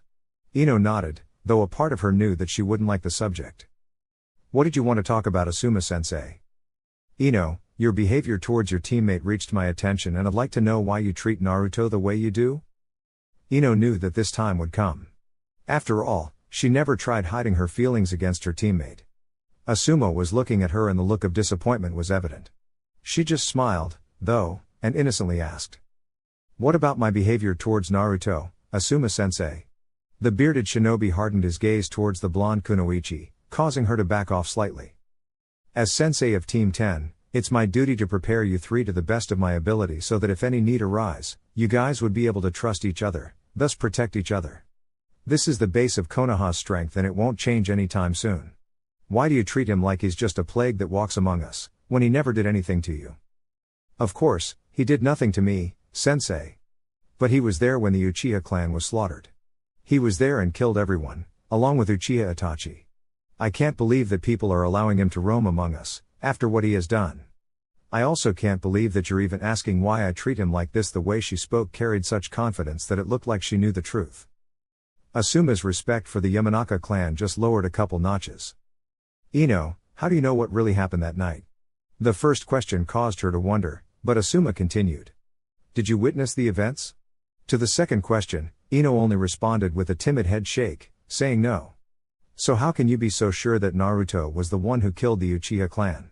He was the same age as you at that time, he was but an academy student with dead last grades and pretty much half the village wasn't sure if he would ever manage to pass the academy. Therefore, how could he defeat not one member but the entire Uchiha clan? Now that Ino thought about it, she never once bothered to learn the real truth of what happened. She just trusted what perhaps the entire village talked about. And surprisingly, everyone had the same opinion of what happened. Asuma saw that he managed to show his point to the young Yamanaka, so now it was time to soften the blow and close his argument. It was never his intention to slam the truth to her face, but rather train her mind to think like a shinobi. Of course, he wasn't expecting to change her mind over this matter so soon. After all, you just don't change your way of thinking overnight. Ino, I'm not saying that you should never believe what others say about something or someone. I only ask that you interpret the situation like a shinobi. It's always nice to ask questions and you must always see the variables of the situation. Kuji made the same mistake you had and right now, he's questioning his beliefs as well. If you wish, you could ask Naruto about it. I'm sure he'll provide you what really happened to him and why he was there at the time of the slaughter. Now, I believe the boys already finished their exercises, so if you wish, we can talk later. She nodded, just as Kuji and Naruto appeared by her flanks. All three of them eyed Asuma as he had a smile on his face. As I was telling Ino, Konoha's strength is based on our teamwork. It's our ability to work in teams that we managed to survive this long as the strongest hidden village of the elemental nations. Therefore, today, we'll be training Team 10's teamwork skills. For that, you three will be facing your sensei, together. The objective of the exercise is to land a hit on me. Now, you three will have 10 to 15 minutes to talk between you, regarding your skills and to settle on a strategy against me. Remember, though, in the battlefield, the enemy won't give you time to plan ahead. I'm just doing this because it's your first time fighting together. We'll be doing this exercise 2 times a week. Now, feel free to talk and then let me know when you wish to begin. As soon as Asuma stopped talking, he saw the 3 genins huddling up, what he could imagine, in order to discuss their strategies. Ino, Kuji and Naruto looked at each other, not entirely sure of what to talk about. Naruto never had much interaction with people his age other than the occasional greeting. Kuji was slowly adapting to the fact that Naruto may not be what everyone say. Ino, although conflicted with herself, wasn't necessarily convinced that she was wrong. Sure, she answered no to every of Asuma's questions regarding Naruto's involvement that night. Now, if he was actually innocent as few said he is, then why did the majority of the population consider him guilty of something that wasn't proven?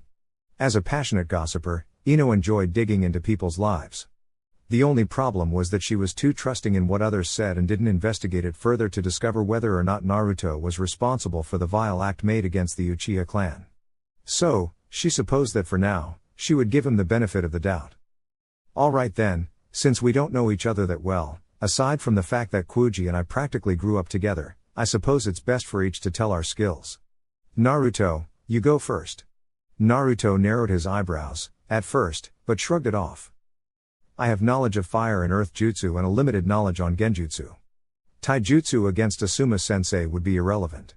Also, from what I understood from both the Yamanaka and Akimichi clans, you two work well together, so it would be prudent to devise a strategy using your coordinated prowess. In which the case being close, mid or long range, I can provide the necessary support. Naruto didn't much care about sharing custody over the team's leadership or berate the people he was going to work together with for quite a while. The least he could do, then, was to be supportive and not exert his superiority and skills. Ino and Kuji, though, looked at him like he was saying nonsense. Elemental ninjutsu was so far out of their reach of knowledge, so they wondered how Naruto knew two elements. Nevertheless, they figured that, if Naruto was telling the truth, then they had an advantage over their opponent.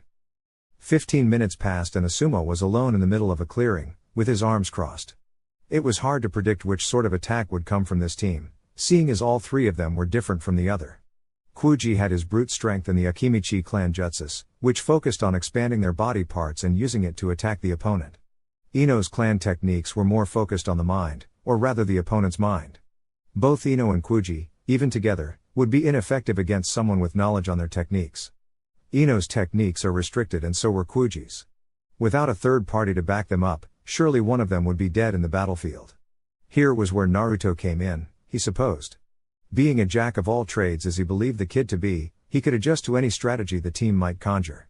In all fairness, the blonde was an Uchiha with limitless amount of chakra. All of a sudden, 5 projectiles appeared in his line of sight, before he grabbed one of his and deflected the projectiles effortlessly. He didn't have to wait long, before he saw Kuji expanding his entire body and rotating towards him like a tank. Asuma was about to jump away from the technique when he sensed 2 hands grabbing both his legs, before bringing him underground. Asuma looked at the approaching tank and used a simple replacement technique to get out of the way. He didn't have much room to breathe, before more kunais and this time shurikens came at him. Focusing on a simple wind technique, Asuma focused a small draft of wind in front of him that blew the projectiles away, just as he saw Ino from the corner of his eyes, forming the sign for the Shintenshin no Jutsu and dodged slightly with a smirk, while charging straight at the frightened Ino, who saw her attack being dodged so easily. Before he even began to reach within striking distance, Naruto suddenly appeared in front of her doing hand seals, before transforming the air gathered inside his lungs into fire. Kat and Enden, fire release, great fireball technique. Asuma winded his eyes as soon as he was enveloped by the technique, since Naruto couldn't have known such a strong fire technique. He made a mental note to have a serious conversation with Kakashi, once this was over. All the man said was that Naruto only began learning elemental ninjutsu. Asuma wasn't able to ponder further when a giant fist came straight at him.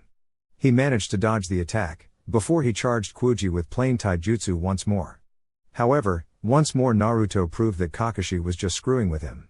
Asuma was about to attack Kuji, when 3 earth pillars circled Asuma. The seasoned Jounin knew which technique this was from previous fights against rock nins. He knew what usually happened right after the pillars surrounded the enemy and he didn't want Naruto to have any ideas. The man found it reasonable to end the exercise, unless the blonde wanted to test more dangerous techniques against him. Okay, that's it for now guys. Great job all of you, managing to fight as a team is hard work and you 3 managed to impress me. However, if this was a real fight, then I wouldn't be as passive as I was just now. Next time, I'll increase the stakes a bit. However, you 3 are on the right track. Ino and Kuji work well together and for what I've seen, you acted as their support from afar, right Naruto? The question was more like an affirmation, but Naruto nodded anyway. Now, let's go and take some missions with the Hoka. Asuma stopped when he heard Kuji's stomach growling like a beast. Well, I believe it's best if we had some lunch, first. To the barbecue place, then Naruto and Ino weren't as enthused as Kuji upon hearing that they would have some lunch, which earned a warm laughter from Asuma.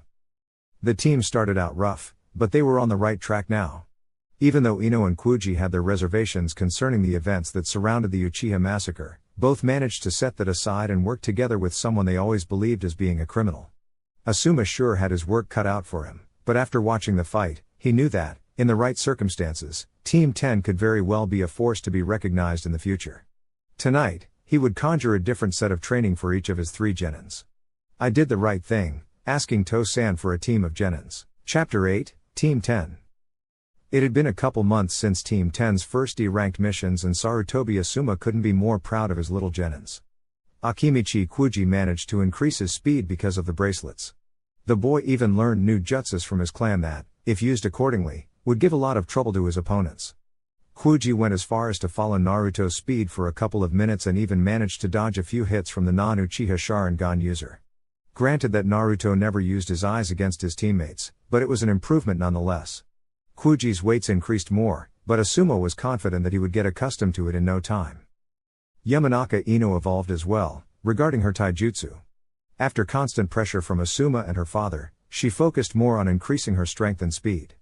What generated her interest the most was the fact that Naruto managed to dodge all her attempts with a bored expression on his face. It was infuriating and she used this energy to increase her stamina and speed.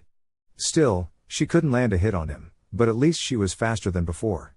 Like Kuji, she also got training from her father regarding the clan's jutsus.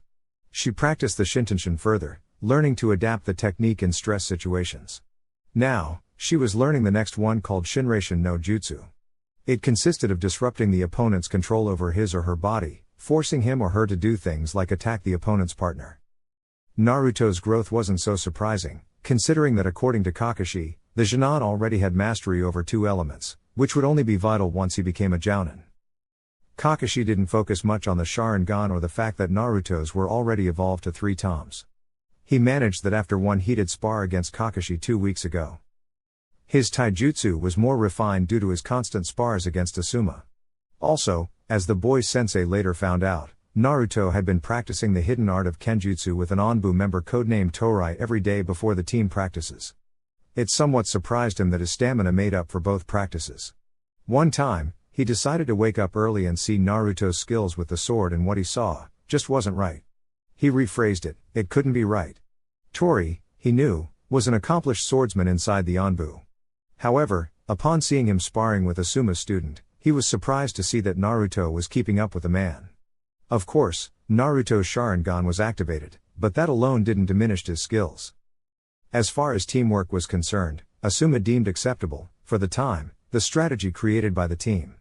Even if Naruto was by far the strongest, he would always be the support of the team, leaving Ino and Kuji to the front lines. At first, it wasn't as effective, because Ino wasn't focused on attacking others, leaving Kuji alone to face the enemy, with Naruto backing him up just in case. With time, the strategy bore fruit, as Ino saw the opportunity given by her teammate and improved her skills with projectiles and her taijutsu. Also, Naruto managed to anticipate the enemy's movements quite well. He would step in once he realized that either Kuji or Ino wouldn't be able to avoid the attack. Still, Asuma gave his insight from time to time, placing Naruto and Kuji on the offensive with Ino as support with her projectiles. Kuji was the only one of the team with no knowledge, or even familiarity, of fighting in long range, hence why he was always placed up front as far as teamwork was concerned. It was his clan's specialty after all, so he never complained. The last thing that changed between the team was their interaction. 2 months served to dim Ino and Kuji's misconceptions of their teammate, and now the only thing they didn't approve of was Naruto's distant attitude towards them. He always asked them questions, he never took action alone, even though he could very well cover for the entire team. However, he didn't hang out with either of them, after team training or missions. Both Asuma and Kakashi tried talking to him, but the Genin always gave them the same answer. Naruto's theory was that both Ino and Kuji didn't know about the other truth about him. It was quite frustrating how Naruto used the Kyuubi as an excuse, but neither could ascertain whether or not Naruto's hypothesis would come true. The Kyuubi was responsible for many deaths, and that included both Akimichi and Yamanaka Shinobi. So, as the Jounin responsible, Asuma decided to increase the amount of missions of the team, so that they could participate in tougher missions and possibly develop a much deeper bond. His attempt wasn't unheard of, as ninjas, with similar sufferings, could better relate with one another. Right now, after returning from their 4th D-ranked mission of the day, Asuma saw it fit to see if there was another mission for his team. Since their formation, Team 10 performed close to 3 missions a day, finishing the impressive amount of 40 by the end of the last month. They would break the village's record if the Hokage's warm heart wasn't in the way. The old man, seeing Team 10's impressive records, gave them all a 10-day vacation. Right now, they were finishing their 55th mission, which actually was for the Hyuga clan. An important member of the main branch required a team to deliver a scroll to a weaponsmith, whose office was located a few miles outside of the village gates. It wasn't considered C-ranked, because it was still within the village's perimeter. Once they delivered the scroll, the man handed a black case to Asuma, containing a gift to said member of the Hyuga clan. Despite having increased her stamina, Ino was against the idea of yet another mission. "Sensei, we are already at the end of the 4th mission today. Can't we go home for the day? I'm exhausted?" Naruto and Kuji remained quiet while Ino and Asuma were talking. The first, though, didn't mind another mission much, considering that he didn't have anything to do besides that. Kuji, on the other hand, wished that Asuma gave in and sent them home. Despite improving a lot, the Akimichi still maintained his old habit. Their sensei sighed in dismay, seeing that his plan backfired. According to his experience, the Hokage would consider his team ready for C-ranked missions after 2 maybe 3 more missions. But Ino was right, he was already pushing them harder than usual. "Alright Ino, after we deliver this to the Hyuga clan, the team is dismissed." A sudden smile appeared on her face at the possibility of a great bed to rest in after today's training and missions. It wasn't long until the mission was finished, before the members said goodbye to one another. Naruto shrugged it off and, with hands inside his pocket, roamed towards his apartment at a slow pace. Despite not being late, the street he was in was rather empty, considering the number of restaurants and pubs. The scene alone was strange to him as he activated his Sharingan briefly and realized the reason. He just resumed walking, though, like he was not aware of the danger that was looking at the Jinan from the roofs. The lone Chunin loathed Naruto, since the Kyuubi attack. The beast devoured his little sister, at the time. He didn't even have time to get her out of the way, and since then, he trained hard every day, so that one day, he would avenge her death. Almost everyone was inside the restaurants right now, leaving the street empty for a clean execution. The man casted an altering perception genjutsu, so that once his attack hits, Naruto wouldn't be able to dodge. The kunai was sent flying straight at Naruto's back, before piercing it all the way to his chest. The Chunin, then, vanished from his position, before appearing right in front of his target. He cursed at a tree log that was in Naruto's place. The Chunin was clueless when Naruto, from below the ground, grabbed both his ankles and dragged his entire body below ground. The Chunin was surprised once the blonde appeared in front of him, looking at this face with apparent boredom like always. The Chunin's name was Ishizaki, no clan related, and he was 28 years old. He, suddenly, saw Naruto's Sharingan eyes spinning like a vortex, until the man's eyes were closed. Naruto had seen the genjutsu with his Sharingan and immediately dispelled it. Upon opening his eyes, the Chunin was surprised to see a bunch of kids pointing at him while laughing hysterically. He didn't know how he ended up there, in the first place. Naruto watched this from the top of the roof and turned to leave, however he was stopped once Kakashi appeared and placed a hand on his shoulder. His only visible eye showed concern, whereas Naruto's eyes showed disinterest. "It wasn't so surprising, right, Kakashi-sensei? At least, I didn't cause him much damage besides being humiliated like that." Kakashi nodded. "Do you wish to press charges against him? Attacking a low-ranking officer is a serious charge and he could be placed in prison." Naruto, though, didn't want this. "No, it won't be necessary, Kakashi-sensei. I'm already used to this treatment. I'm sure it will fade with time. Until then, I can handle it." It wasn't the best answer he could give as it further increased Kakashi's concern for Naruto. "Just because you can, doesn't mean you should, Naruto. You know that." The boy only shrugged and turned his back towards his sensei. "As witness of what happened, you could take action, Kakashi-sensei. I won't, though." After that, he vanished using a shunshine. The Jounin sighed in dismay and vanished as well. Naruto was right, he could tell the Hokage that one of his Chunins attacked a Jounin. Not just as witness, but because he was a Jounin as well. However, he supposed that Naruto did the right thing, by erasing the man's memory of what really happened. This way, he wouldn't remember what happened. He supposed it was best to have to talk to Asuma about it, though. He is Naruto's sensei after all. Next day It became routine between Naruto and Tori to meet early in the morning and practice kenjutsu together. To the man, it was considered good practice, considering that he was up against a Sharingan user.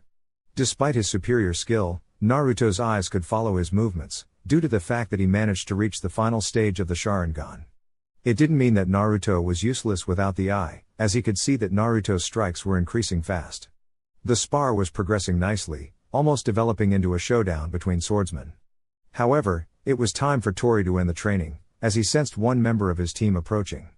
With brute strength, he forced Naruto to lose his footing, leaving him open for a front kick that sent the boy flying. Naruto managed to flip his body using the momentum, despite the pain on his chest.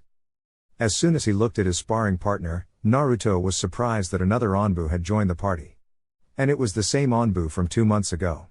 He recognized the long blue hair. Naruto, it appears that we must end the spar for today. Same time tomorrow? The blonde just nodded, before hiding his sword once more.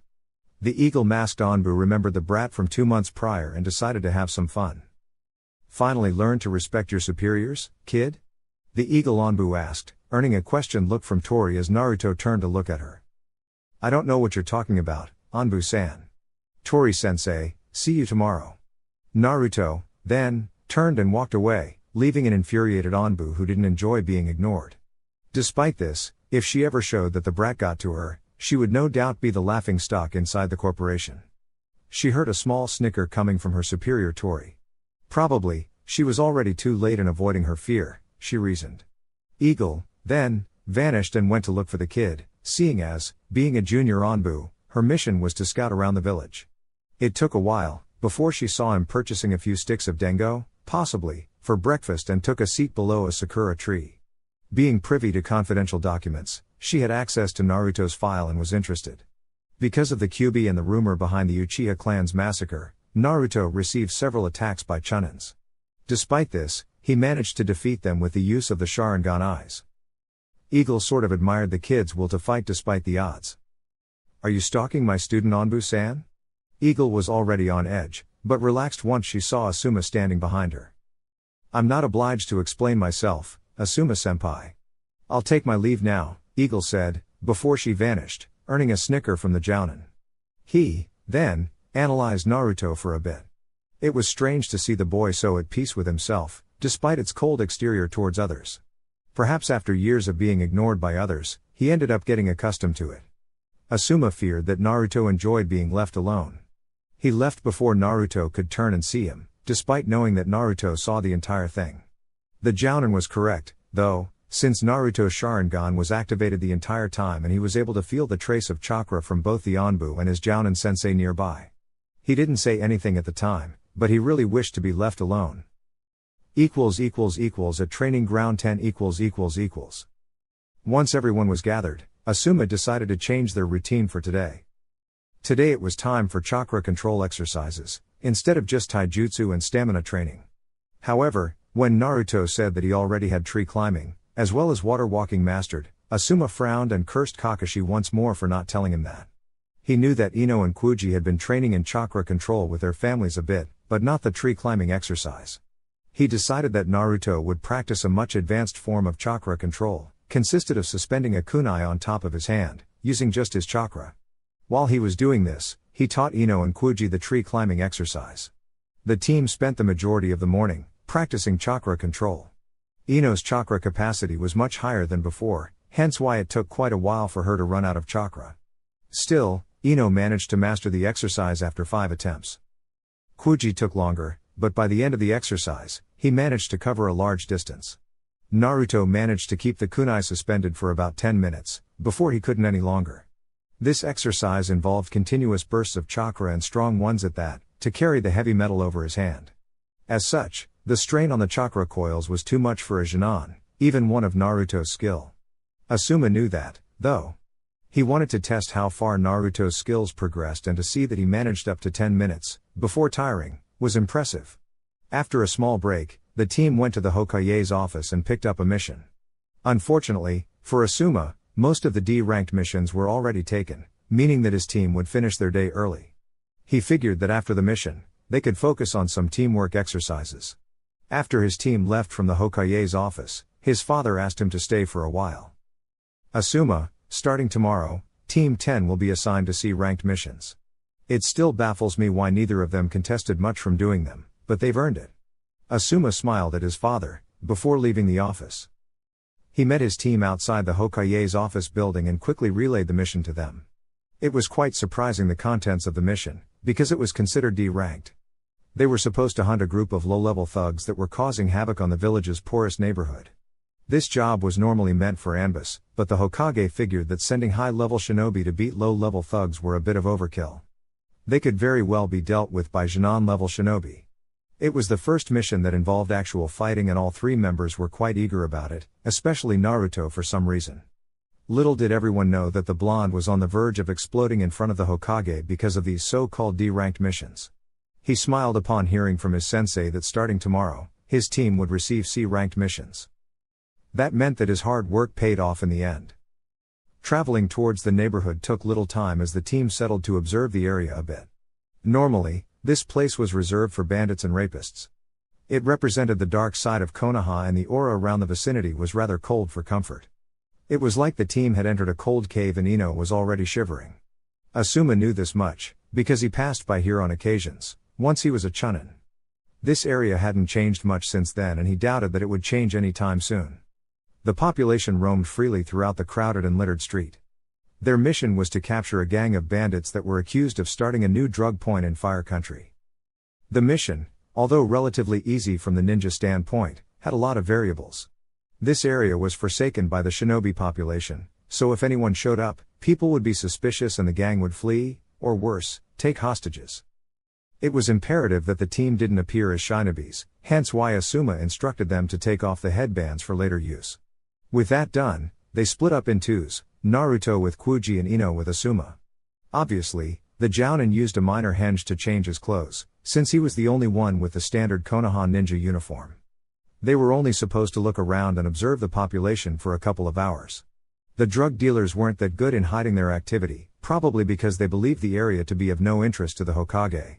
Despite that being the case, the Hokage realized his omission and called in Team 10 to clean up the location so to speak. Although it was considered a forsaken zone, there was no heavy crime being committed, like murder, because if that were the case, Anbu would come and sweep the entire area.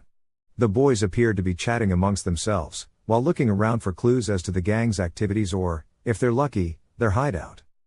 The condition of the villagers was below poverty, if the street's condition was any indication.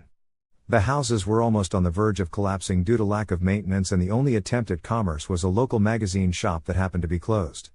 Apparently, no self-respected businessman would want to invest in this place, at least not before Team 10 dealt with the drug dealers. After walking for about an hour, the boys met their sensei and their teammate at the same place where they separated. Naruto reported to Asuma that they had little luck in finding anything. However, the triumphant look on Ino's face showed a different story on their part. We saw a man selling 10 grams of opium as soon as we separated and we followed him to a dark alley.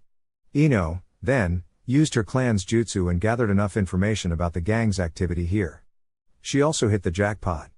We know their hideout's location. The boys nodded and even congratulated Ino for a job well done, which she appreciated.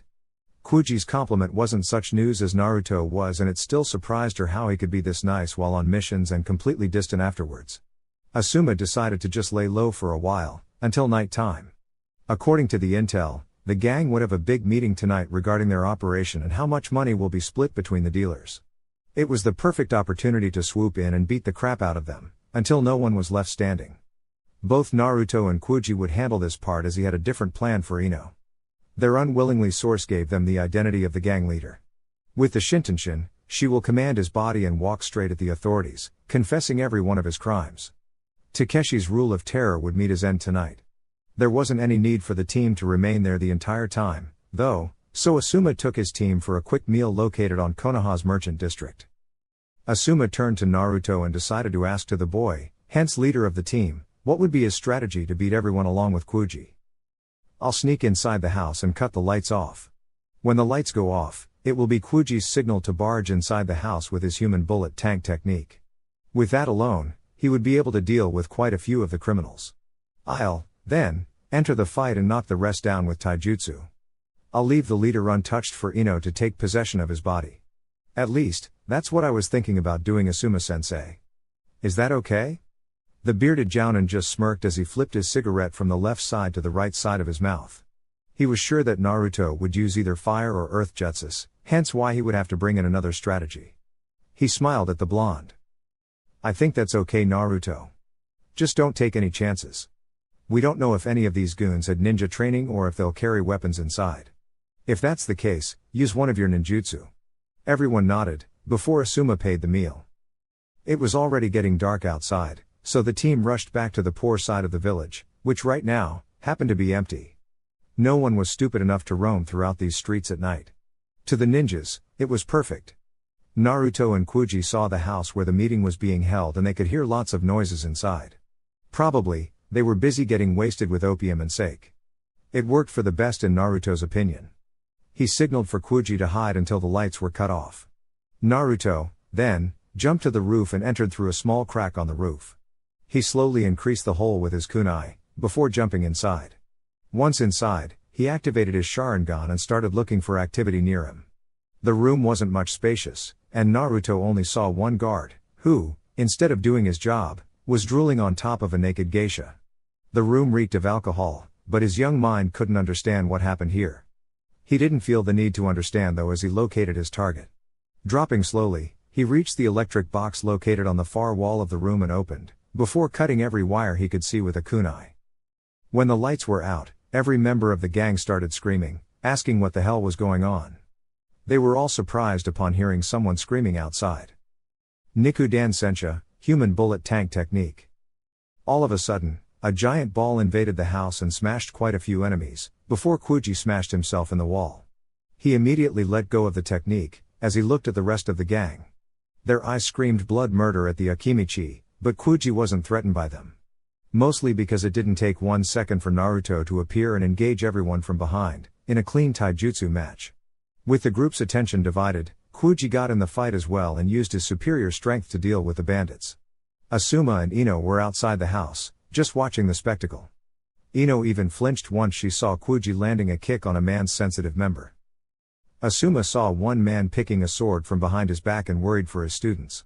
However, Naruto was using the Sharingan right now, so he was able to escape the attack before the man even moved and landed a fierce punch on his abdomen. He was out the next second, while the genins dealt with the rest. A shadow was seen trying to escape, before Ino appeared in front of him with 2 shurikens on her hand. When the moonlight illuminated the man's face, Ino smirked upon seeing the leader of the gang in front of her. She placed both hands in front of her and used her clan technique, the Shintenshin. Asuma caught her body while she was in possession of the leader's body. Kuji and Naruto came out of the house, before joining their team. The mission was complete now and their last part was to walk towards the authorities where the leader, Ino, would confess the man's crimes and request his arrest. With the gang dealt with, the area would be cleaned of crimes and, quite possibly, resurrect once more. The Hokage had a business plan for the neighborhood. With the gang gone, the next day, contractors would come, with security of course, and build some shops and even a neighborhood hospital. The best part of the contract, in the Hokage's possession, was a new bank agency there. Possibly, in about 3 to 4 months, the area would grow, financially, and even attract future residences. The good thing about Konoha being a ninja village was that ninjas tend to protect the area where they live in. So, if anything happened, a shinobi would deal with the situation or at least report it to the Hokage. With the mission accomplished, Asuma relieved his team for the day. Ino and Kuji nodded to each other and approached Naruto, inviting him for dinner. The blonde looked at them for one instant and everyone already expected a no for an answer. Surprisingly so, Naruto nodded his head and asked them where they wanted to go. He was surprised, though, when they asked him where he wanted to go. Asuma smiled at the change in interaction, before leaving the area. The team bid him goodbye, before Kuji and Ino turned to Naruto once more. He was still due to give them his answer. Well, Naruto, where do you want to go? Ino questioned him. I do enjoy some ramen, if you're both okay with it. Both Ino and Kuji wondered why the sudden reluctance in his tone, but none of them said anything. It was the first time Naruto said yes to anything and they would seize the opportunity. They followed the blonde towards the ramen stand, both with a smile on their faces. The talk with Ino and Kuji's parents were still fresh in their minds, as after that, they saw Naruto in a new light, so to speak. They still didn't see the bigger picture, but at least concerning the Uchiha incident, Naruto's reputation was cleared. At the time, both Ino and Kuji heard from their parents what really happened at the time of the Uchiha massacre, and Ino even remembered how she flinched upon hearing that Naruto was there that night, because he was searching for food. Until then, neither Ino nor Kuji knew that Naruto was an orphan. It was Ino's father, Inoiki, who told that Naruto received a direct katen jutsu to his face and his eyes were scorched because of it. And seeing that Sasuke was declared deceased due to a strong genjutsu on his mind, the Sandaime decided to implant his eyes into Naruto, hence why he was the first non-Uchiha with a Sharingan. Upon arriving at the ramen stand, Naruto greeted old man Tucci and his daughter Ayame, before introducing them to Kuji and Ino. The team talked about a lot of things and the majority of them concerned Naruto. He ended up revealing what happened after the massacre. He said to them that he received training from a jounin called Hatake Kakashi, in how to use the Sharingan. He ended up saying that his eyes was fully matured and even showed them to his teammates. Wow, it's so cool. Kuji spoke, earning a nod from Ino. So, that means that you can predict the enemy's movements before they even occur as well as copy any ninjutsu and genjutsu? The Yamanaka asked, earning a nod from Naruto, before he deactivated his eyes. His teammates' enthusiasm wasn't so much shared by the blonde, seeing as, despite getting his sight back, he considered the eyes to be cursed. On occasions, he would look at the mirror and see Sasuke instead of him, and 2 times a week, he dreamed of memories from Sasuke's life inside the Uchiha compound. He chose not to tell them that and decided to ask some questions this time. One thing he was curious about was their clan's ability to work together so fluently. Ino and Kuji nodded, but it was Ino who explained. Our fathers formed a team about 20 years ago and became insanely famous. They were called the Ino Shikacho team. Since their creation, the 3 of them devised teamwork attacks that were unbeatable. The 3 of them passed their knowledge to me, Kuji and Shikamaru. Only problem was that, for some reason, Hokage-sama placed you in Shikamaru's place, but our fathers still train us 3 on occasion. Naruto, suddenly, found himself questioning the same thing. Why he was placed in this team for. He knew about their parents' reputation and wondered if it would have been more prudent to form a second generation of the team. Not that I'm complaining or anything, but I could ask the Hokage to switch places with Shikamaru. Naruto's idea surprised them, and suddenly Ino felt ashamed at explaining about the 3 clans' bond. Naruto was stronger than Shikamaru, and while he wasn't as intelligent, he came up with good strategies for them. No, you don't have to. I mean, Shikamaru is nice and he's been with us since we were born, but he is far too lazy at times, right Kuji? Ino asked, calling for help. Shikamaru is my best friend, but even I know that his laziness gets in the way. Both Ino and I got stronger because of you, Naruto. Upon seeing Naruto's questioned look, Kuji elaborated. You are way better than the both of us combined, and, besides that, not once did you belittle us for it. Every time we sparred, I felt the need to improve, and I think Ino feels the same. Even our parents commented on our increase in drive. Shikamaru may be our destined teammate, but looking at it today, his methods of work would piss both me and Ino. Shikamaru may be our friend, but he's not our teammate and our leader, you are. Ino nodded at each word as she felt the same, strangely enough. What was even stranger was that after Choji finished talking, they all saw Naruto's mouth bending lightly towards a smile. The strange part wasn't the smile itself, but the fact that it somehow showed them a different Naruto than he portrayed. It didn't suit him, she concluded, to be bitter all the time. Thank you Kuji, Ino. Both smiled, before the meal was served. The 3 of them ate in silence, but the aura around them was softened, indicating that the team just overcame an important obstacle. This earned a smile from Asuma, Kakashi and Kasumi, who happened to be passing by the ramen house and listened to the whole thing. Their topic of conversation was precisely the team's lack of interaction and ways to solve it. They heard Naruto's idea regarding his replacement with Shikamaru and frowned in worry. It was, indeed, a questionable call from the Hokage at the time, but now they were teammates. In the end, though, Kuji and Ino managed to break Naruto's invisible barrier created around himself in order to avoid outside interaction. It seems we worried over nothing, Asuma, Kakashi said, earning a nod from the bearded jounin. Next day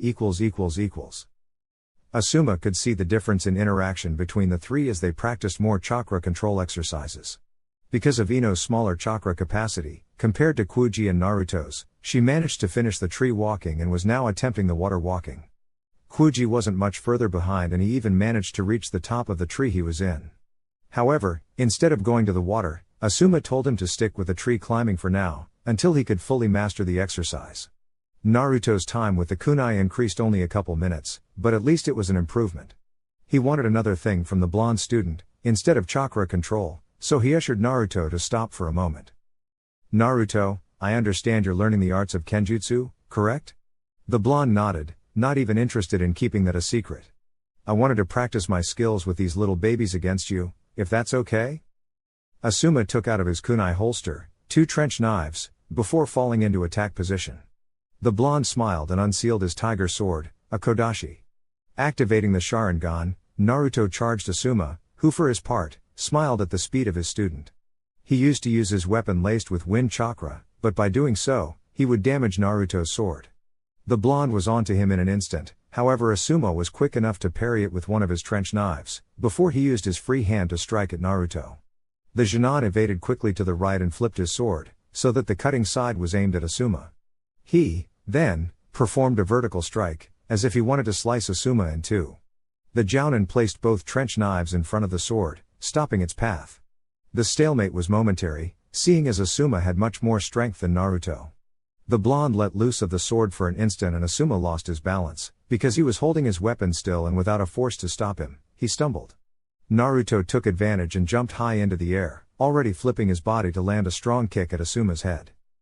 The Jounin just resumed his momentum and avoided the kick. He let go of the trench knife on his right hand and closed his fist for a punch. Despite the fact that Naruto's body couldn't react as fast as his eyes could, he managed to dodge. He aimed his Kodashi at Asuma's torso, but Asuma defended it with one of the knives. He used the other to attack, but Naruto parried with his sword as quickly as expected from the Sharingan. Naruto focused some chakra to his legs and increased his speed. He appeared behind Asuma and aimed a powerful strike at the Jounin. Asuma managed to dodge, though, by creating some distance between the two. He took some shurikens from his holster and threw at Naruto, before doing some hand seals. Shuriken Kage Bunshin no Jutsu, Shuriken Shadow Clone Technique. Naruto smirked at yet another technique acquired, before he started a quick series of hand seals. He gathered a great load of mud inside his mouth, while molding necessary chakra. Doton Doryuki, Earth Release, Mud Wall Technique. Naruto took the cover supplied by the wall of mud and took some projectiles of his own. After throwing at Asuma, he used the same technique that the Jounin used on him. Asuma was surprised upon seeing the shurikens multiplying and realized that Naruto must have copied the technique. Still, the man used a simple substitution jutsu and vanished from sight, just as Naruto appeared to deliver a powerful strike. His Sharingan showed him the source of chakra coming from behind him, but he couldn't follow the speed of a seasoned Jounin. He used both arms in front of his exposed face in a weak attempt to block Asuma's punch, but to his surprise the punch never came. Upon opening his eyes, he saw Asuma's hand in front of him. The Jounin was smiling the entire time. Naruto, nice spar, but you shouldn't focus on copying every technique you see before you. Perhaps, focus on those who would be useful to your fighting style and nothing more. Be ready for future spars like this as I expect you to improve constantly. Now, gather around everyone, we're about to start the real missions. Quite possibly, Asuma was the most enthused of the four, regarding the initiation of C-ranked missions. Ino was actually dreading the possible outcomes as she knew what C-ranked mission represented. It was their first and quite probably it would be outside the village's perimeter. Once out of the protection provided by the village's walls, who knows what could happen. Kuji, being Kuji, only thought about the amount of food that he would have to pack once he went home. Naruto, on the other hand, was more interested in meeting new enemies to face in battle. The Hokage's office . And so the team marched towards the Hokage's office, where the Sandaime Hokage was busy smoking his pipe. He was expecting his son's team to show up any time now. Meanwhile, he was busy analyzing the team's charts with a smile on his face. His decision to prevent the Ino Shikacho team's second generation allowed for a much more balanced team, and the same time, he formed a team with plain condition for tougher missions in the future. Asuma was considered an elite Jounin, and Naruto, with his Sharingan, had the potential to surpass his sensei. Kuji and Ino were well on their way to surpass their fathers. Shikamaru, for his part, was mostly brains and very little effort, hence why the Hokage believed that he would be better in another team where he could be tested. Plus, there wasn't one situation that Kakashi couldn't fix if needed. All in all, his team decision ended up being the correct one in his decision. A knock on the door was heard and his son entered, followed by his genins. Team 10 presenting for duty, Hokage-sama. The old man Hokage looked at the team with pride as he threw a scroll to Asuma with the letter C engraved on it. As I said yesterday, this will be Team 10's first C-ranked mission. It will be a simple escort mission towards Wave Country. Please come in, Tazuna-san. The door opened to reveal the client. He was pretty old, as they could see from the gray hair and gray beard. His outfit didn't show much, as they later knew his profession to be a contractor. He wore reading glasses and he was holding a bottle of empty sake on his right hand. The rotten smell that exuded from the man was quite evident and Ino was forced to cover her nose. "Tazuna-san, here is the team that will protect you until you reach your home." The client snorted at the Hokage, before attempting a zip of his sake, not even aware that the bottle was already empty. "I paid a lot of money to be protected by ninjas, but not by a team of brats, especially the blonde midget and the fatso over there." At this, both Kuji and Naruto saw red, however neither of them could hit the client and in front of the Hokage no less. It didn't mean that they couldn't respond in kind. "Yeah, well, I'm not too thrilled to be protecting a drunken old fart either, so I guess we're even," Naruto replied, earning a silent snicker from Kuji. Ino and Asuma enjoyed it as well, but none of them said anything for a while. Tazuna just snorted once more and complained about lack of respect from youngsters. "Do not worry, Tazuna-san. These three represents one of the best teams Konoha has to offer. And besides, if something happens that they can't handle it, I'll be there as well. You don't have anything to worry about." Tazuna snorted, before leaving the office. Probably, he would go to a bar of something. Asuma, then, turned to his students and gave their orders. "The mission will officially start tomorrow morning at 0800 hours.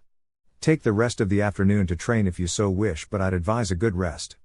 Wave Country is a good walk away from here and we won't be able to use chakra while traveling." The team nodded, before leaving and going their separate ways. Ino and Kuji went to their respective homes, but Naruto wanted to train some more. It was only 2 in the afternoon after all and he wanted to practice some fire techniques. The chakra control exercises aided him in how much he needed for the technique, so he wanted to practice a bit more. Asuma was alone with his father for a bit, as he reported the events from yesterday and the bond formed by his team. The Hokage nodded in appreciation that Naruto found, at least, acceptance from his teammates. With the Uchiha incident out of the way, the only obstacle left to overcome was the Kyuubi. However, the Hokage had faith that his teammates wouldn't resent the blonde. Only time would tell, though. With Naruto . Once on his own, Naruto went to a nearby training ground, in order to practice a new technique that Kakashi taught him. It was extremely difficult to perform, since it involved a lot of pure fire manipulation. It was a B-ranked jutsu named Katen Kane no Arashi, Fire Release, Firestorm Technique, and it consisted of releasing a powerful and thick fire stream, before manipulating it to form a fire hurricane in front of him. It was consisted of mid-range jutsu, but Naruto could adapt it to becoming a short-ranked one, by manipulating the fire a bit earlier than normal. He already managed to perform it once or twice, but it was mandatory to practice the technique more, in order to master it. First, though, he looked up the sky with a smile on his face, at his growth in skill. His fight against Asuma showed him that, but at the same time, showed him what he had to improve in, his speed. The Sharingan could very well anticipate the enemy's movements. But what good would that do if his body couldn't react in time to prevent it? He would take today and practice the fire technique, the new one he copied from Asuma, and finish with a couple of physical exercises meant to increase your stamina and speed. He would overcome every obstacle in front of him as he grew up. This mission could very well bring forth new challenges that will help him improve, possibly, new enemies to face, who knows? Maybe, Naruto may run into some missing nin from another village or something. If only he knew. Alright everyone, that's it for part 1 of Cursed Eyes. For those who want the full story immediately, I have already posted the full story over on Patreon. Anyways, until next time,